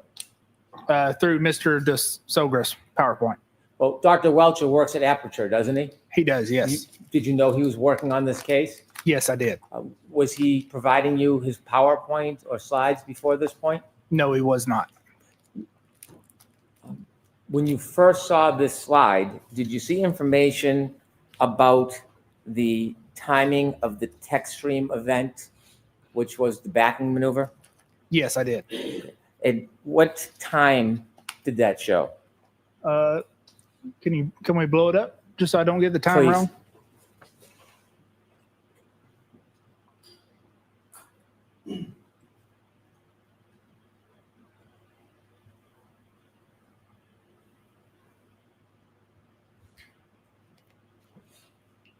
Up, please. I'm sorry. Up. Here we go. Thank you, Ms. Gilman. Sure. So that's got the text stream event ending at 12:31:43. These text stream events that are captured, do you know how long of the event is captured? How many seconds? Yes. So approximately 5 seconds before the trigger threshold is met and 5 seconds after. When this information that you reviewed in Mr. DeSorga's report, do you know what clock is used to identify the 12:31:38 to 12:31:43? Yes, I do. And what clock is that? So that's a combination of the Lexus clock that's coming from the infotainment center, as well as the running timer that we discussed yesterday that's coming from the airbag module itself.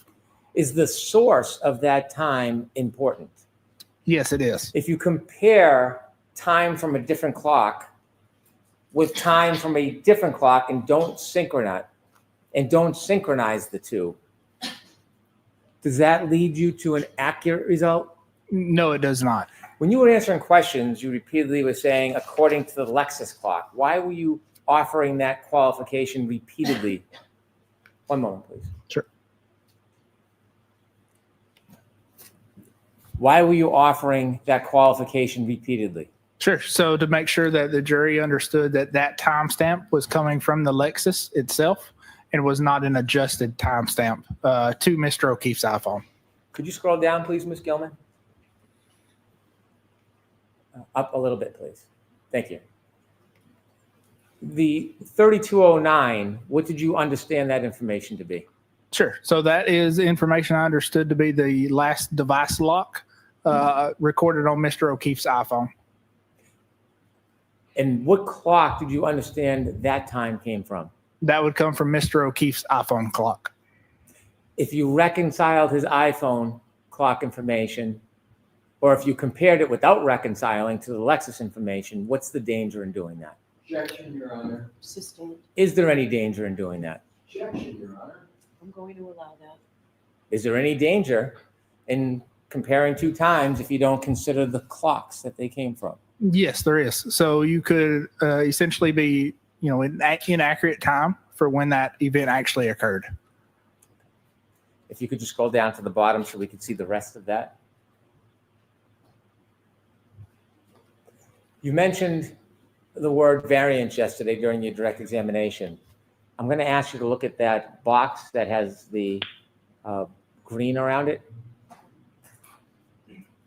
Is that an example of variance? Yes, that is an example of variance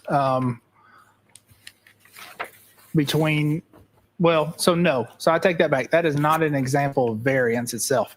That is an example of, comparing the end of the text stream event to the device lock event. Is that attempting to compare two different devices? So that's attempting to, that's not attempting to compare anything. It's just stating that the time between the device event lock and the end of the text stream event, unadjusted, is approximately 26 seconds. Is that accounting for synchronization or not accounting for synchronization? That is not accounting. That is not with synchronization. Can we turn to the next page, please?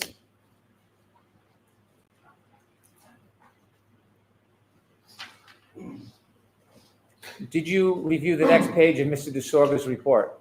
Yes, I did. And did it lead you to any concerns?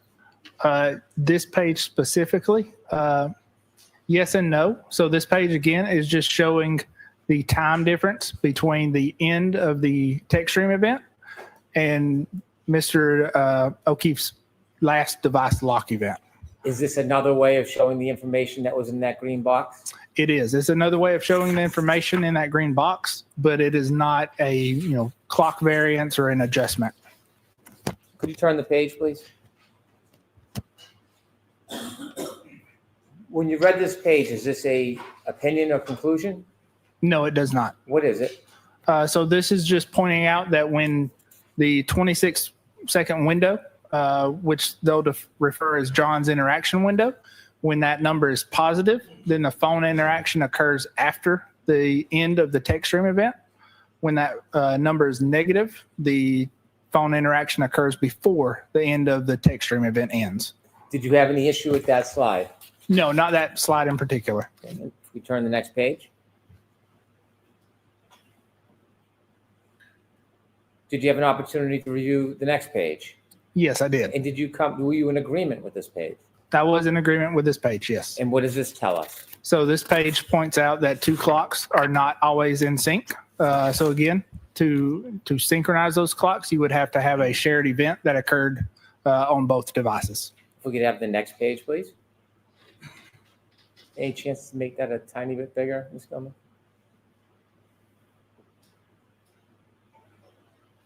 Were you in agreement with this page? No, I was not. Tell us what concerned you about this page. Sure. So this page is potentially misleading to the jury again by using, I'll strike that. Just tell me what your concerns were. Sure. So my concerns with this, that it was potentially misleading to the jury. Objection, Your Honor, move to strike. I'm going to allow that. That's his concern. Sure. So that this slide was potentially misleading to the jury because it uses incorrect adjustments to try and adjust the times. How does it use incorrect adjustments? Explain that to us so it's very basic, please. Sure. So as we kind of go through the next few slides, you'll see. But essentially what they're doing is, or what is being done, is they're comparing call logs, timestamps from call logs from when the phone was off, suggesting that, again, that the lock event occurs after the end of the text stream event, as well as incorrectly identifying the GPS point when the 3-point turn ends. Would you better be able to explain that to us with the further slides that come next? Yes, I believe so. If we could turn to the next page, please.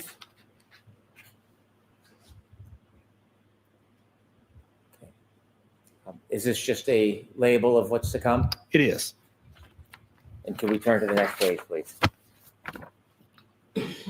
If we could start, Ms. Gilman, with the top left-hand box, if you could enlarge that for us. Did you review this information in this box? Yes, I did. Okay. And before we get to your opinions, what does this information tell you? Sure. So this is a snapshot from my initial report where I point out that the ignition on happens approximately 3 seconds before the infotainment power on event. So you can see that. I think we're up a little too high on the page. Yeah. So highlighted in the red. That's based on our testing where we identified that the ignition on, or your finger on the ignition pressing it, and the engine coming on and the vehicle coming on happens 3 seconds before the infotainment system powers on. You were asked on cross-examination about that 3 seconds between the pressing the button and the infotainment system going on, but you weren't allowed to answer the question whether you considered it or why that was important. So I'm going to give you that opportunity now. Objection, Your Honor. Sustained. Ask the question. Okay. Is there significance to that 3 seconds, and did you consider it in your report, in your findings? Yes, I did. Share with us. Sure. So when we make our adjustments based on the event, so in this case, the 3-point turn, what we're looking at is the approximate time frame when that 3-point turn occurred via Mr. O'Keefe's iPhone. And then we're adjusting that for the approximate time that the text stream event and that 3-point turn ends. So as we sync those clocks, we're adjusting not only for the difference in the clocks, but we're also adjusting for this 3-second delay. Did you accommodate that 3-second delay in your analysis and your conclusions? Yes, that was included in my analysis. Now back to the screen. The information there, is that text taken from your actual report? Yes, it is. Could we shrink the screen, please? And then the photograph in the bottom left, if we could enlarge that, is that as well from your report? Yes, that is also from my report. Did we look at that yesterday on your direct examination? Yes, I believe so. And briefly tell us what that depicts? Sure. So that's during our exemplar testing, where again, we've got it rigged with cameras that are recording video and timestamps of interactions we're having with the vehicle, which include powering it on and powering it off. If you could shrink the screen and we'll go to the right, Ms. Gilman.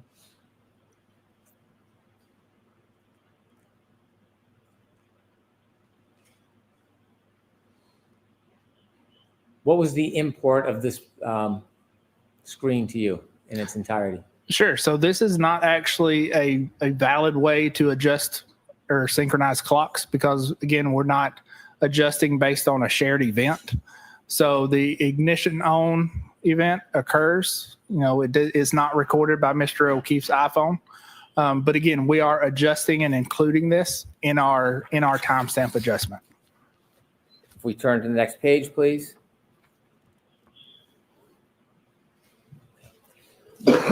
You were asked about the process of synchronization through phone calls or through the 3-point turn data. Yes, that's correct. Why did you choose to use the 3-point turn data instead of phone calls? Sure. So I chose to use the 3-point turn data because it was closer in time to the event that was of interest. As well as it was based not only on the infotainment clock, but it was also based on that running timer.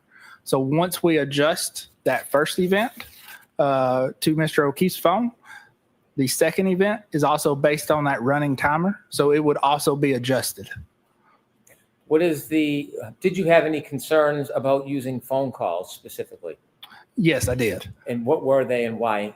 Sure. So those concerns were related to the phone calls that we could actually compare, and again, some of the phone calls that happened earlier or closer to the event of interest were not actually recorded by the infotainment system itself. Why is it important to take an event closest to the time of the event you're studying? Sure. So like I kind of said before, clock variants will change between devices as they are constantly syncing back up with reference systems. So a clock difference that you see at 1 o'clock in the day is not going to be the same as you would see at 2 o'clock in the day. When you chose the 3-point turn, how close to the backing up event was that in time? I believe it was within 10 minutes or so. Was that closer in time or further away in time than the phone calls as a method? That was closer in time than the phone calls. If you think back to the phone calls that we could have compared, those occurred at 5 o'clock in the morning. We turn to the next page, please. Did you have a chance to review this slide of the PowerPoint? Yes, I did. Okay. Now you see on the left is a box. Where's that box taken from? Sure. So that box on the left is taken from my report. That's going to be my initial report. January 30th, 2025? That's correct. Okay. And share with us what you were trying to express in this box. Sure. So again, this box is I'm sorry to interrupt you. I Sure. apologize. Ms. Gilman, is there any chance we could enlarge the box on the left? My apologies. Okay, please proceed. Sure. So this is a comparison of the calls. So the infotainment call timestamps are on the furthest left column. So again, your infotainment system, when you plug your phone in, is recording and synchronizing your calls. It's not great about recording and synchronizing every call. So there's a lot of calls here that we don't have that we know exist based on Mr. O'Keefe's iPhone. So the calls that we do have that were recorded in the infotainment system, we can compare to the timestamps that those are recorded on Mr. O'Keefe's iPhone.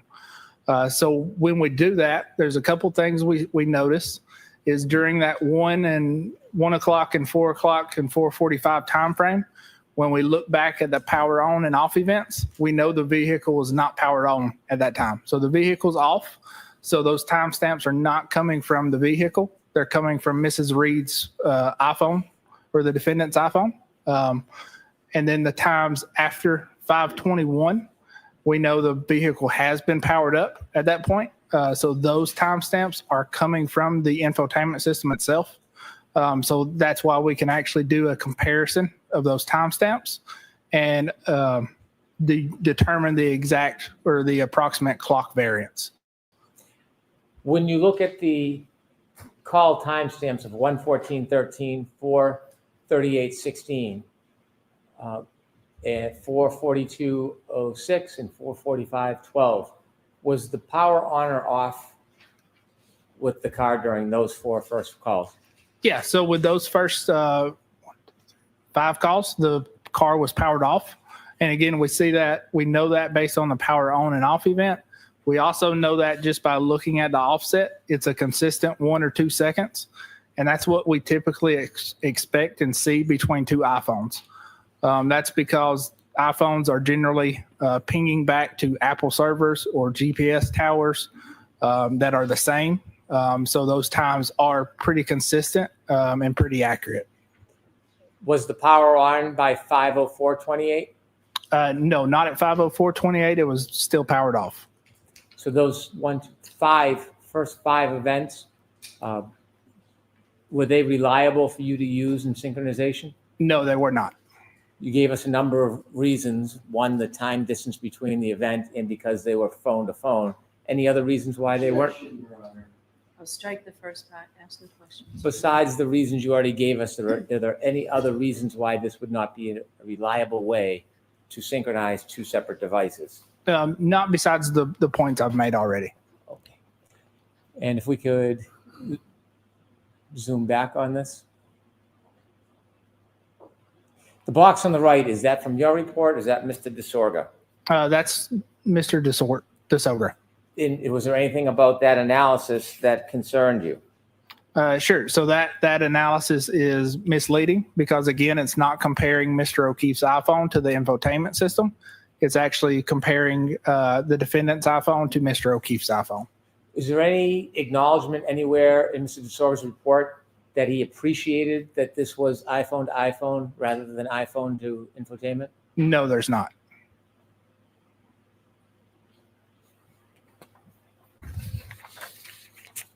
Did you ever receive any report from Mr. DeSorga that would alert that he appreciated that this was iPhone to iPhone and not iPhone to infotainment? Objection, Your Honor. If we could go to the next slide, please. Is this a similar or different slide? Sure. So this is a different slide. Okay. If we can zoom in on the left box, please. Where does that box come from? Sure. So again, that's coming from the same page of my report, just highlighting the 5:30 phone call. And this is comparing the iPhone from Mr. O'Keefe with the infotainment clock. At that point, is the power on of the Lexus? Yes. So at this point, the power is on. So this is a comparison of the infotainment clock with the iPhone clock at that time. Could you zoom out?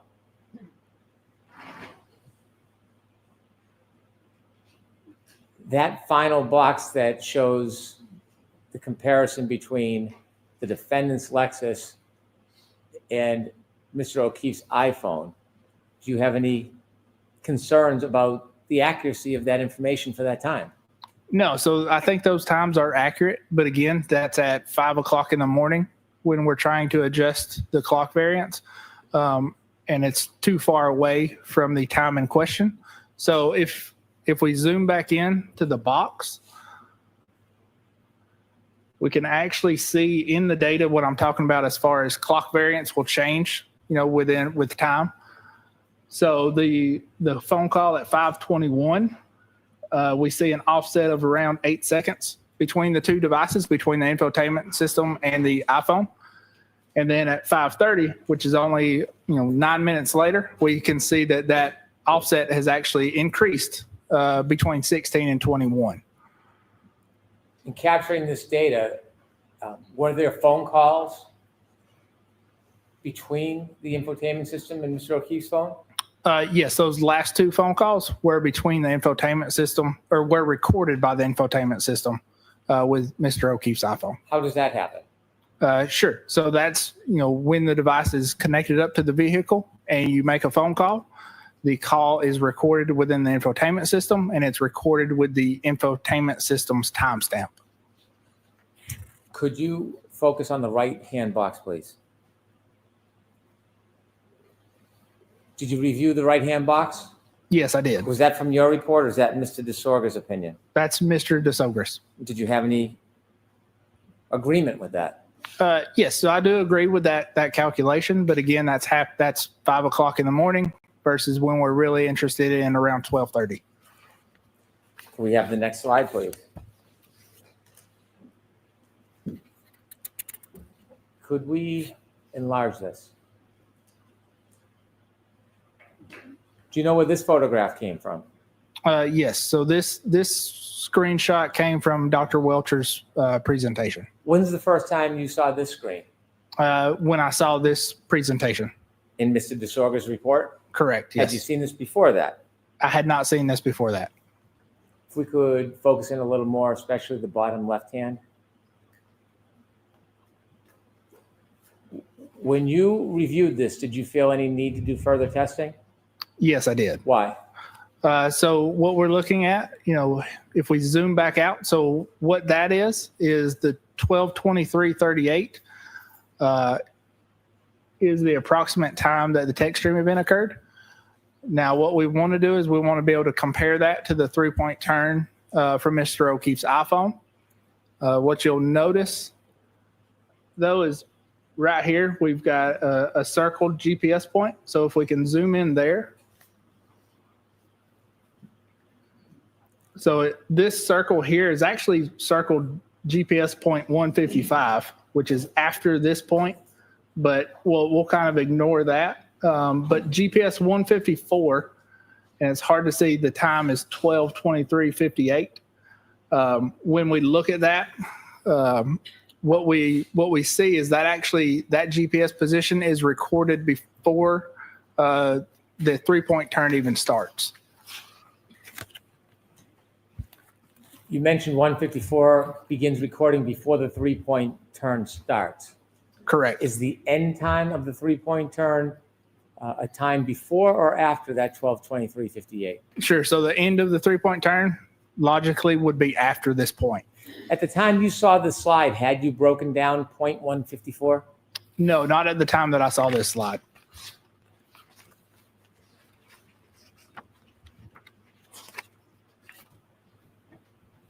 Could you zoom back out a little bit, please? The information in the right box, is that from you or from Mr. DeSorga? That is not from me. And when you read that, did that compel you to want to do anything? Yes, it did. So again, my initial thought was to address this during testimony. With further review and further thought, I decided it was best to offer a supplemental report. What this is, basically the math I agree with. The point I don't agree with is that GPS 154 is the time towards the end of the 3-point turn. And now reviewing further data, we know that's not true. The 12:23:58 event on the phone, is that related to the first event, the 3-point turn, or the second event, the backing maneuver? So that's going to be related to the first event, the 3-point turn.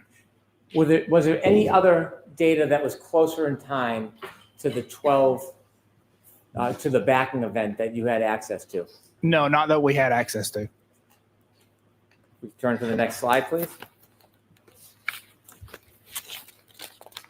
You've seen this part of the report before? Yes, I have. Having seen the earlier part of the report, does it help you explain and understand this diagram? Yes, it does. Is this your diagram or Mr. DeSorga's? This is Mr. DeSorga's. Do you agree with this diagram? No, I do not. Okay. Could you explain to us what this, from your perspective, from your experience, what this chart is trying to suggest? Sure. So this chart is trying to suggest that the lock event always occurs after the end of the text stream event. And again, that's using inaccurate adjustments to make that conclusion. I want you to use the pointer and I want you to take us line by line why you believe that this is inaccurate in trying to conclude the time of those locking adjustments. Sure. So it's kind of hard to tell. So what we've got is we've actually got two different sections. So we've got the top section, which is 1, 2, 3, 4, 6 events. So that's going to be the GPS event and those, let's see, no, that's going to be this, it's hard to say. That's going to be the phone calls and the GPS event that are calculated in this. And it's also done with the 3-second delay as well adjusted. But what we see is, so this obviously +1 is one of the phone calls that was from the defendant's iPhone time. So not from the infotainment system. So that's a inaccurate comparison.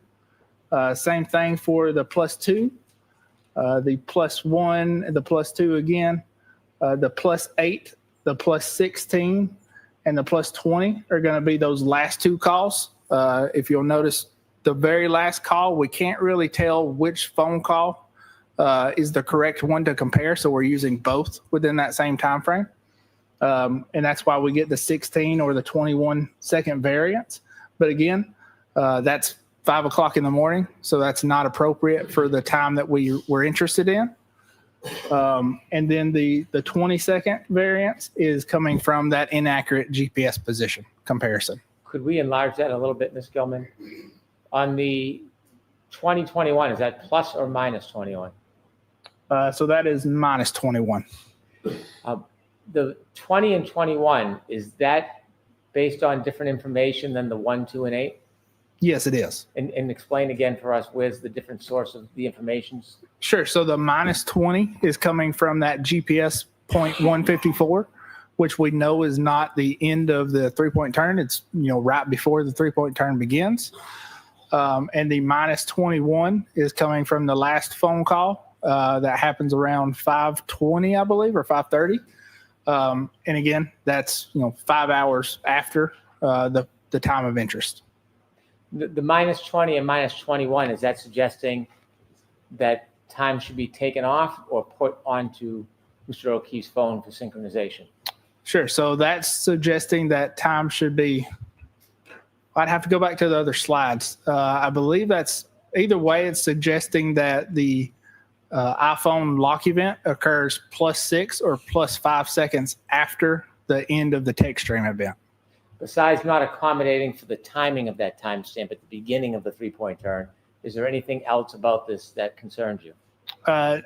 No, just that overall, these numbers can be misleading, again, because they're based on inaccurate adjustments, and could lead, again, the jury to believe that the lock event always happens after the end of the text stream event. Could we go to the last page of Mr. DeSorga's report? Is this a conclusion offered by Mr. DeSorga?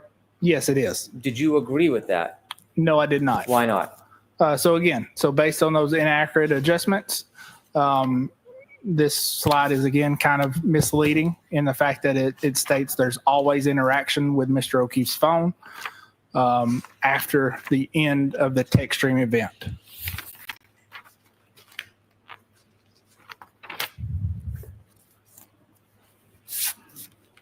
You can take that down and turn that off, please, for a moment.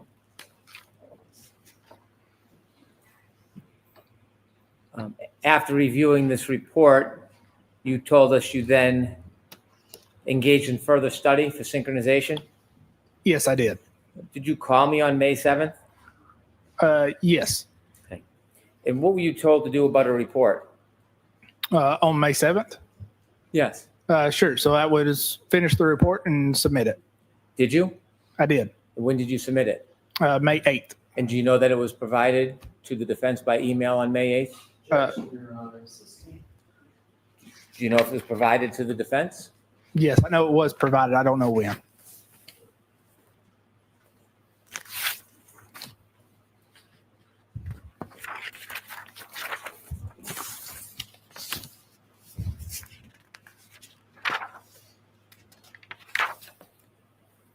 Now, if we could have Mr. Burgess's PowerPoint. We can go back to page 38, please.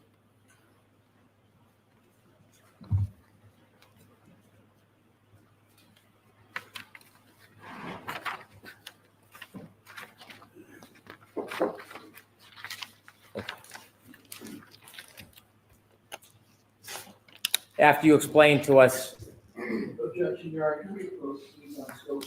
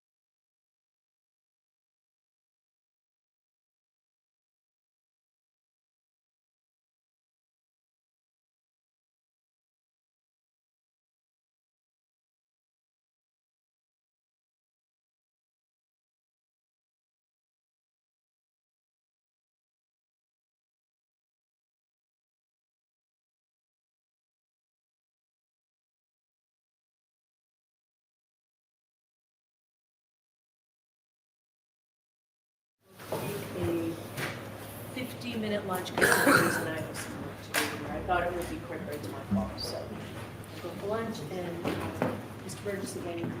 Thank you. All rise, please. Jared, close the notebook, follow me.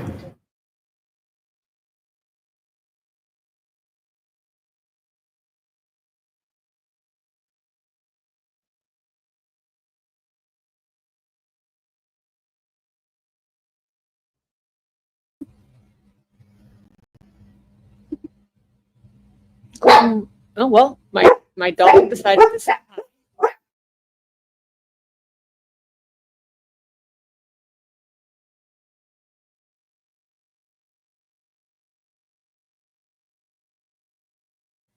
Sorry, the wind blew and my dog barked. And then the other dog barked, which made the other dog bark. So at least they didn't Hey. howl. Okay. Hey, Lucas. That's okay. I hear you. What do you got? I need to ask Burgess a few questions because I've been investigating this Lexus infotainment system. You want me to call him? I can call him for you. Yeah, give him a call and tell him Okay, he's hold a prick. Let me Basically, just call him up for you, find out what he needs. he's saying that the infotainment system gets its time when it syncs to a smartphone. And if I've got that wrong, please correct me. But that's what I understood he said. And I'm thinking, no, the two systems work completely independently of each other on a time basis. And so I did some investigating. I did a lot of Googling. I've been reading all kinds of shit while he's been talking. This is direct from Google, right? The Lexus infotainment system connects to smartphones primarily via Bluetooth for audio streaming, phone calls, and other features, including 70s porn. Including 70s porn? Is that 70s porn? No, I just add that. I added that. Oh bit for- man, it's like listening to our combos. just to keep Amy excited. Or through Apple CarPlay or Android Auto for more integrated functionality. Bluetooth pairing involves enabling Bluetooth on both the phone and the Lexus system, then selecting the desired device from the system's menu and following prompts. It's like reading off the back of a fucking cornflakes box to a 5-year-old. Right. Anyway, that's that bit. That's what I was understanding yesterday, is that the Bluetooth was one that was connecting to it, and that's actually pretty accurate compared to what he's talking about. Okay. So is that right? Am I right? Am I on the right angle of that? I wouldn't say you were incorrect, no. Okay. It depends which infotainment system you're talking about, but I'm just sticking to the Lexus one because that's what Karen's SUV was. However, time synchronization. Now, this is the crux of it. Lexus infotainment systems use a combination of GPS data and map data to automatically adjust the time. This allows the system to synchronize the time with the correct time zone and account for daylight saving time. You can also manually set the time in the system settings. And it goes on to describe the GPS and map data, automatic time adjustment, daylight saving time, and manual adjustment. So, I mean, I'm not an expert on how these fucking things work, but I do know certain things. And if you've got GPS installed on the vehicle, that's how it gets its time. Right. So that makes sense, because like when we're traveling, or here especially, like when we were traveling this and we switched over from Eastern to Central, it switched itself. Oh, I'm sure it did. I'm absolutely sure it did. I mean, like our iPhones do too. When we get off the airplane, it's already switched itself when I turn it back on. In certain cars, not all cars, but in certain cars, before they had GPS on board, they used to get the time from the radio, and the in-car clock used to set itself from the radio, which would be receiving signals no matter where it was. But that, like I say, not all cars. And where else am I? Right, and Melanie mentioned this, but she said that only one smartphone can connect at the same time to the infotainment system. But in the Lexus, Lexus infotainment systems can connect to multiple smartphones at the same time, but with some limitations. You can have multiple devices paired through Bluetooth, but you can only have 2 active phones, or you can only have 2 active for phone and media at once. You can switch between them as needed. Additionally, you can connect a second phone via USB while using wireless Android Auto, but you need to manually switch which device is active for Android Auto. Did her, and this is, I don't know, I'm asking you this, did her Lexus have Wi-Fi on it or no? Just bear with me.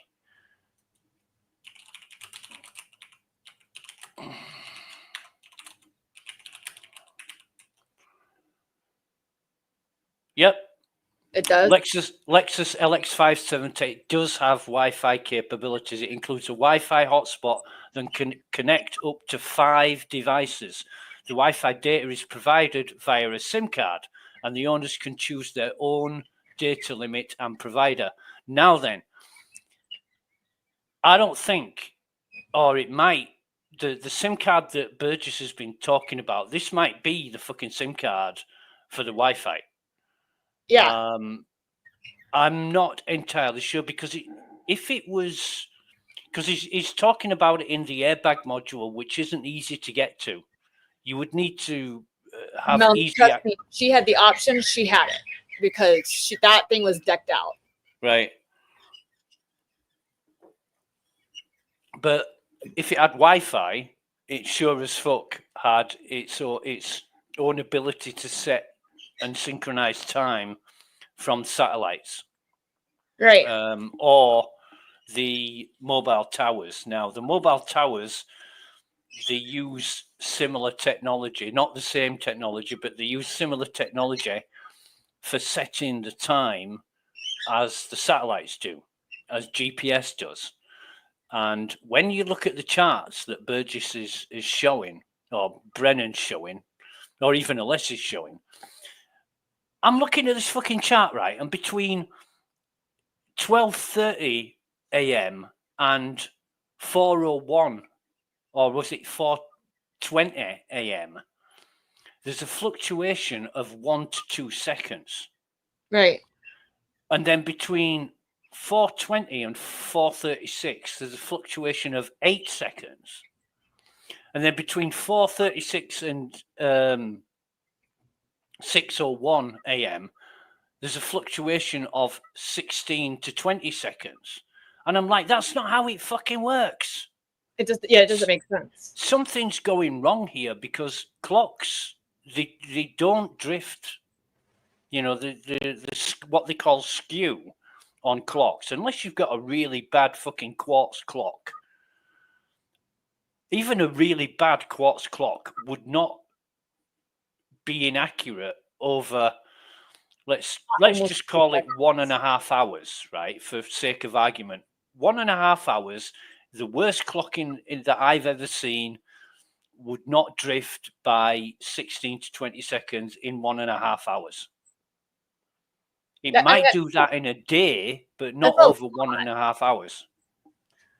Especially when the rest of the time it's been consistently 2 to 2 seconds, 2 seconds here or there or whatever. Exactly. So if it's been 1 to 2 seconds between 12:30 and 4:36 or 4:20, why would it then suddenly jump or skip or offset itself? And if it's doing that, how is it doing that? And how can you attribute that to time differences? Because he's not explaining how these time differences are happening and what he's doing to correct them, he can make it up as he likes. And that's exactly what he's doing. And that's what's annoying me. You might be seeing me typing in capitals sometime. I know hate corruption is getting a bit juicy when she sees me getting excited, but that, that happens. Well, Noodles told And me not to talk anymore because she wants you to fuck her to sleep. she wants me to fuck her to sleep. Talk her to sleep. I didn't say that word. I said talk.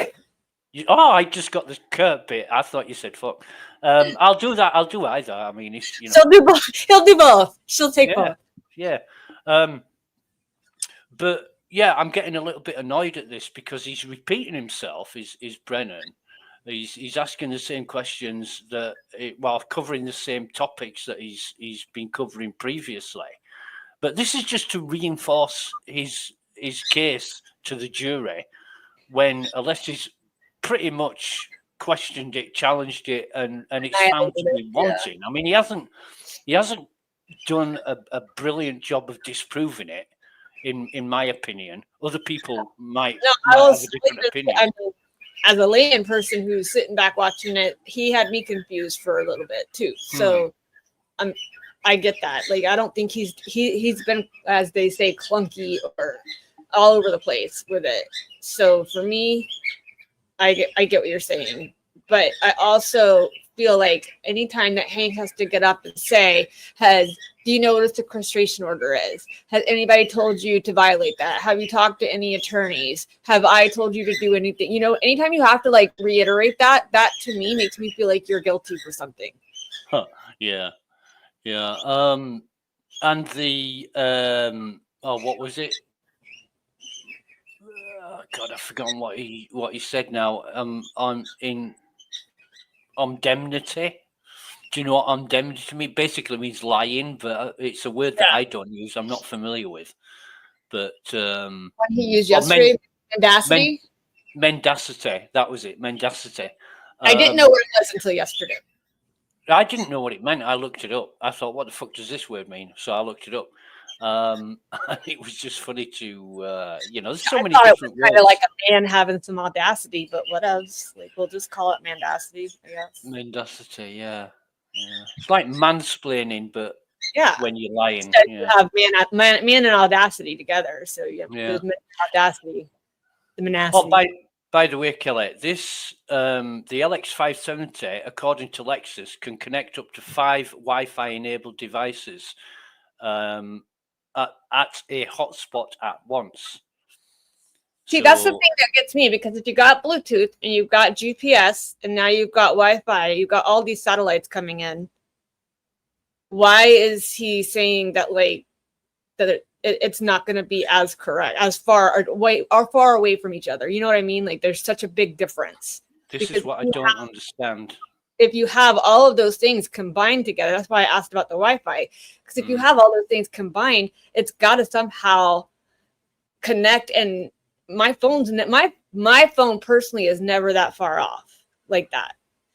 And when we were traveling from Florida to Memphis to St. Jude, it literally and we were in a Tesla, so we had the big screen or whatever. And no, we don't own it; we rented it. But so we rented the Tesla, and it switched itself right over. Like, as within a few minutes of us crossing the line, it switched itself.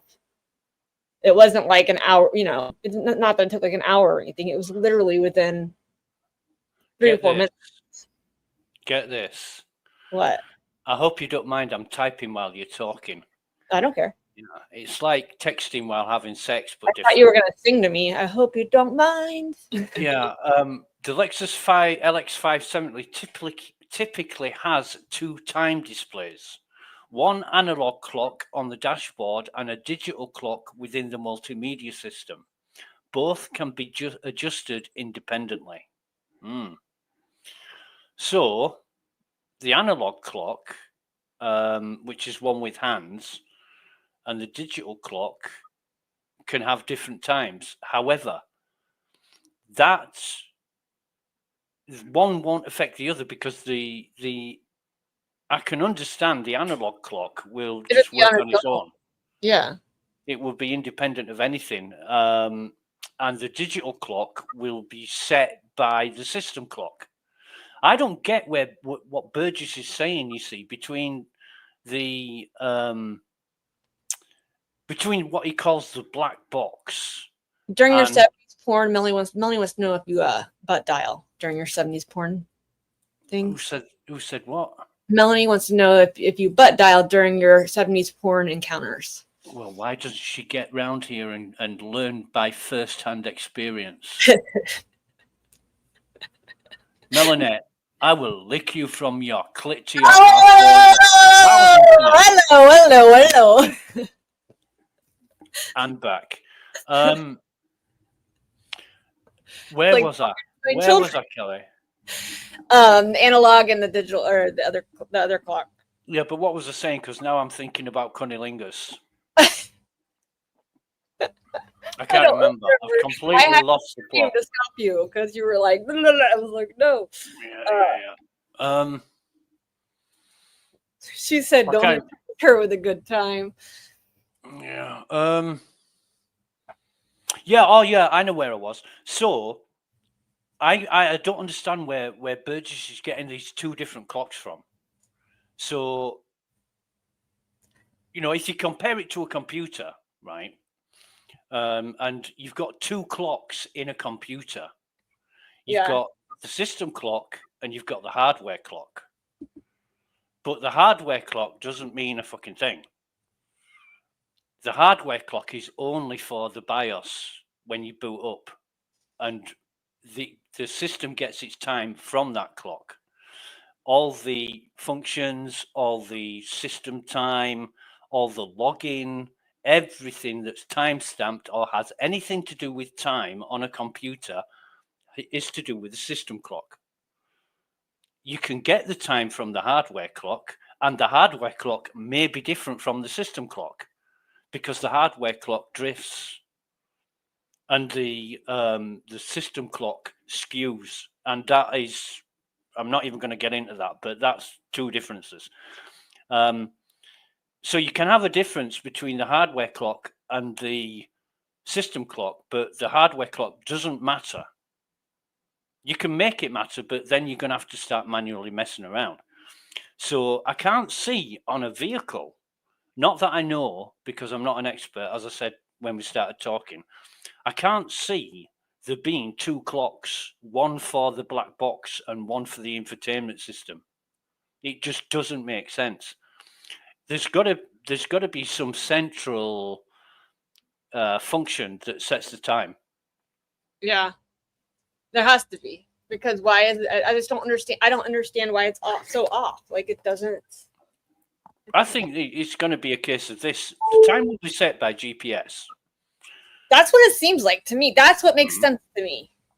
And that will be updated throughout the vehicle. What gives him the right as an expert, whatever, he's an expert, but what gives him the right to come in and say that they're misleading the jury by their reports? Like, and then that's where I got pissed. You saw me, Lucas. I was like, what the fuck? Because they need somebody from Lexus up there to tell them how it works. To say this is what it does, this is how it does it. And then, you won't get any more accurate information than that. Of course, the theory is, people aren't going to believe Burgess because he's paid by the CW, and the CW have a vested interest in putting Karen in jail no matter what. Right. So he can say whatever he likes, and he has been doing. I mean, I know there's things that he's come out with that don't make sense. Previously his report was based on megabytes versus megabits and etc. That's the thing, like, didn't make sense. Like that, and then the whole and like Amy said, you don't have to have a bachelor's degree or even an education in something to be good at it. I mean, you've got, people can be an expert at something because they've worked at it enough, certifications, things like that. You don't have to have these main degrees, but don't lie about your degree to get a job, to become it. And then you have, they found a whole nother CV. Aiden released a whole other CV today that had a whole more dates. Yeah, so he has all these CVs everywhere. and that are showing up. And I don't care if he gave the one to the Commonwealth that says he's pursuing. He can't remember if he's pursuing it in 2017 or 2024. And then they're like, oh, well, it's because he put expected date to graduate in LinkedIn. That doesn't matter to me. Like, all of that stuff is shady shit. And that stuff is what me as a juror would look at first. Before I wouldn't even listen to what he's saying now. I would have been gone after all that. For me, looking at it professionally, if I had been, say, somebody who'd been affected badly by the results of an investigation by Shannon Burgess, I might be thinking that his investigation was completely fabricated now. Yeah. On the other hand, if I was a company, say, I don't know, insurance company or indemnity company or anybody who's relied on his results of his investigation, I might be thinking, oh God, how many fucking lawsuits am I going to face now? Right. And that Because was he brought up was involved. yesterday. I don't remember which show I was watching. Maybe it was Better Row, but they were saying how they're going to have to contact all of the companies that he has been an expert for, that he has turned in a CV, and even insurance companies, because they're going to have to investigate all of those things to make sure that they didn't put somebody in jail based off of his wrong information, or pay out money for the insurance companies for all this information that he's gotten wrong. I think, yeah, I watched in fact, I watched a lot of Young Jerks with Mark Bedrow on last night, and I think, yeah, he mentioned insurance companies. Yeah. But also people. Say again, Kelly. I said, I think it was Better who said it, that they would have, just because of his CV being wrong, they're going to have to contact all of these people behind this to make sure that they know that they can get the investigation that they need done to make sure it's right. Yeah, he mentioned criminal proceedings as well, where Burgess has been a witness in trials. You know, how many of those have been affected by questionable expertise? This is the only trial he's ever did a supplemental report to in the middle of trial after they had their timeline blown up. Like, I was just reaching for the sick bag when Brennan's like, "Did we speak on May the 7th?" And Burgess said yes. Which is he lied to the court because he said it was May 8th and he was surprised. Whatever, you know. And I'm thinking, well, this isn't scripted. You haven't obviously got together and discussed what questions and answers. They did. It's quite obvious. It's really obvious. The whole thing is obvious because everything they're going over right now. Like and if he says sure before he answers something again, oh my God. Do you notice he says that? Say again. Every time he's asked a question by Tank, he'll go sure, and then he'll answer the question. Sure. And then he'll answer. And I'm like, shut up. Stop saying sure. Sure, right. It's like I can't say I've ever noticed that he does that, but Noodles, put it on mute. Stop complaining.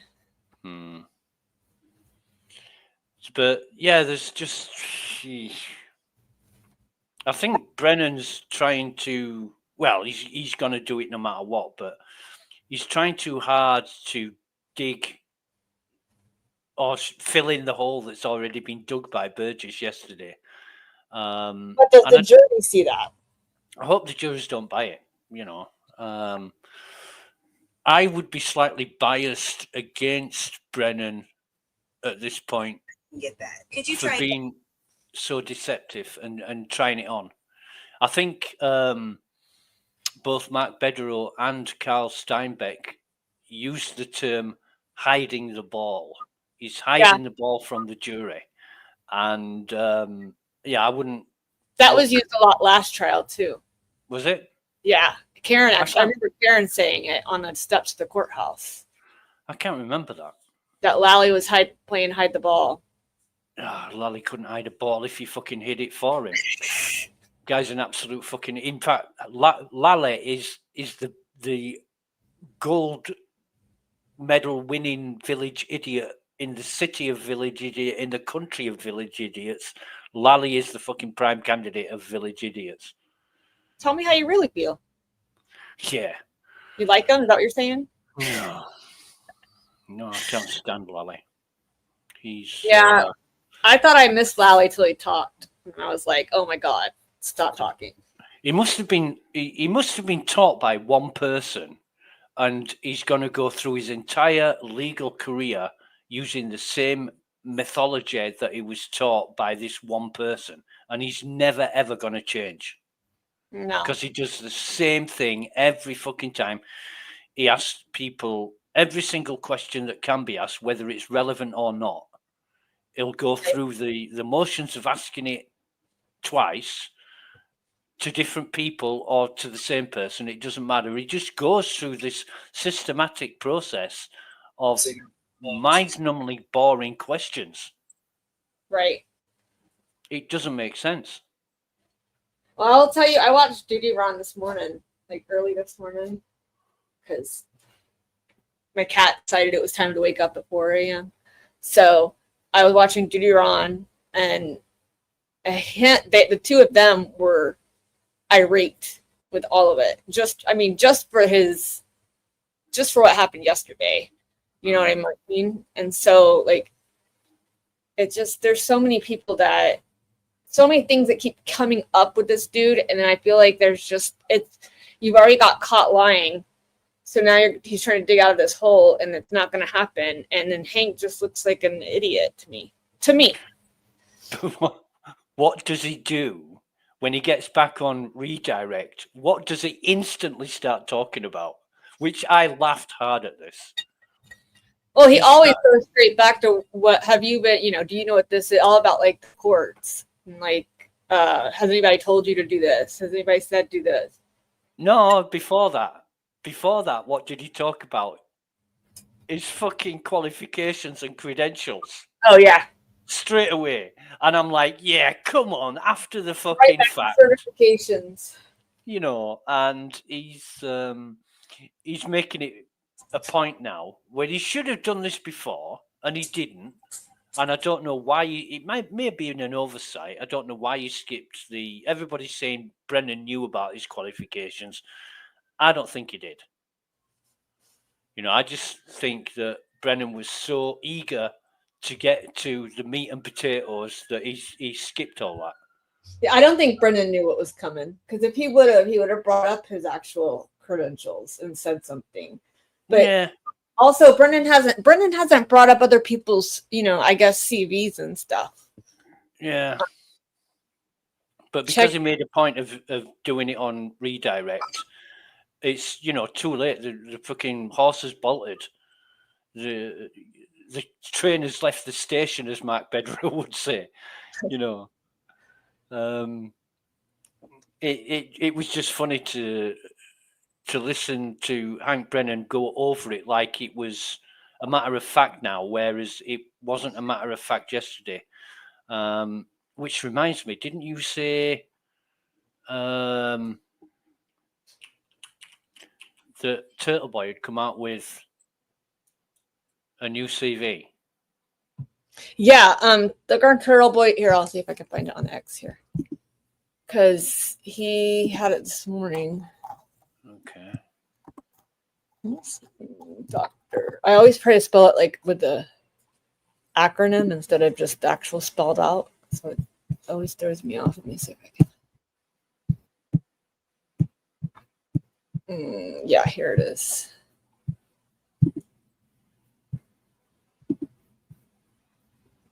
Presents Swiss Karim. So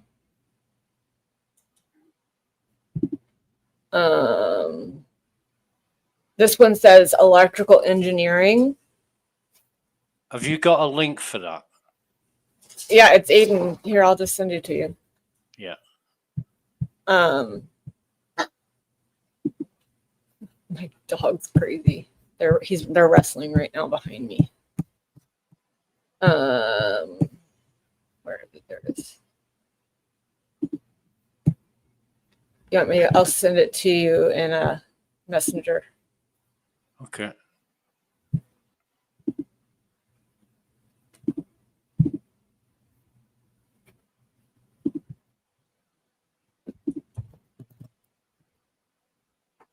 There you go. So it says that he has an associate's degree in computer networking, attended majoring in electrical engineering at University of Alabama, Huntsville, which before it was Birmingham, right? Yep, Birmingham. So now it's Huntsville, and then there's he also went to Wallace State Community College in Hanceville, which is where he graduated high school too. And then he said that he's listed on the bachelor's for general studies.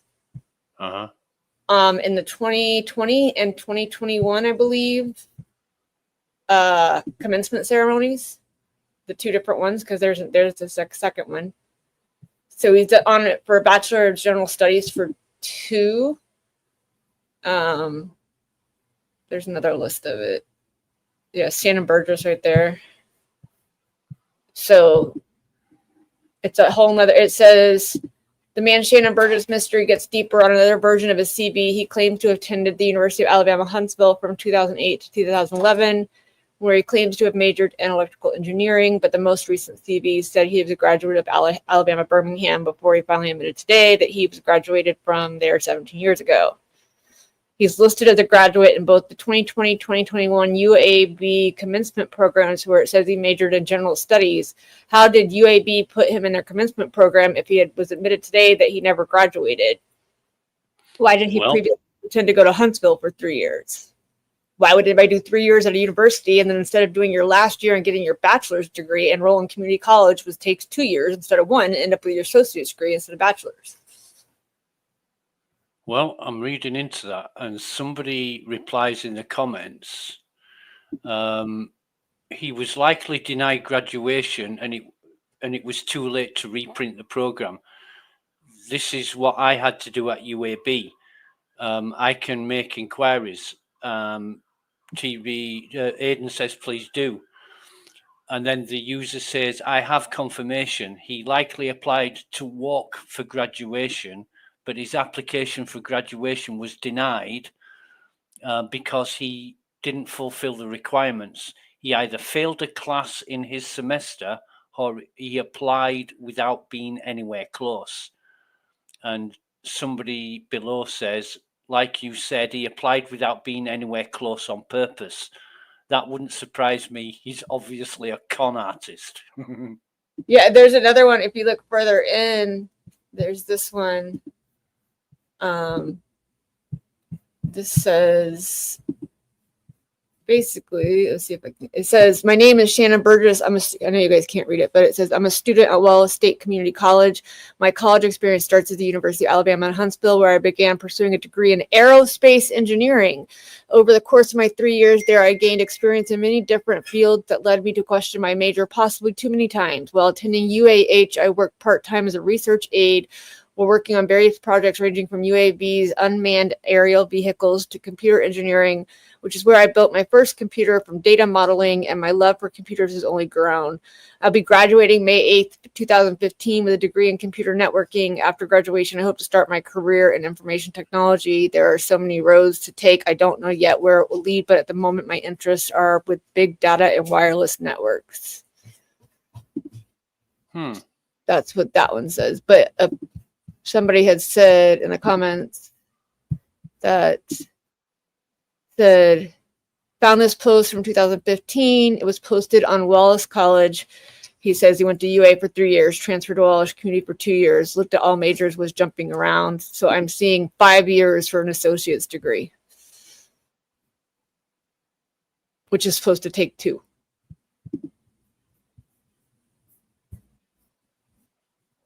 Yeah. Someone said, do you mind if I use this in something I'm putting together for Mr. Not an Expert? If you look, I posted a link to his CV on the Aperture website yesterday. And if you look on that, it says not for experts. All of them say that, though. I went and looked. And I'm thinking, well, why are you an expert witness Well, if you when you go to the Aperture website, so I went to Aperture and looked because I wanted to make sure because everybody kept saying that as well. yeah, yeah. When you go to Aperture website, the Aperture, when you go to their website and you look,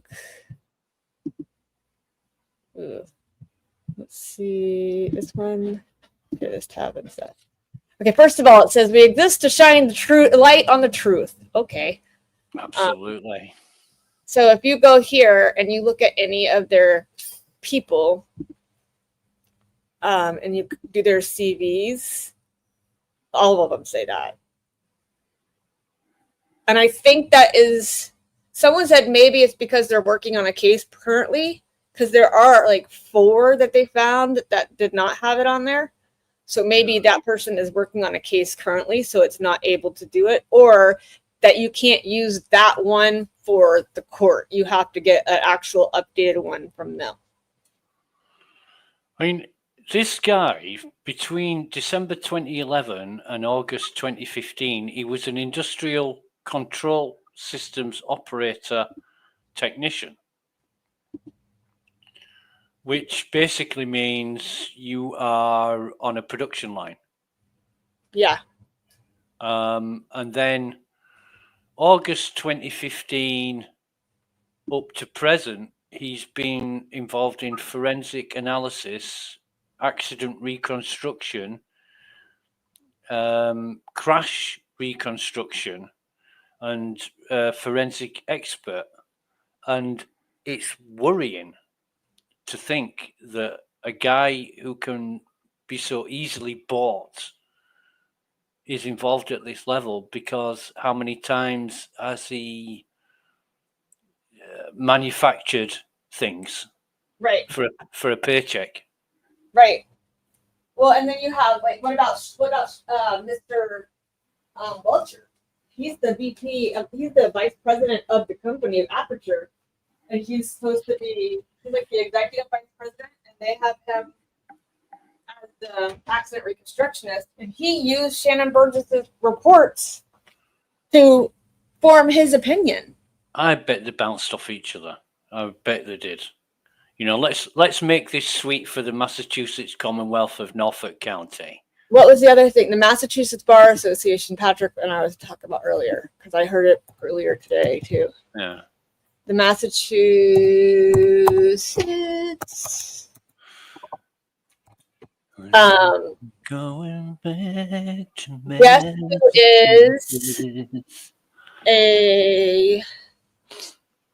I watched an interview on the Bee Gees about that song, and they said it was supposed to be about New York Harbor, but New York didn't fit and Massachusetts did. I grew up, my mama loved the Bee Gees. I listened to that my whole life. Like, I remember the whole CD driving home. So Aperture just last week, believe, just last week, hosted the Massachusetts Bar Association thing. So I'm trying to find it.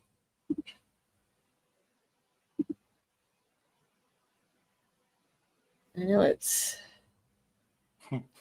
Brennan mentions Bill Gates, Steve Jobs, and Oprah Winfrey. When Oprah went for the chat, I was like, "Are we serious right now?" I don't care. I don't even like Oprah Winfrey. You know, never watched her on. I used to go out with a girl who never missed a show, and then after she'd watched it, she'd want to talk to me about it, and I'm like, I need to find myself another girl.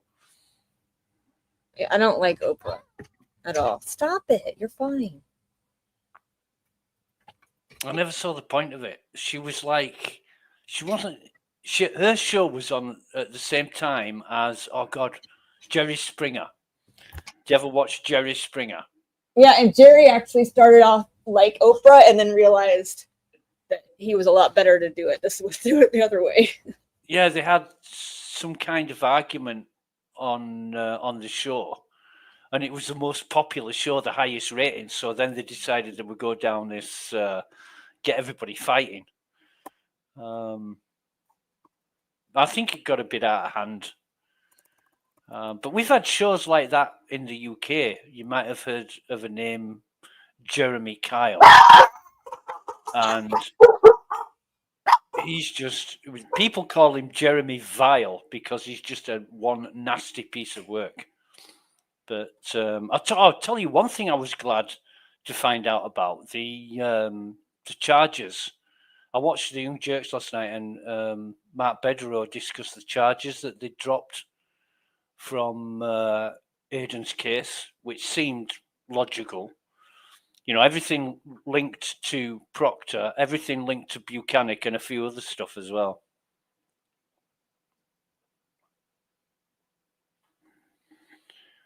But, yeah, I'm just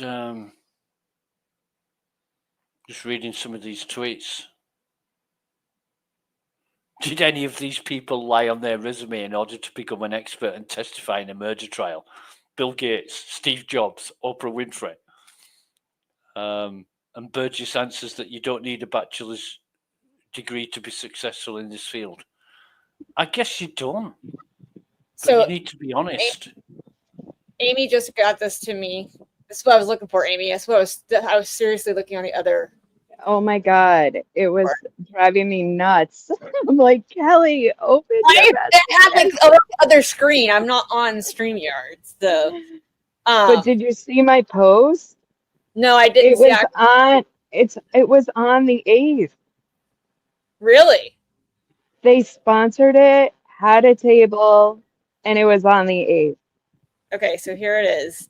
I know you guys can't see it. There's but a link too in the comments. It says, "Are we surprised? Nope. This is exactly what I expect to see." It was Aperture was a sponsor for Massachusetts Bar Association for 225. Let's see. You said there's a link in here. There it is.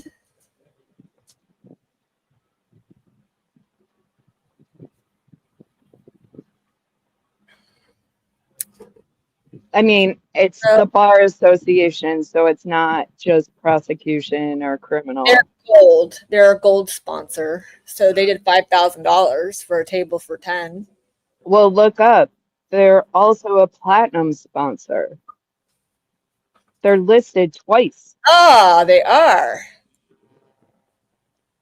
See, I was just looking at the one. Okay, now I'm looking at all of them, making sure that they. Isn't that crazy? They're gold and platinum, so that means they spent $7,500. $7,500. But it's also the same day the report's in question. Right, which is the day that he received the report. Right. Yeah, that don't look odd at all. No. What say you, Lucas? Sorry, what were we talking about? I was reading something. Oh, Aperture. Here we go. Aperture being sponsors of the Massachusetts Bar Association. Yes, on the 8th of this year. I would probably say They were a platinum and a gold sponsor. Yeah. But Lucas, they're a Texas-based company. But from what I understand, they did open an office in Boston area. All right, then that makes sense. Nobody has told me that. They said there's a California and sorry, what? Grandma Sue's told me that the other day because I had said to her that I had told her that because they were asking about, somebody was asking about Aperture, and she said something because she works in like that area. And I said, Aperture is not really a company. It's a place where like all these experts it's kind of like a one-stop shop. You know what I mean? You can go in and pick the one you want. She said, I know, that's what their base is. She said they just opened a Boston office. She didn't tell me that. So. Not that I talked to her, but when she reposted it, she didn't say that. That's funny. I'll see if I can find it. thought that was very convenient that it was the same day. Aperture. I bet you none of ARCA have lied on the CVs to get a job. Fuck no. You know, that's the difference. I don't care how many offices they've got or how well people know them. I've never heard of ARCA or Aperture before this trial. Here's the thing. I So don't give a fuck if you're lying about, I mean, if you don't have, a degree in whatever you're an expert in, but don't lie about it. right here it says Aperture is a national portfolio of best-in-class forensic expert companies. Boston, 2 Lakeshore Center, Suite 120, Bridgewater, Mass.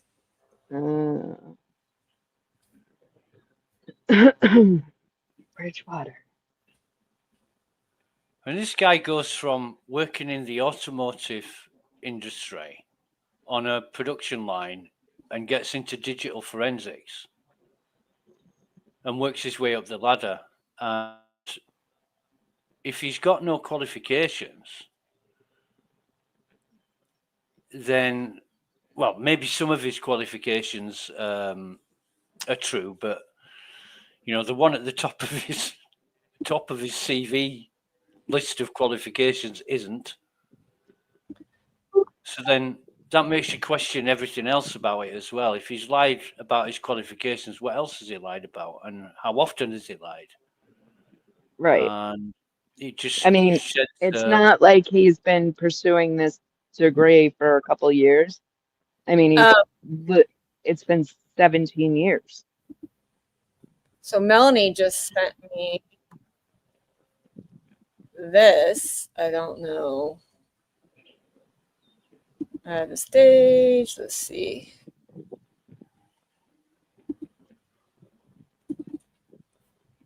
There we go. Did he ever get fired? So apparently, now I'm like hitting buttons and I'm not supposed to. This is a podcast with Shannon Burgess from Aperture. And it's Fascinating World of Vehicle Digital Forensics with Shannon, a seasoned expert with Aperture with nearly a decade of experience in recovering and analyzing data from the complex systems, including fire damage devices, modern vehicles. Shannon brings unique insights into this rapidly growing field.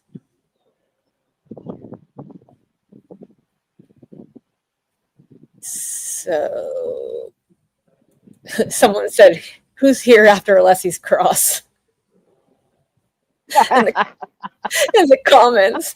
Who says this might be gone after Alessi's cross today? That's well, I you know how many people went to LinkedIn yesterday to update their shit? Oh yeah. Well, and everyone was like, "Oh my gosh, Karen Reed hasn't updated hers." I'm like, Karen isn't working. Why would she? I haven't updated mine either. I don't work. Well, that's one of the sites it always drove me nuts, and every time I'd make an account, I'd delete it a week later. There's something about that site that drives me insane. The only thing, I'll send this to you if you want it. I don't know if you do or not. I'll put it in the. Thank you, Melanie, for sending that. What was I gonna say? Oh, the only thing like with that one, I had it because they made me get it for when I was selling insurance, and I was like, okay, well, I quit selling insurance like 2 months later because I sucked at it, and so they had me. I had it up, but I had it deactivated, and then I had it. I reactivated it only because I was using it to do sleuthing. When you're sleuthing, sometimes you have to use LinkedIn. I know. It's so what right when I get to LinkedIn though, I'm like, All right, you have to be on somewhere else. You have to be. Sometimes there's some people when you need to message them, they're only on LinkedIn. That you know they'll get it. So that is why I did it. Do you think we'll get to the next guy? I think we're gonna be here. Yeah, I think Alessi will do a brief recross, and then we'll be on to the next witness. He'll get up there and be like, "Your name is Shannon with one N." Okay, thank you very much. Is that how it goes?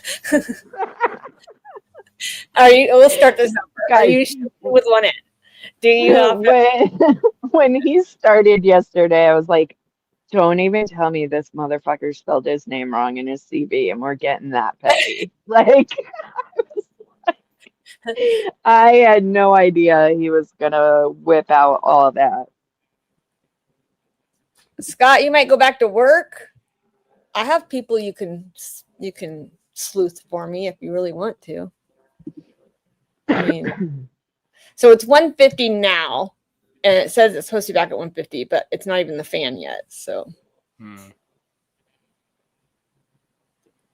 I wish I could work. Honestly, I worked up until Liam was 3. Once he was diagnosed with autism, and then after that, he was diagnosed with cancer. It was no more Did they work. pay you in Florida to be his caregiver or no? Not to be his caregiver, no. We're You one of the know, only that don't. Oh, really? I thought Colorado was like one of the only ones that did. I thought there's not many. Yeah, California does. If you live in California, they definitely pay you to take care of your child. Now he has SSI disability through Social Security that we get monthly, and then he has, which gives him disability Medicaid. Right. And then so he won't lose his Medicaid compared to like the other kids and stuff. And then with they also pay, like Medicaid pays, because so he's potty trained and he, except for completely at night, he's not, but he's working on it. But also that's a problem too, because when he gets up, he's awake and then he starts doing stuff when he's by himself. So things like, toilets have to be pulled, because my husband had to pull the toilet twice in the last 3 weeks because he was up in the middle of the night putting stuff down the toilet. So I feel like that's any boy. it's so hard sometimes though, because he's as tall as I am, and when I see him doing that stuff, I'm like, you're not little, like you're 11, stop it. But I have to realize that he's not technically 11. He is, but not mentally. So but he's so much fun. He makes me laugh even when the days I go crazy and he yells at me, or if he ever tells you to go take a bubble bath with a bar of soap and shampoo, that's pretty much him telling you fuck off. So, yeah. That is Liam's fuck you. Because I will say something and he don't want it, and he'll go, you go take a bubble bath. And I said, don't threaten me with a good time, because I will. And then that's where Noodles got it. And then he'll say, with a bar soap and shampoo. And I'm like, okay, keep adding to it. What else do I need? Do I need soap? Salt. What else do I need? Yeah, he's fun. I mean, you guys hear his laugh. I just don't even try to stop him now, because I'm already set up out here. I'm not going to try to move everything to the bedroom whenever he gets home. So I just let him go, and he just cracks himself up. He thinks everything's Melanie, I love Liam. His laugh, honestly, you guys hear him. I always feel bad because he's like laughing over, like yesterday he was laughing over Lucas. I felt bad, but if you guys saw him, he will watch videos of himself and laugh. Oh, I love that. So he's fun. Although you guys might see me lose my shit this coming week because they're gonna be out of school and I'm gonna lose my mind. I hate that. I hate Coffin Duffer. Jesus. What did she say? He annoys the crap out me. I should block her. I should block all the tweets because I muted her. it's just nuts. It says Karen Reed said she didn't reverse her vehicle, but the vehicle data says otherwise, and that's based on a timestamp that's highly questionable. And A guy who has not a very good resume because he's questionable at that. I don't care. They can say what they like. They have said whatever suits the story they want to tell, and you know the question is all about whether the accident actually happened, and I don't think it did. I don't think the sequence of events makes sense. Certainly no big pieces of red taillight were found on the lawn before they had Karen's SUV in the garage. Not only that, there's how many pieces of taillight? 46? Only 23 made the taillight reconstruction. They found them over what, 3 weeks or something stupid? Yeah, but only 23 pieces actually made the whole taillight. They still had over half left. So why'd they have all that? And I got that from Andrea Burkhart. So I don't agree with the video of Karen leaving One Meadows, and you get a really good view of the tail light, and they're saying that there's a small white bit. Well, that's not, the way that you're showing it was broken. The whole fucking tail light was broken apart from one small piece, and the rest of it was shattered. And that's not what you see in that video of Karen leaving One Meadows. Nope. And it's their red LED lights, so they would not be white. They would be black. Yeah, they would. They would be, well, I've watched, I forget the name of the guy, but I watched the guy on YouTube who actually bought the LX570 taillights and tested them. Very close up. If you get really close to them, they are that intense that they can look a little bit on the white side, but they're more orange than red.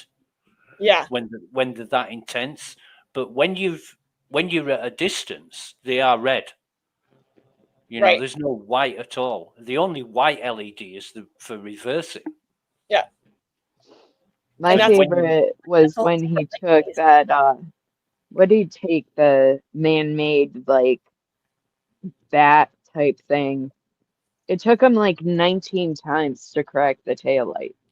We may have to play that today, Amy. It was like because that's my biggest thing. It's like first of all, if the car hit John, he wouldn't be dead. Second, there's no way the taillight would be like the way I say he hit him with his arm. Yeah. Yeah. There's no other part of his body. There's no other bruising. There's nothing, no impact site. Yeah, Dr. Scardi Bello said that she examined his torso and ribs, and there was no damage. And the torso and legs. The only rib that was broken was because of resuscitation. Yeah. Right. And bumper bruises. Like there were no bumper bruises. Yeah. The defense has another ME coming in to testify as well. Brennan made a point of, there was a mark on his knee. And she said, well, yeah, that could have been caused by rolling him over or sitting on him to do CPR and stuff like that, I thought that was... He had, what do you call it? Not an IV. They call it something else, but he had one in each knee. Yeah, it was the life-saving for the Lucas machine, or for the Lucas machine, I think it was. No, Lucas machine. Yeah. The Lucas machine's the pumper. I know what you're talking about. It's to warm him up for the warm water to go through. Right. And the ME last year, the one the defense had last year said that there was like a little mark on his knee and that's what it was from. And, when you look at the pictures, you're like, oh, yeah. Yeah, it's like a pick line thing or whatever. But so the lawyer, just posted, he hasn't posted it all today. I've been watching to see if he's posted. So this is his first one. He says, did Bill Gates or Oprah ever put on a resume that they graduated from college that hadn't graduated from? He said it over and over. It's not that you could be an expert with an A. You can't be an expert with an AA. It's that you can't lie about your credentials. Yeah, these people, like, that's the thing. Nobody cares about that. It's the point that he's freaking lying. And like I said, I could see if it was like 2 years ago and he hadn't updated anything. We're talking this thing's been floating around for 17 years that he's pursuing a degree, and then come to find out they don't even offer that degree. Right? That was the best part. Like, what the fuck? Yeah. I've known people get caught out with that before. I once worked at a company where and by the way, Spanky lied. Oprah did have a bachelor's degree. Yeah, Oprah's got degrees, but I once worked at a company where a guy applied for a job and he said he'd got a certain degree from Liverpool University. Oh dear, the managing director went to Liverpool University, and that degree wasn't on the roster. So he knew the guy was like, Oh, God. you know, so I would apparently never even think to do that. I can't even, it was so many years ago, but the thing that the guy said he had from Liverpool University, there was only 5 or 6 universities in the country that did that subject, and Liverpool wasn't one of them.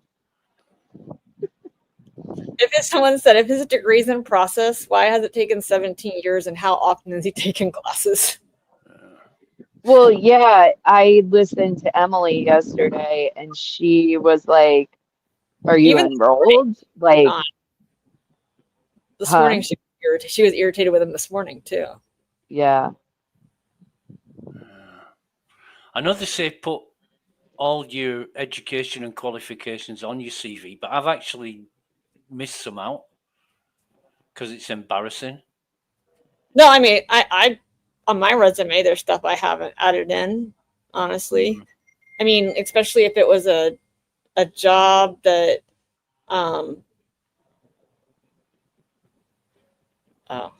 a job that I, was only at for a couple weeks or was nothing, that I even felt like I was good at. I'm not going to put that on my resume and tell people I did that. I don't want them to call that. But, and also the other thing is my ex-husband, and so I've been married 13 years as of yesterday to my husband now, but my prior marriage was Happy anniversary. Thank you. My prior marriage was 13 years, my ex-husband. And we moved every 3 years at the Coast Guard. So I constantly had short jobs, you know what I mean? Mm-hmm. And when resumes and you give them and you're working like considerable jobs like for a long period of time, they look at it like, why are you changing jobs every 2 years? And that became frustrating to explain to people. And then you tell them you're a military family and they don't want to hire you then either because you're a military family and you might end up leaving. So it's kind of a circle you get stuck in.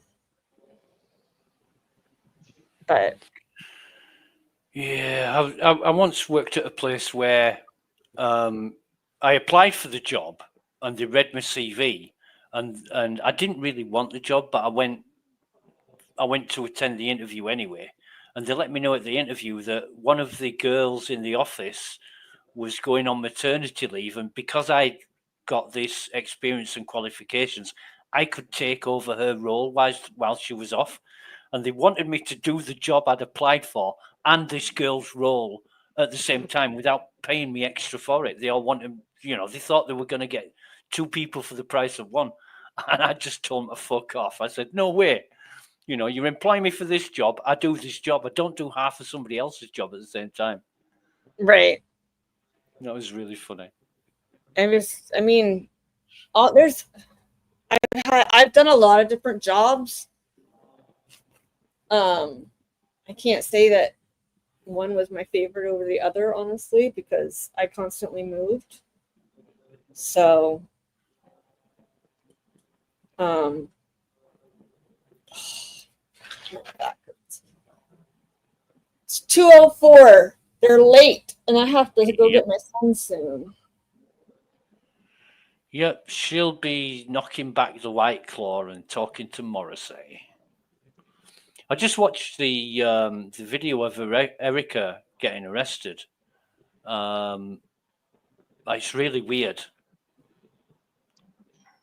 It was.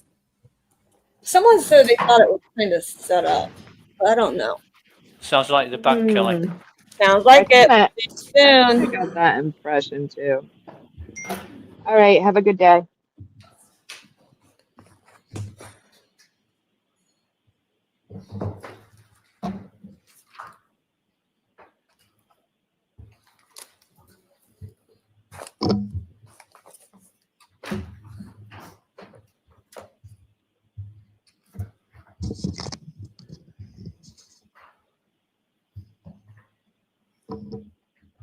Put it back in session. You may be seated. All right, Mr. Brennan, whenever you're ready. Thank you.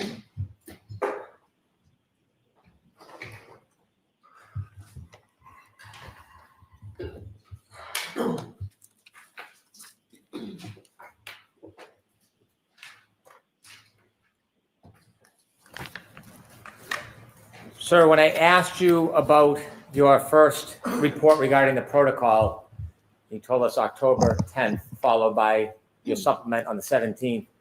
You did not remember the day that you first received any information offered by Mr. DeSorga. Is there a document that may refresh your memory? Yes, there is. May I approach? Yes. Thank you.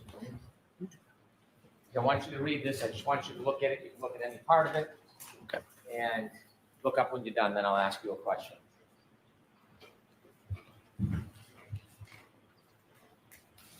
Okay.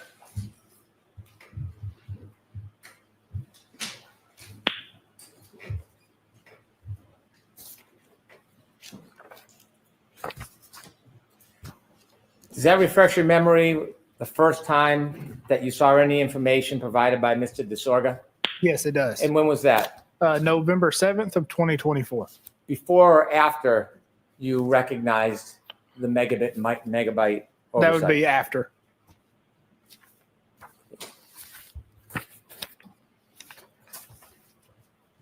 I want to go back to where we were at before we went to lunch.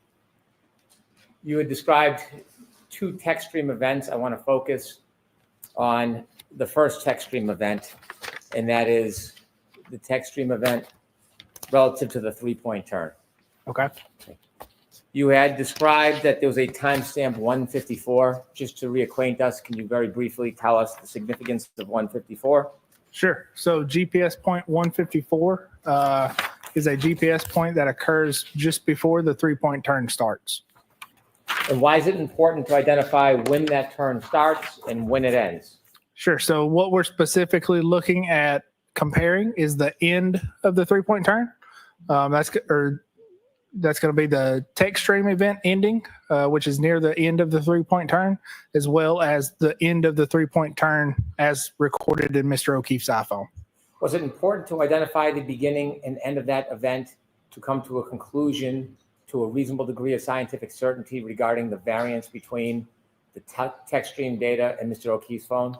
Yes, there was. So we can't say, we can pinpoint approximately when the three-point turn ends based on the GPS data. But best practice would be to use a range of time. So the range we're using is the time that the three-point turn starts to the time that the three-point turn ends.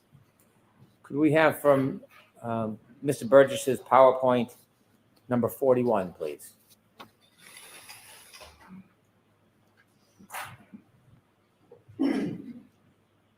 Is this part of your presentation helpful in explaining the beginning and end point of that three-point turn? It does. It does. So if you recall yesterday, the first heading change from a general north heading depicted by that green shading circle. Could you use your pointer, please? Sure, yes. Ms. Gilman, can you enlarge just a little bit? So again, so this green circle is going to be the center of this circle is going to be the GPS point itself. That's going to be centered on the horizontal radius, which is the accuracy. So the green circle represents the 16-foot accuracy zone. The black arrow coming off in a northwestern direction is going to be the heading for that point. And then again, the yellow is going to be the approximately 8 seconds later when the heading changes again in a southerly direction. And then the GPS points after that also continue south with increasing speed. What part of the 3-point turn event does the green circle signify? Sure. So that's going to be the approximate beginning of the 3-point turn. And that time? That's going to be 12:23:59. The yellow circle, what part of the 3-point turn does that indicate? Sure. So that's going to be approximately the end of the 3-point turn. And that time is going to be 12:24:07. Is there any correlation between the times in the green, the time difference between the green and yellow circle and the range you ultimately arrive at as far as the synchronization variance? Yes. So that is what determines that range of 21 to 29 seconds. This illustration or diagram where you've put the green circle, is that based on actual data? Yes, that is based on actual data recorded by Mr. O'Keefe's iPhone. That data, is it accurately reflected in this diagram? Yes, it is. So again, the GPS point that is recorded within the iPhone, every point has a horizontal accuracy. And again, that horizontal accuracy is depicted by the green circle. Is that level of precision used when you create this diagram? Yes, it is. The yellow circle, is that specifically reflected in the data or is that an estimate? Sure. So that's specifically reflected in the data. So that is another GPS position that has been recorded by the iPhone. Again, with a horizontal accuracy, a timestamp, and a speed and heading. How about the orange circles? So the orange circles are are portions of the GPS positions leading up to this event. So if we went back one slide, you would see, it would zoom out, obviously, so a little bit harder to see. But essentially what we've done is I've removed the other orange circles representing GPS points heading north and the GPS points heading south after the 3-point turn. And I've just removed those for clarity to kind of clean up the map so it's easier to read. On the left, text stream 11621. Remind us again where that information comes from? Sure. So that's the text stream. That's the end of the text stream event for the 3-point turn. And that is based on the infotainment clock as well as that running timer from the airbag control module. Does this diagram reflect the data that you reviewed to a reasonable degree of scientific certainty? Yes, it does. In breaking down this timestamp 154 and getting into the minute detail of when it started and ended, one of your charts, does it also show it numerically? Yes, it does. Can we have number 40, please? Before we discuss this again, where did you get the information to put in this chart? Sure. So this is coming from Mr. O'Keefe's iPhone. Specifically, it's coming from a SQLite database that is recording locations as he's using the Waze app to navigate. Is the information in this chalk or diagram directly from the data? It is directly from the data. Is this accurate to a reasonable degree of scientific certainty? Yes, it is. If we could zoom in just a little, we'll have to go left to right, Ms. Gilman. Let's start with the left. Timestamp 154. At what point in that 3-point turn does 154 represent on the left? Yeah. So timestamp 12:23:58 or GPS point 154 is approximately 1 second before we see the heading change. If we could zoom out just a little bit. A little bit more.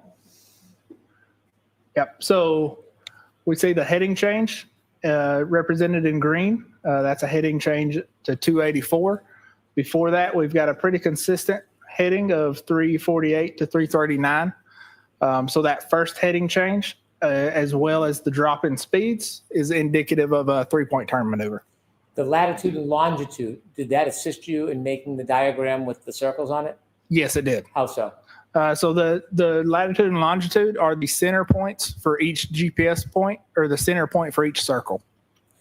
There's a green highlighted row and an orange highlighted row. What's the difference between the two? Sure. So the green highlighted row is, again, the beginning, the approximate beginning of the 3-point turn. And the orange or the yellow is the approximate end of the 3-point turn. And the time between the green and the orange lines? Approximately 8 seconds. Is that consistent with the range that you've shown for synchronization? Yes, it is. Point 21 or plus 21 and plus 29? Yes, it is. The inevitable variance that you found between the text stream data and between Mr. O'Keefe's cell phone, could you share with us to a reasonable degree of scientific certainty what that variance is? Objection, Your Honor. Sustained. Do you have an opinion about the time range in the synchronization between Mr. O'Keefe's cell phone data and the Lexus clock that shows the text stream data to a reasonable degree of scientific certainty? Objection, Your Honor. I appreciate an approach at the appropriate time. Okay, so answer that question, yes or no. Sure. So yes, I can. So I'll see you inside, Mr. Wilson. Thank you, Your Honor.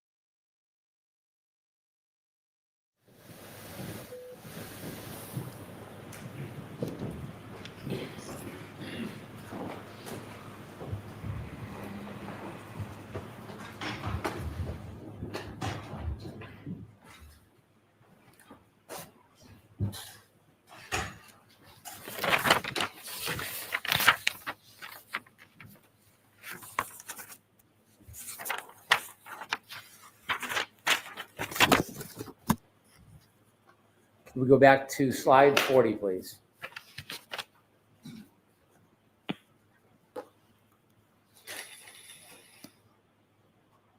In reaching your conclusion about the variance between the defendant's Lexus as contained in the text stream as it relates to Mr. O'Keefe's iPhone, was stamp 154, timestamp 154, part of your analysis?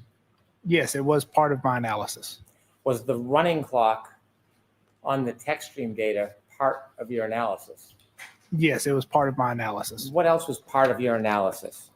Sure. So in addition to the location data, including the GPS 154, that would be the running clock for the text stream data, as well as the infotainment clock from the Lexus.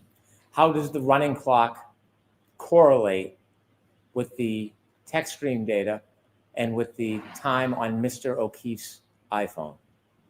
Sure. So they correlate. So the running clock and the infotainment clock are used to create that timestamp for the text stream events 1 and 2.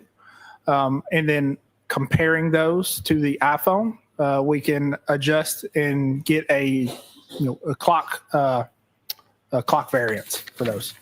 Did you come to a conclusion to a reasonable degree of scientific certainty about the variance range between the defendant's Lexus and its clock system and Mr. O'Keefe's phone? Yes, I did. And to a reasonable degree of scientific certainty, what is that variance that is needed to identify for synchronization? Oh. That is 21 to 29 seconds.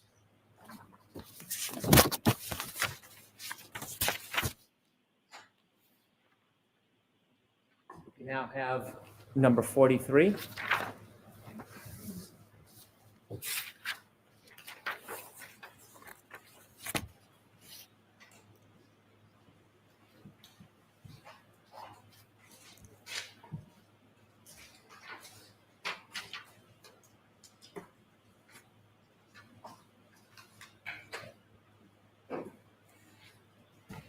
Did you create this diagram?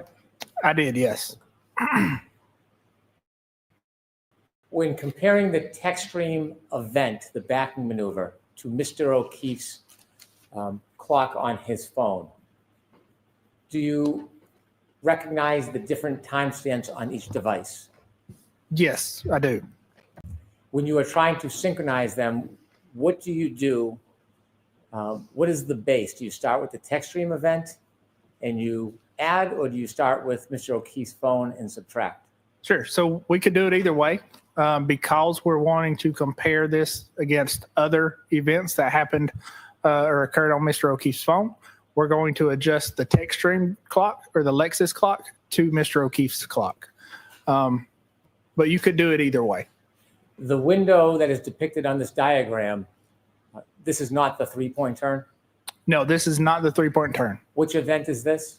This is going to be the backing maneuver. The green, what does that green depict? Sure. So the green depicts the range of time that this text stream event ended.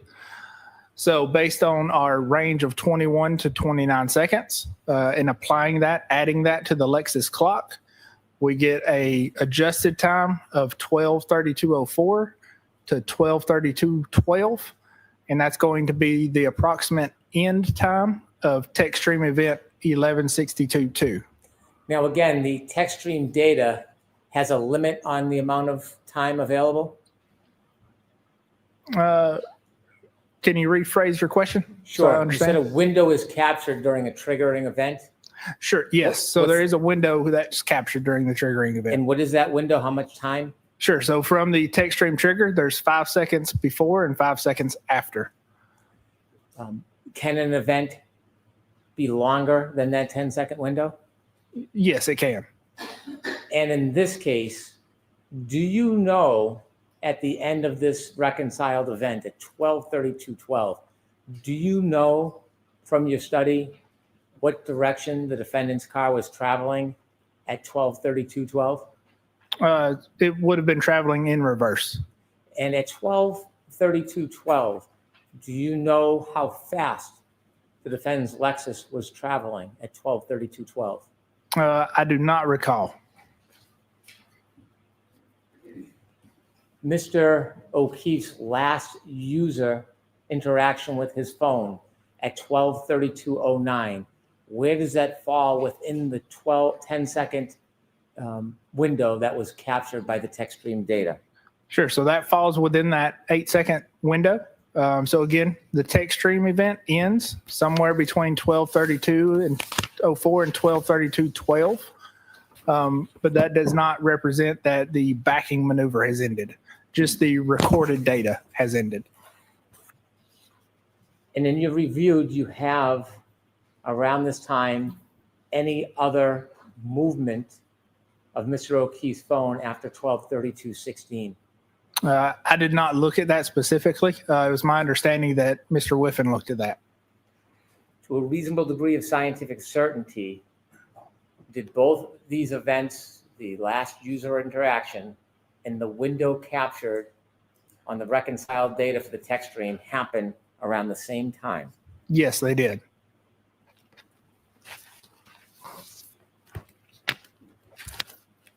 I have no further questions. Or I can approach later or now. So we can approach again.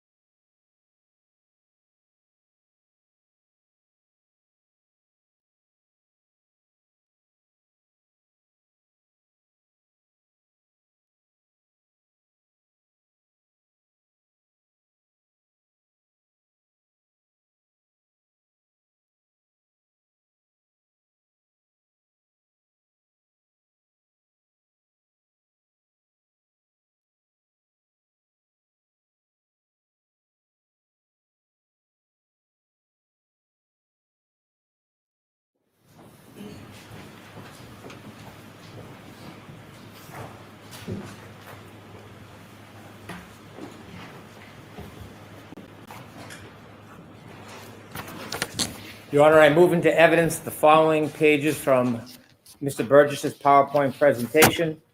Move into evidence page 41. I move into evidence page 40. And I move into evidence page 43. Okay, allowed.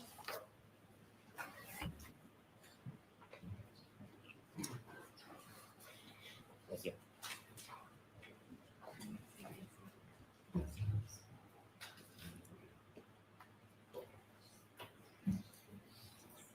I have no further questions. Right.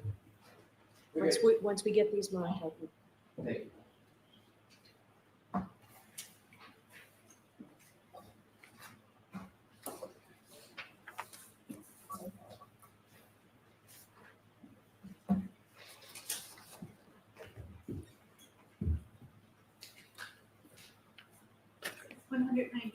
A, B, and C.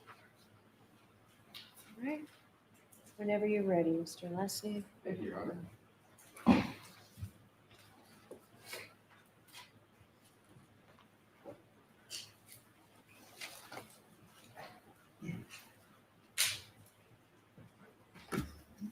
May I, Your Honor? Yes. Thank you.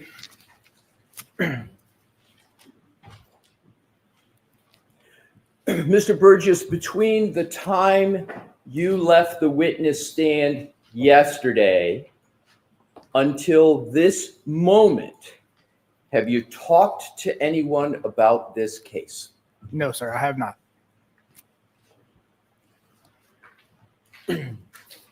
Has a filing ever been made in any court in which your educational background has been misrepresented? No, not that I'm aware of. Pardon me? Not that I'm aware of.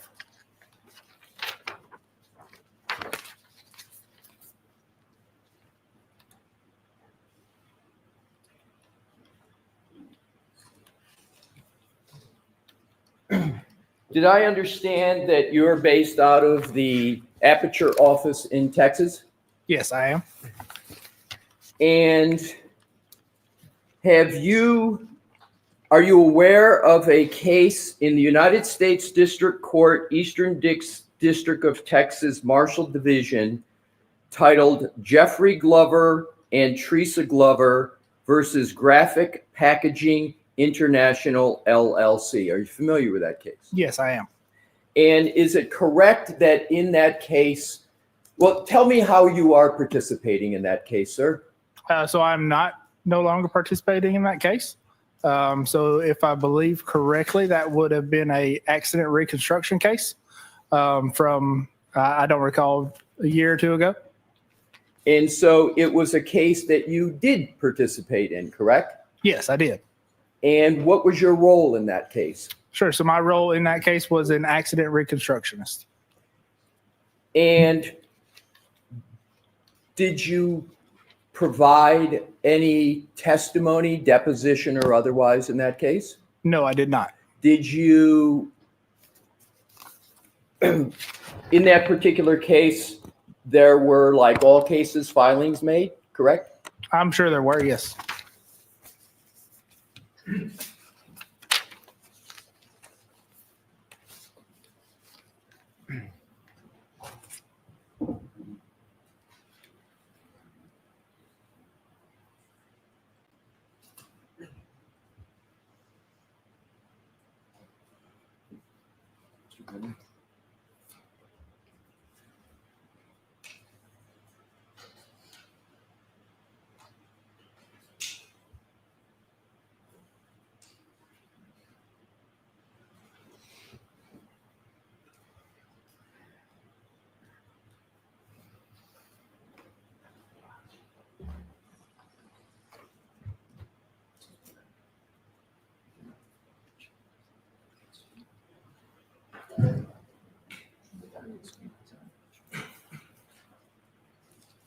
May I approach, Your Honor? Yes.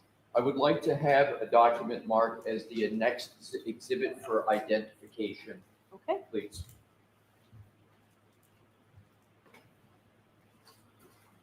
Exhibit EEE for ID.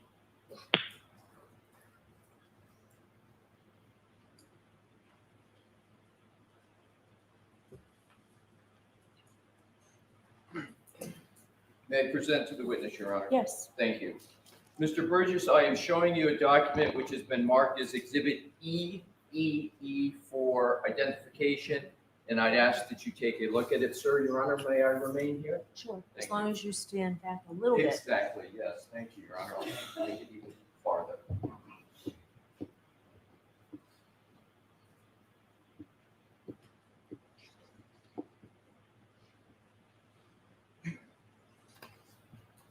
Yes. Mr. Burgess, with regard to Exhibit EEE, do you recognize the second page, and do you recognize any stamping at the top of each of those pages? Yes, I do. And can you describe what that stamping is? Sure. So that is stamping for a file date of 8/7/2023. And is that a stamping of a federal court? That I'm not sure. If I were to show you a document, might a document refresh your recollection as to whether Sure. Exhibit EEE is a filing in a federal court? Yes. May I, Your Honor? Sure. I am showing you, Did you show those to Mr. Brennan? thank you, Your Honor. I believe I did, but I want to make And sure. just let me know if we need to move. We will, Your Honor. Thank you. Can I mark each of Yes. these for identification? There, Yep. let me just give one first.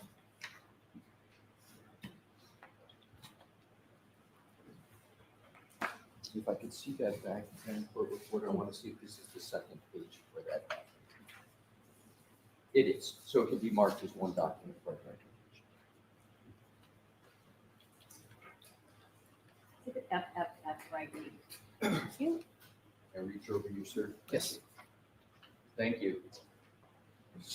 Sir, I am showing you what has been marked as Exhibit FFF for identification and ask whether or not this document can refresh your recollection as to whether the court filing that you reviewed in Exhibit EEE is indeed a federal court. Yes, it is. So that document refreshes your recollection that what has been filed is represented in EEE as a filing in a federal court, correct, sir? Correct.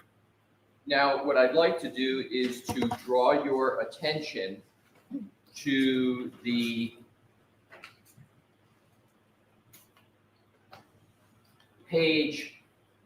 second page of this exhibit. Is that a curriculum vitae of you and a picture of you? Yes, it is. And sir, under education, Objection. I will, The objection's sustained. right. Do you, Do you want to bring it over? We can take I it will, there. Your Honor, I will. Jurors, feel free to stand up and stretch.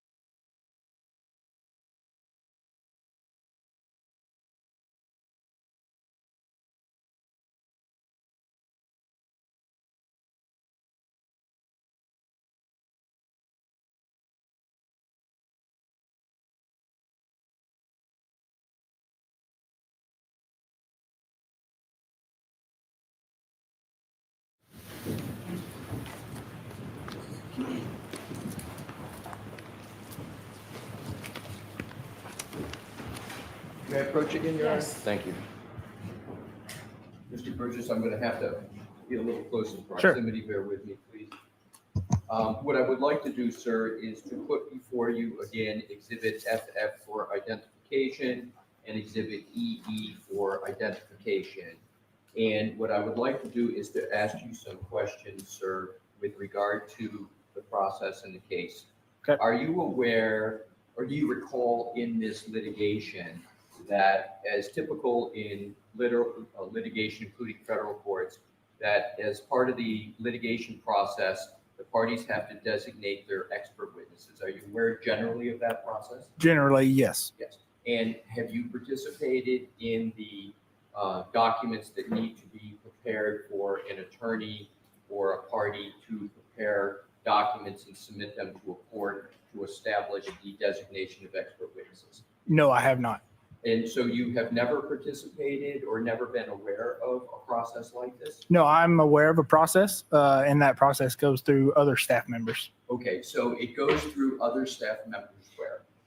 at Aperture. Right. Correct. Are you aware that that process is occurring, even though it may be done by other staff at Aperture?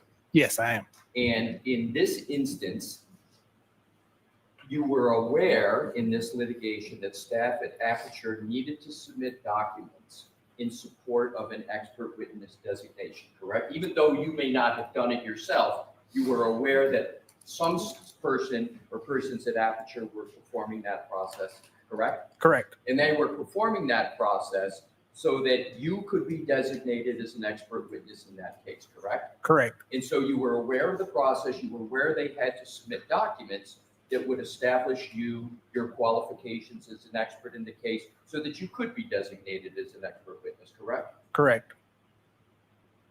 And now specifically with regard to Exhibit EEE for identification with these court filings, etc., even though you may not have done it yourself, were you aware that this document, which is EEE, was submitted as part of the expert designation process we were talking about? Not this specific document, no. Were you aware that a CV was needed to be submitted on your behalf as part of the designation process? Yes. So you were aware a CV had to be submitted, but you're saying you don't recall this specific one being submitted?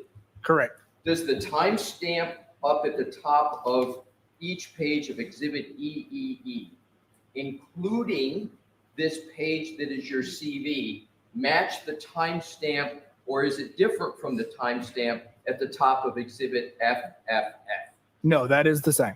So it's exactly the same. Yes. And have you been involved in processes in courts where your qualifications, including your CV, have had to be submitted to courts to establish a designation as an expert witness? Yes. And can you conclude from these documents, including the timestamps, that the submission that was made to the court to establish your status and as an expert witness consisted of Exhibits FFF and EEE? Objection. I'm going to allow that. Were you aware of that? Yes. Your Honor, at this point, I move EEE and FFF into evidence. Yeah. You need one more step, Mr. And sir, do EEE and FFF fairly and accurately represent the submission of documents in support of a designation of expert witness in this case? Yes, as far as I can tell. Your Honor, I offer these two into evidence. I'm going to allow it over May I get her briefly? here. Yes, come on up. Bring those, please, Mr. Yes, Your Honor.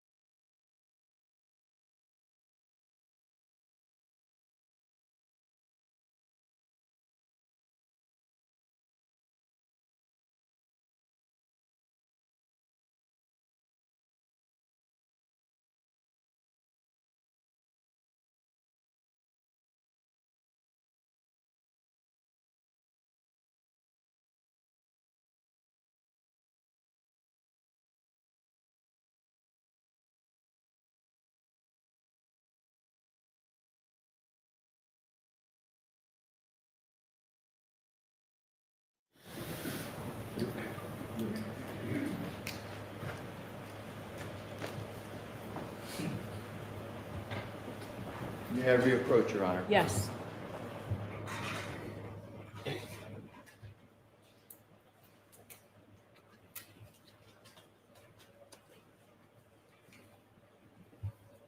I'm going to have to stand here again, Mr. Sure. Burgess. So what I would like to do, Your Honor, at this time is to offer into evidence Exhibit EEE and Exhibit FFF for identification As one exhibit? as one exhibit. All right, we'll do that. And that would be the order. Exhibit 193.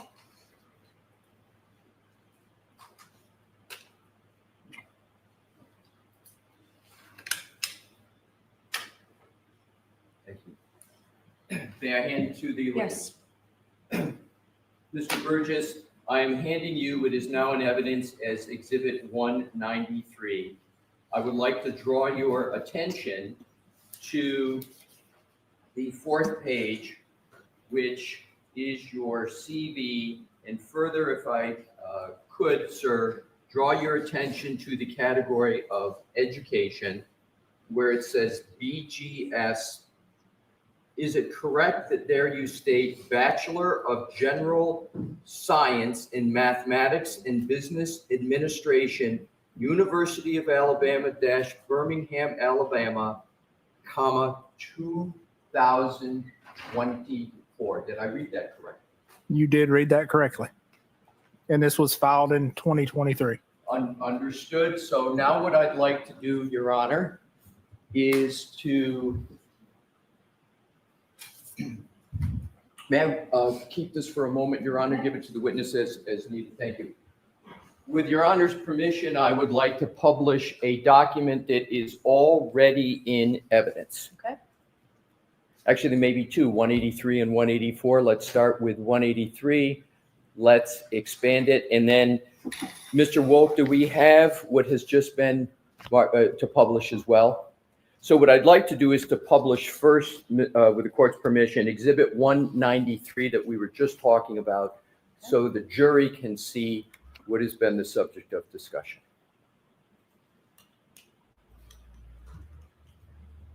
And sir, if you, Mr. Wolk, if you could just enlarge all we. Now, Mr. Burgess, as I heard it correctly in questions from Mr. Brennan, you answered the question that whether you had ever filed a document that misstated your educational background in a court. Do you recall that question asked of you? Yes, I did. And your answer was no, correct, sir? Correct. So let's look at this document, which we've just gone through, was filed in federal court in the United States District Court, Eastern District of Texas, Marshall Division, which is a federal court. And attached to it is your CV. And in the line of education, it lists under BGS, Bachelor of General Science in Mathematics and Business Administration, University of Alabama, Birmingham, Alabama, 2024. You see that, sir? I do, yes. Now, you stated, and now what I'd like to do is do a, is there any qualification whatsoever in that line, that reference to BGS, qualifications at all, explanation, sir? Is there anything? I don't know what you mean. It's just a statement, right? There's words there. There's nothing after it that explains what's intended, correct? Correct. Now what I'd like to do, Your Honor, is to go to what was filed in this case, which is in evidence, and we'll go to 183 and then 184.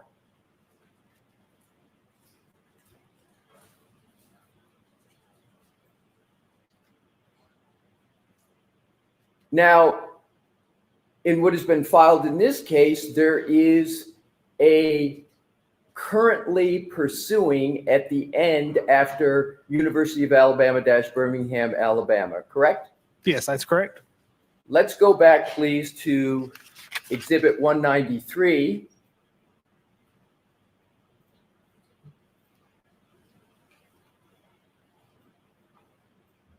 There is no currently pursuing there, is there, sir? There is not, but that was filed in 2023, so that would be an expected graduation date of 2024. Okay, so this document was filed in 2023. However, there's nothing in this document that in any way leads the reader to believe anything other than the degree is obtained on 2024, correct? Correct. So the only way somebody in the court system or a judge or a jury would know anything about this is to have to know about court filing dates, correct? I'll ask it another way, Mr. Burgess. You know how to write. Let's go back to 183 and 184.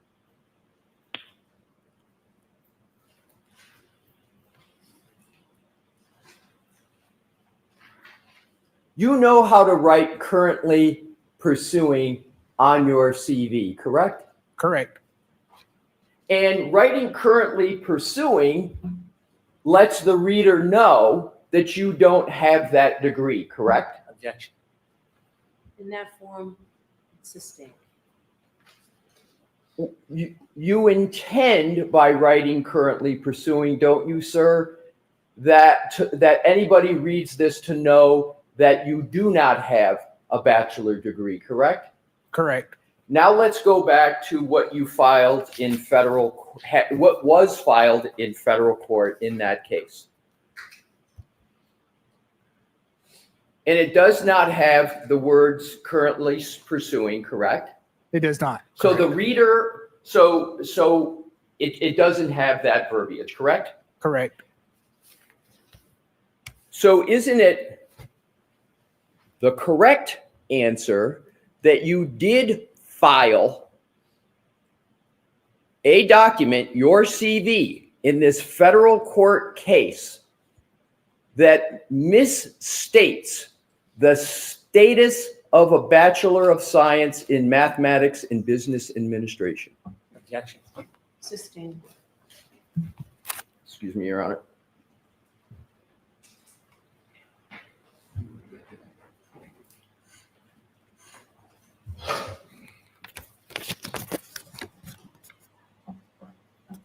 You stated again, sir, that you have not filed a document that misstates your educational background, correct? Correct. And the last time I'll cover it, you know how to put currently pursuing on anything to do with a Bachelor of Science, correct? Correct.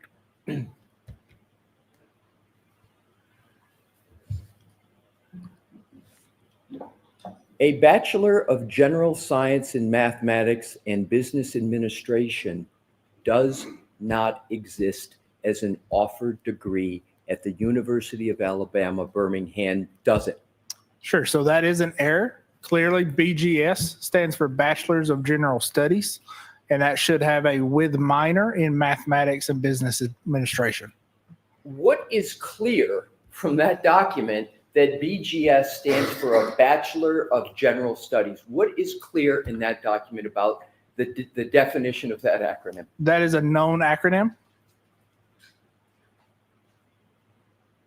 Let's go back to Bachelor of General Science in Mathematics and Business Administration.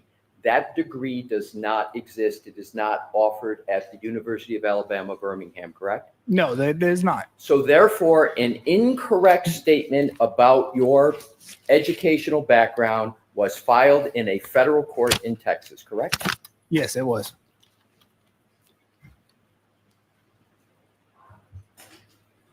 That's it, Mr. Lessie? Yes. Okay. Is there anything? There is. Okay.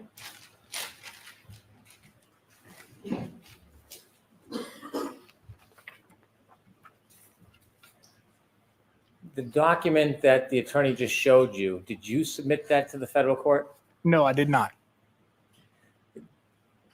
Did you ever see that document before it was filed? No, I did not.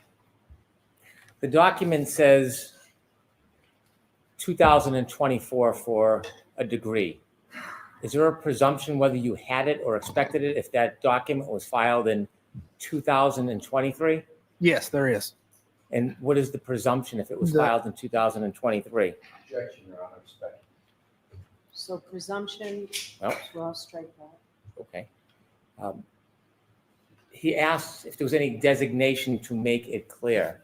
If it says 2020, if it was filed in 2023, and it says 2024, what was your expectation at that time as far as your degree? That I would complete my degree in 2024. When you didn't complete your degree in 2024 as you expected, did you then change your CV Yes, I did. to accurately reflect the change in your status? Yes, I did. And what did you change it to? Currently pursuing. Why didn't you finish your degree in 2024? Sure. So Objection, Your Honor, still. No, I'm going to allow it. as most people can probably relate, work, family, and life many times get in the way.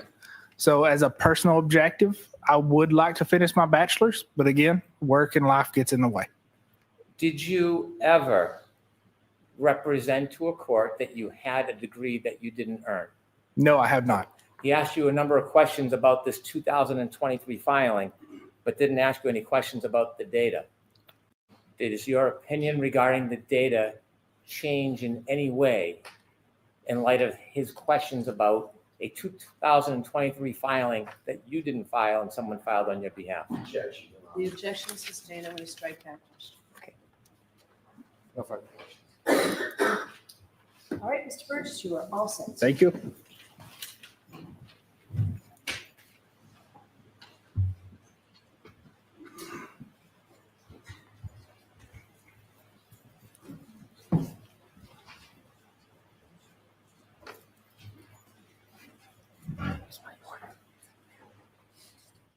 Mr. Brennan? All right, I'd like to play a number of clips. If I could begin with clip 23.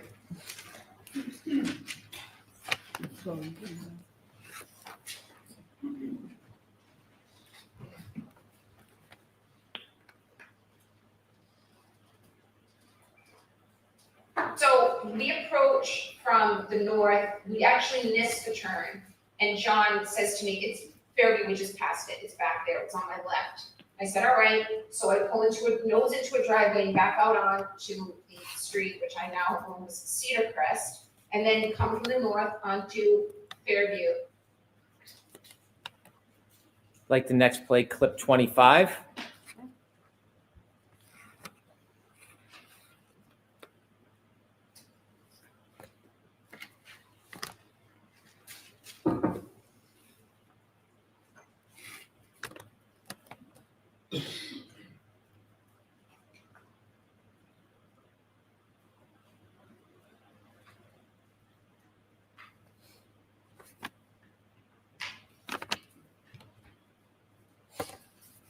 At 12:41, I leave a voicemail to John, where you can clearly, and this will probably be played on Monday, you can clearly hear me pull into John's garage.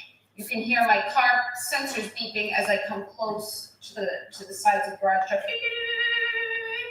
And then you hear the car go off, and then you hear the slight ding, ding, ding as I open the door, shut the door. I had high heels on that night. You hear me walk in, go into the stairs up into the kitchen, shut the door, and you hear me walk in the kitchen. It's like a full minute long. That's at 12:41. And finally, clip 24.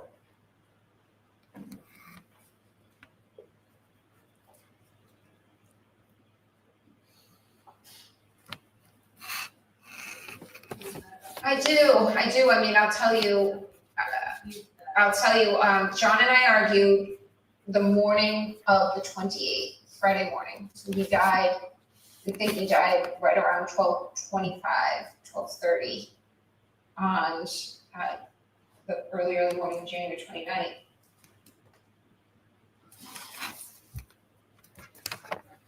Thank you. I have these for submission into evidence, Ron. 194. The next witness, Ms. Wiley? Yes, Your Honor. Call Ms. Christina Hanley to the stand.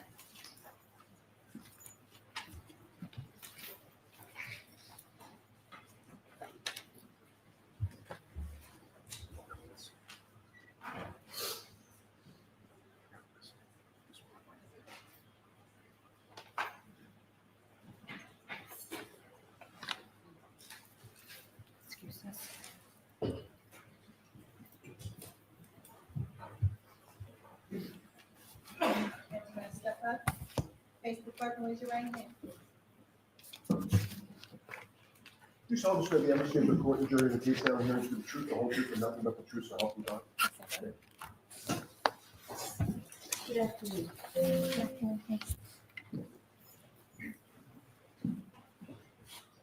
All right, Mr. Lally, whenever you're ready. Thank you, Your Honor.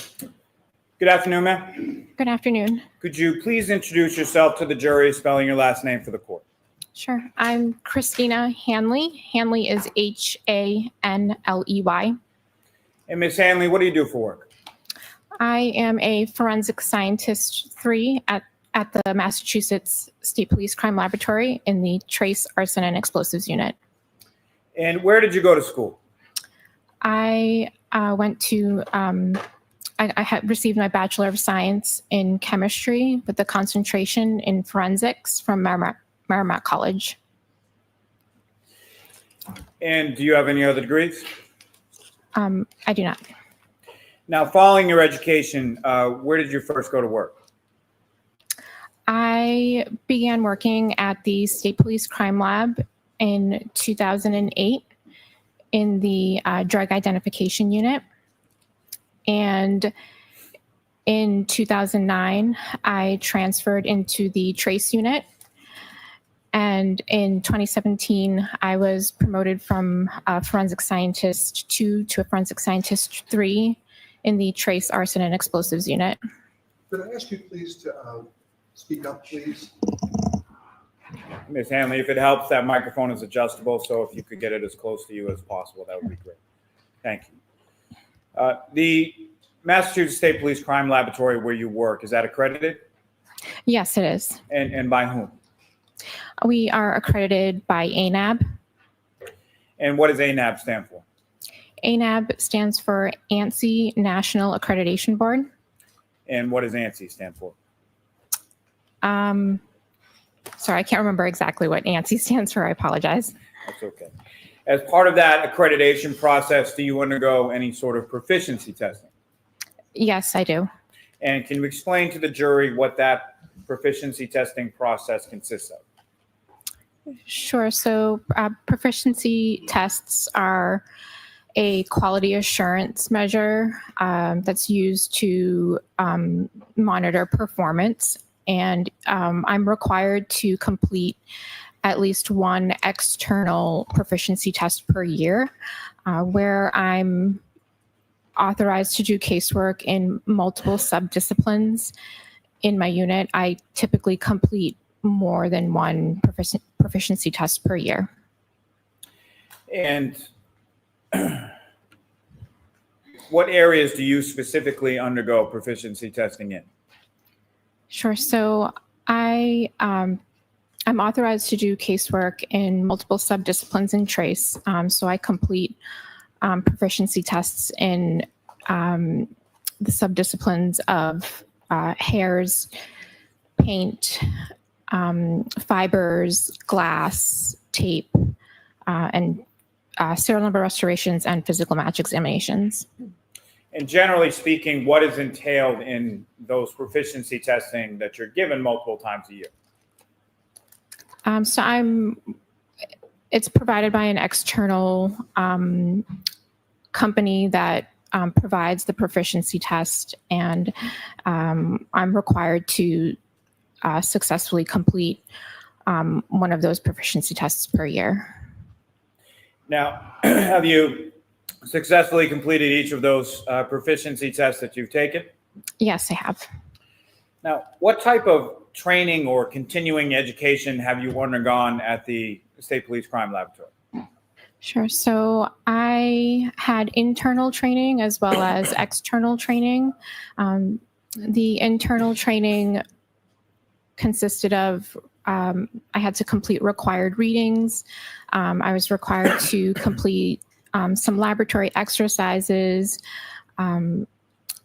learn how to utilize the instrumentation in the lab. I observed other analysts in the unit working on casework. I was also required to complete a written exam as well as a competency test. and in addition to that, a mock trial. Now, you mentioned earlier in the testimony you're a forensic scientist 3 currently, is that correct? That's correct. And what is the difference, or can you explain the difference to the jury between a forensic scientist 2 versus a forensic scientist 3? Sure. So forensic scientist 2 is essentially just like a bench chemist who their primary role or responsibility is casework. A forensic scientist 3 does casework, but in addition is also a unit supervisor. Now, what does the trace unit do or examine within the Massachusetts State Police crime lab? Sure. So I'm responsible for examining and comparing trace items that, for example, such as paint, glass, fibers, hairs, tape, miscellaneous items. I also perform serial number restorations on firearms and physical match examinations. And what are your general duties and responsibilities within the trace unit within the lab? So I am responsible for the general operation of the unit. I train other forensic scientists within the unit. I also complete technical and administrative reviews of casework. And I also complete my own casework in the trace disciplines that I previously mentioned. Now, Ms. Hanley, you as a supervisor, you review other analysts' work within the trace unit, correct? Yes, I do. And who reviews your work for any sort of trace analysis that you do? So depending on what the subdiscipline, some of the casework that I'm authorized to do work in, it needs to be technically reviewed by an external technical reviewer because I'm the only one within my unit that can do certain types of casework currently. So we have to utilize an external technical reviewer at this time. Now, with reference to physical match analysis, can you explain to the jury first, just in general terms, how is that analysis performed? Sure. So when I receive an item, I take that item into my custody, and I document it with photographs, and I make observations and take notes. And then I'll examine the items microscopically, and I will do any comparison work to determine if there is or is not a physical match between items. Now, that physical match analysis within the trace unit at the state lab, is that general work supported by any sort of scientific principle or methodology that you're aware of?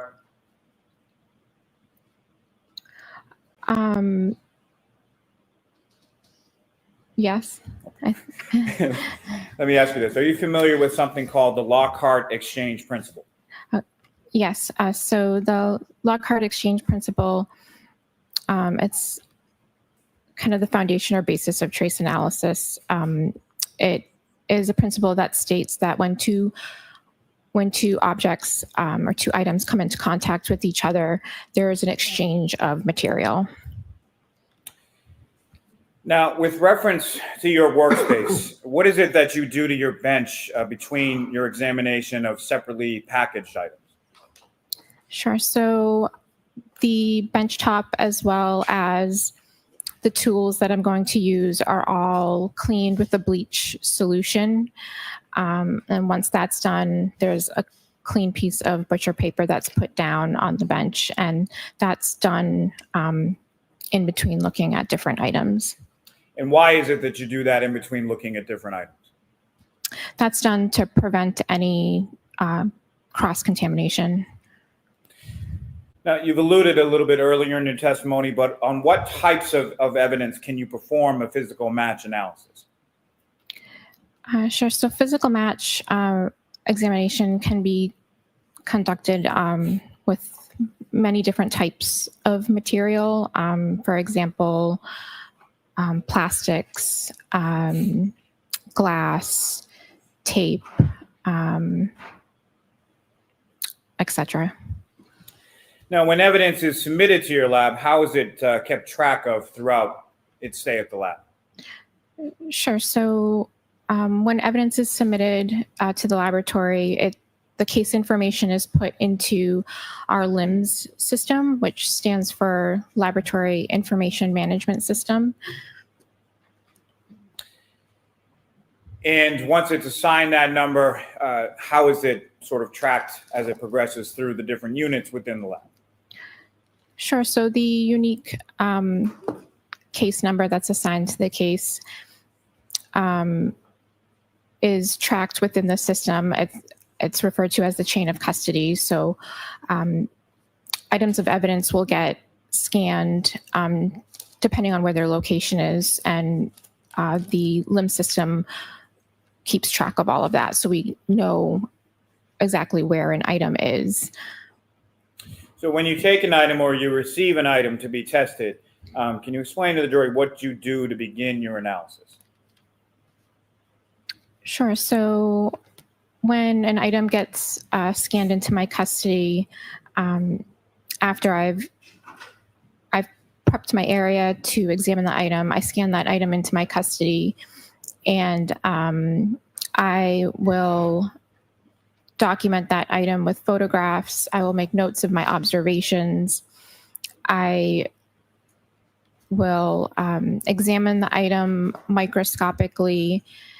If needed, I'll proceed with sampling and possibly additional microscopic examination and instrumental analysis.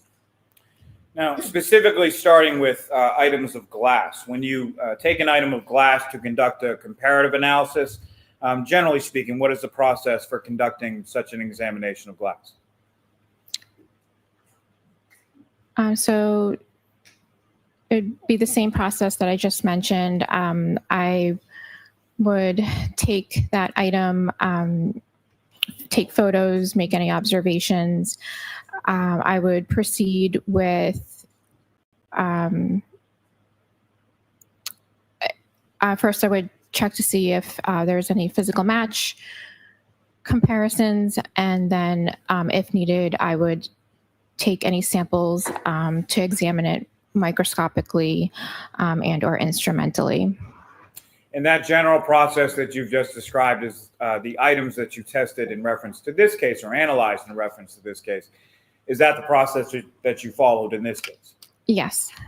Now, what kind of instruments do you use, starting off with items of glass, what kind of instruments do you use to conduct that analysis? Sure. So I'll use a stereo zoom microscope to initially examine it microscopically. If I take samples to do additional microscopic examination, I'll examine it under a polarized light microscope. And then if I need to take samples to do instrumental analysis, that would be using our, it's referred to as a GRIM, which stands for Glass Refractive Index Measurement. It's an instrument that measures the refractive index of glass. And if you could, please explain to the jury, what is a refractive index? Sure. A refractive index is a measure of how light bends when it passes from one medium to another. And how are you viewing that utilizing the GRIM device when it comes to glass? So a sample is prepped on a slide and it is placed on a hot stage of the microscope of the instrument, and the oil that the sample is in it goes through a cooling and a heating phase, and as it's going through a cooling and a heating phase, it passes through what we refer to as a match point. So you can make that observation as the sample is running, and then when the sample is done running, it takes an average and it calculates the refractive index of the sample through the calibration data of the instrument. And what is an FTIR? So an FTIR is a Fourier transform infrared spectrum and an analytical tool that we use samples. Essentially, a sample is exposed to infrared light, and your sample reacts in a certain way to it, and it produces a spectrum or a graph of peaks and valleys, and it is representative of your sample. And how is that FTIR instrument, how is that used in this type of physical match analysis? So actually the FTIR was not used for physical match examination. Now, you mentioned it a little bit earlier in your testimony. What is a polarized light microscope? So a polarized light microscope it's a microscope that just has a couple of filters in it that we use to look at samples at a higher magnification and make observations of certain optical properties of samples. And how are you utilizing that instrument in your analysis in the lab? So it's used to examine various different types of samples, paint, fiber. We can also look at glass. Now, do you document your work as you perform your analysis in the lab? Yes, I do. Now, Ms. Hanley, at some point were you assigned to perform some work on a lab case number 22-02184 pertaining to this defendant, Karen Reed? Yes, I was. And what type of work were you assigned to do in this case? So I was given items for physical match comparison of some glass items, as well as some instrumental analysis of the glass. And I was also given items for some items of plastic for comparison. Now, starting with glass pieces, do you recall what item numbers you analyzed pertaining to the glass pieces? You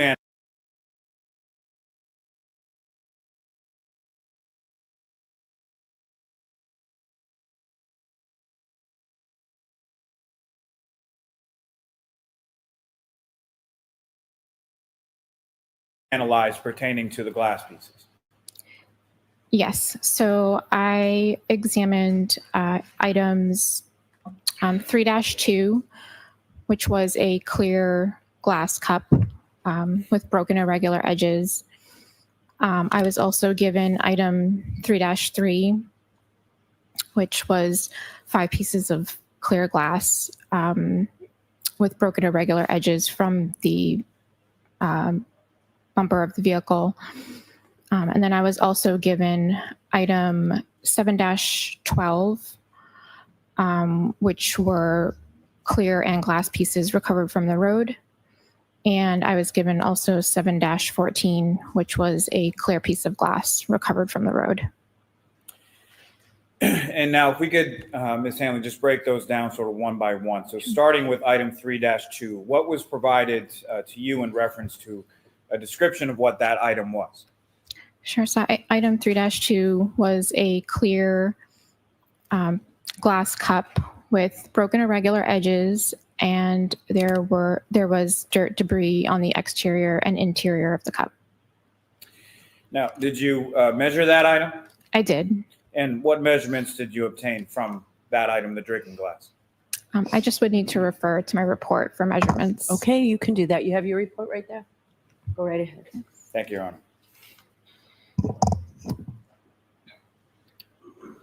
So the diameter of the bottom of the glass cup was 2 3/4 inches, and it measured approximately 2. That there was debris on both the interior and exterior of the drinking glass, is that correct? Yes. Now, turning your attention to item 3-3, what was provided to you as a description of item 3-3? Sure. So item 3-3 consisted of 5 pieces of clear glass, all with broken irregular edges. And was there anything provided in the description of where those 5 pieces of broken glass were located? Yes, they were recovered from the bumper of a vehicle. And was there any identifying information provided to you as far as in reference to that vehicle?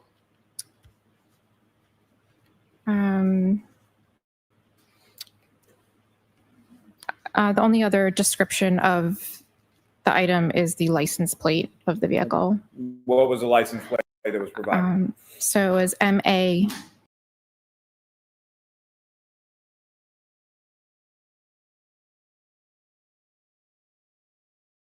Sometimes we'll subsequently label them with a lettering system.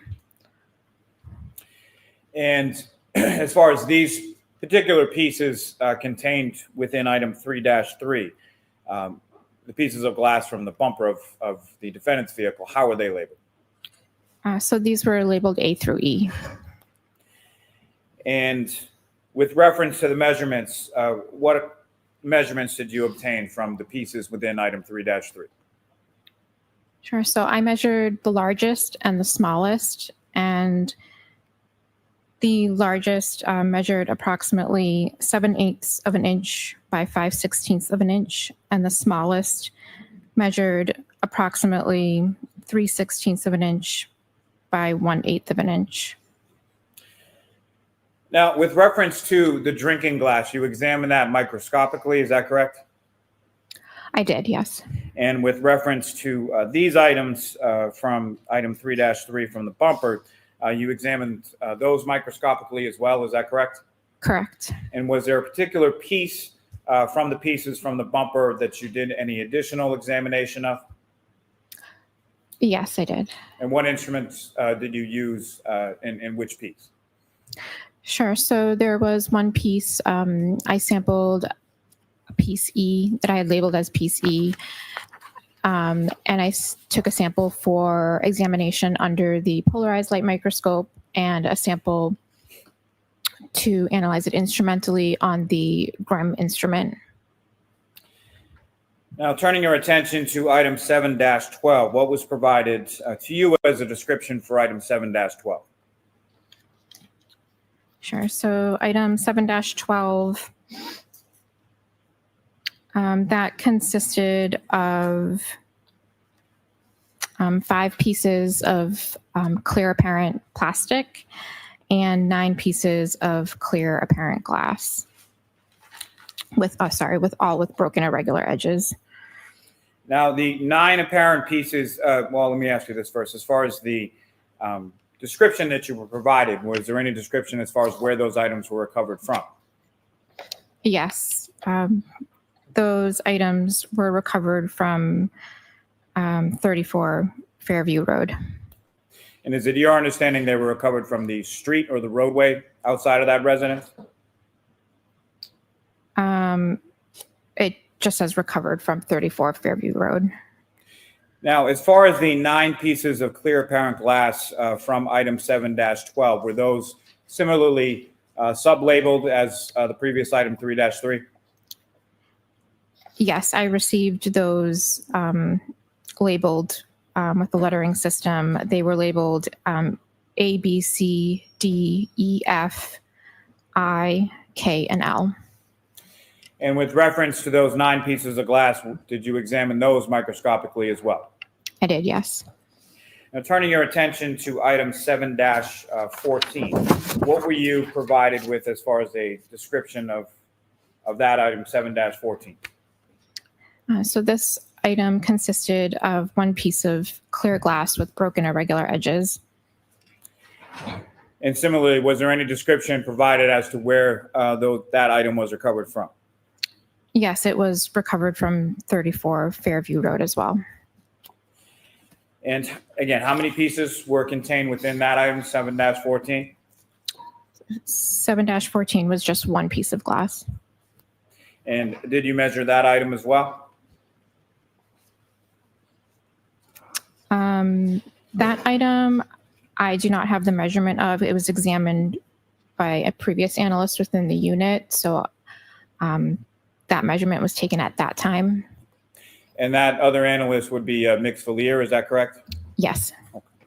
And as far as your examination of that item 7-14, what type of instruments did you use to examine 7-14?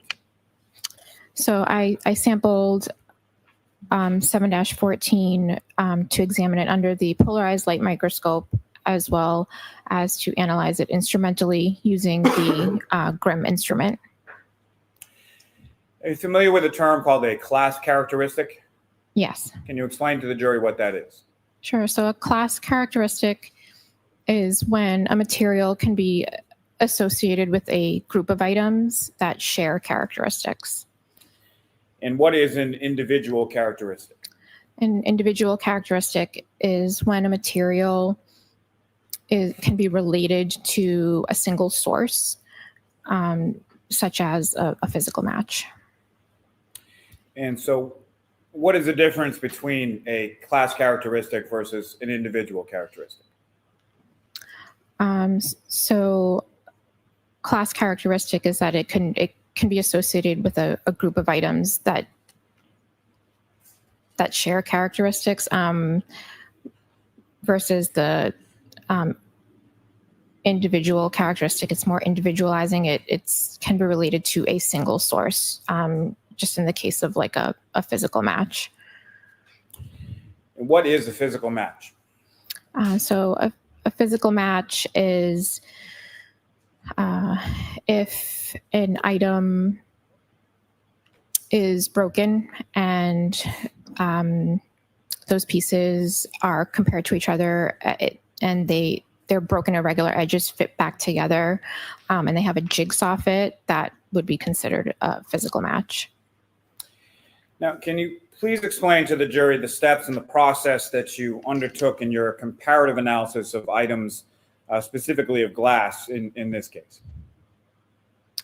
Sure. So I first did a comparison of all of the glass pieces and the glass cup that were recovered from the road. So those were items 3-2, 7-12, and 7-14. So I examined all of those to determine if there was a physical match between any of those items first.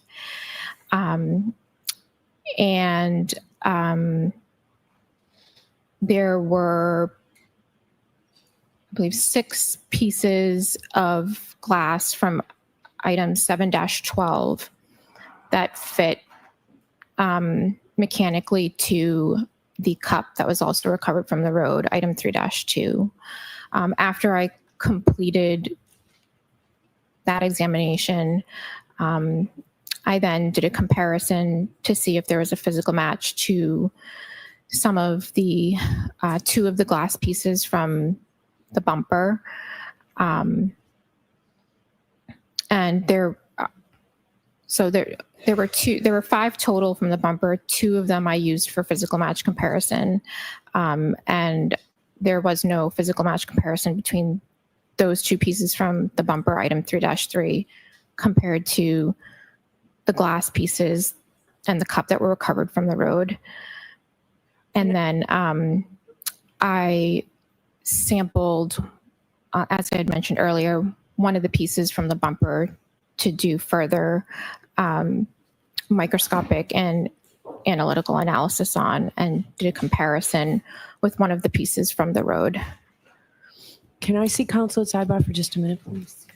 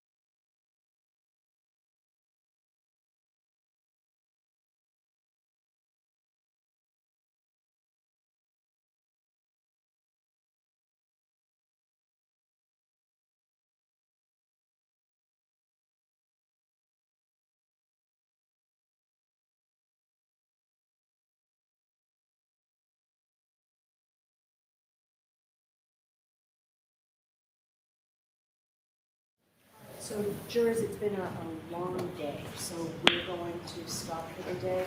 Ms. Hanley, I'm going to ask you to come back tomorrow, but a little bit later in the day, and the victim witness can tell you the time. All right, so folks, we're gonna end for today.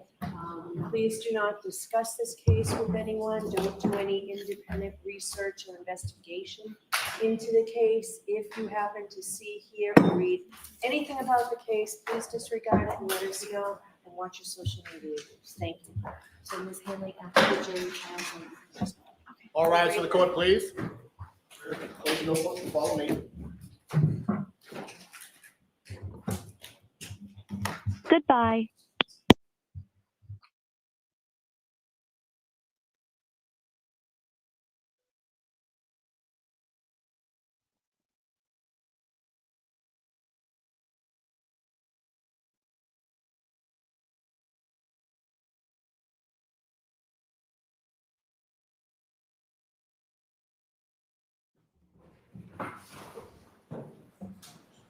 All right, you don't need me for anything, right? We're all set?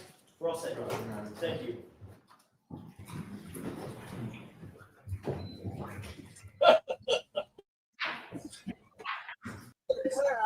Well then, apparently Bev's had enough for the day. You don't need me for anything, right? My girl in there, Ames, are you there? Are you there? Are you there? Liam's laughing. Let's see if Lucas wants to come talk to us again. There's the link, guys. Anybody wants to come up? If not, I'm gonna just end the stream and then go watch somebody. Wait, what, Mark? There she is. Hi, Miss B. Marie. Let me get you up there. Hold on. Hey, Hi, guys. beautiful. Hey, guys, what's going on? How are ya? Oh my gosh, I can't with Have you all this. watched today, or you missed a lot of it? I know you're in and out. Yeah, my friend was over. You can't have plans on trial days, okay? There's no work, no plans. Say that again? You cannot have plans on trial days. Yeah, I know, right? So It's not allowed. I think I saw and heard everything I needed to for the day. I'm set. I can't wait until tomorrow. Yeah. But does anyone know like how they figure out who's going to cross-examine with the defense? Because her team is so fucking amazing. Like I don't It depends on who the person is and who they think the skills will match up against. So like Alessi usually does all the experts. Right. Okay. But Jax, because he's very like keen on that stuff. Jackson does like the more aggressive people, like Brian Albert, Brian Higgins, Jen McCabe. Yeah. Okay. Cool. Yannetti does. Like, Yannetti did the knee, and then usually like easy, quick doctors. That's who Elizabeth will work with. Like, Gotcha. Like the DNA or the weatherman kind of thing, like stuff like that. Nothing that's because she has so much going on anyway with Discovery. Like, right. She is Miss Discovery. That girl. I mean, that girl. For once, I think I might be speechless. Yeah, she is. If Alessi's like, let me find it, she's like, boop, and usually has it sitting up before he's even over there. Yes. I mean, oh my gosh. I mean, I just wanted to hop on and say hi. I love all of you guys. This is giving me life. And well, I'm glad you're here and part of our family. Absolutely. So our chat goes sideways, just so you know. What's that? Our chat goes sideways sometimes. Oh my God, are you kidding me? I'm totally here for. I think I'm the one that does that. I mean, you know. Today I think we've had Magic Bushes, 70s porn. Yeah. What else have we had? I'm like, what happened to our chat? Where am I?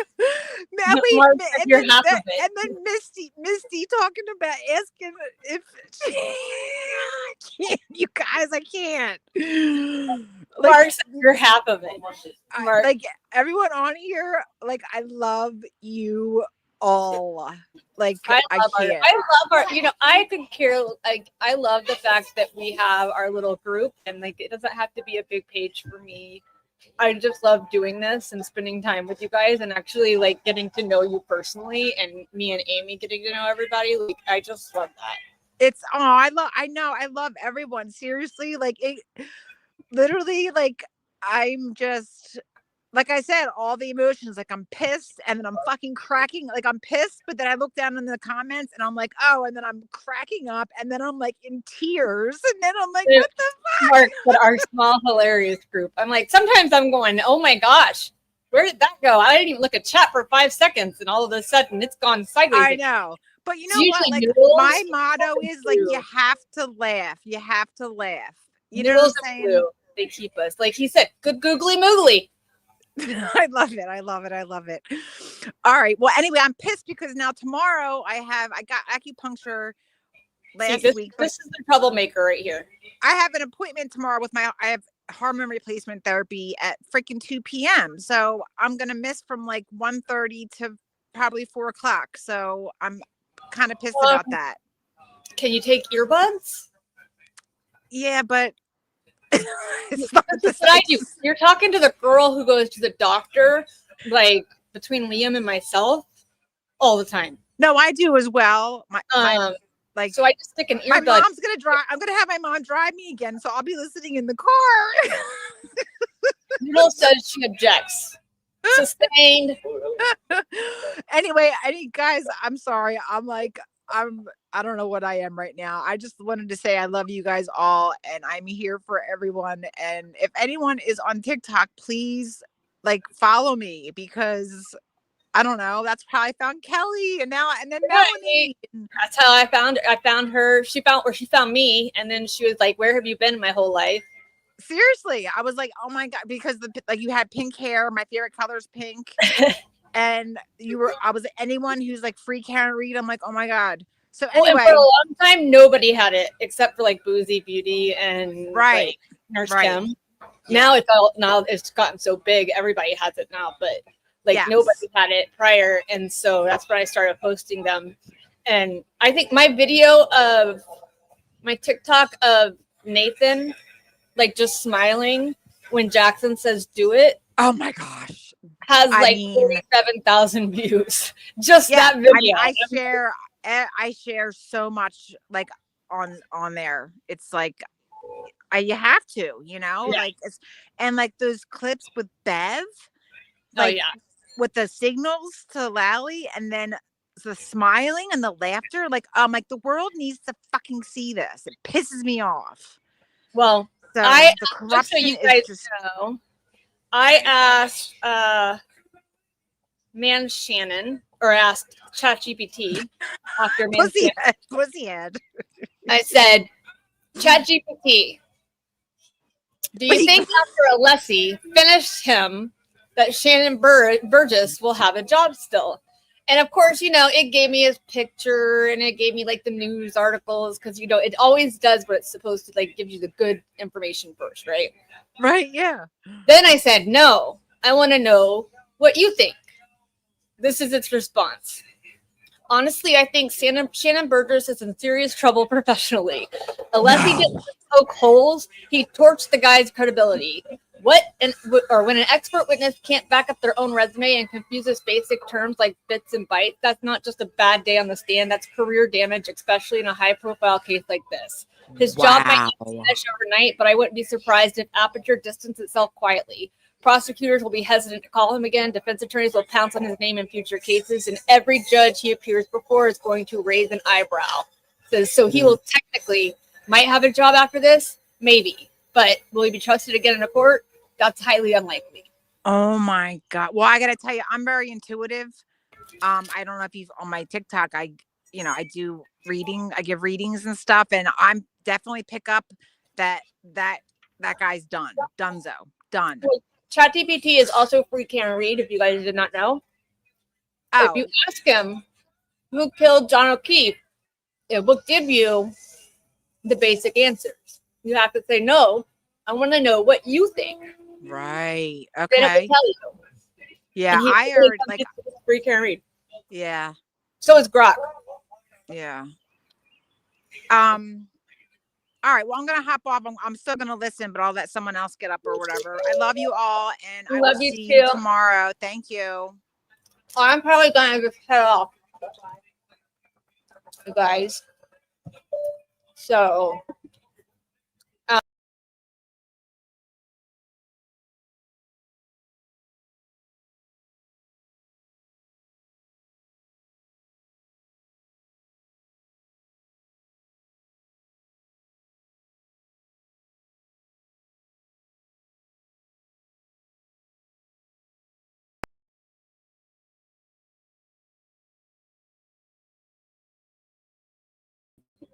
So I just kicked myself out of StreamYard. But I was like, what happened just now? Irish exit, that's right. Kelly is good at the two. Job Corps won't even hire this guy after today.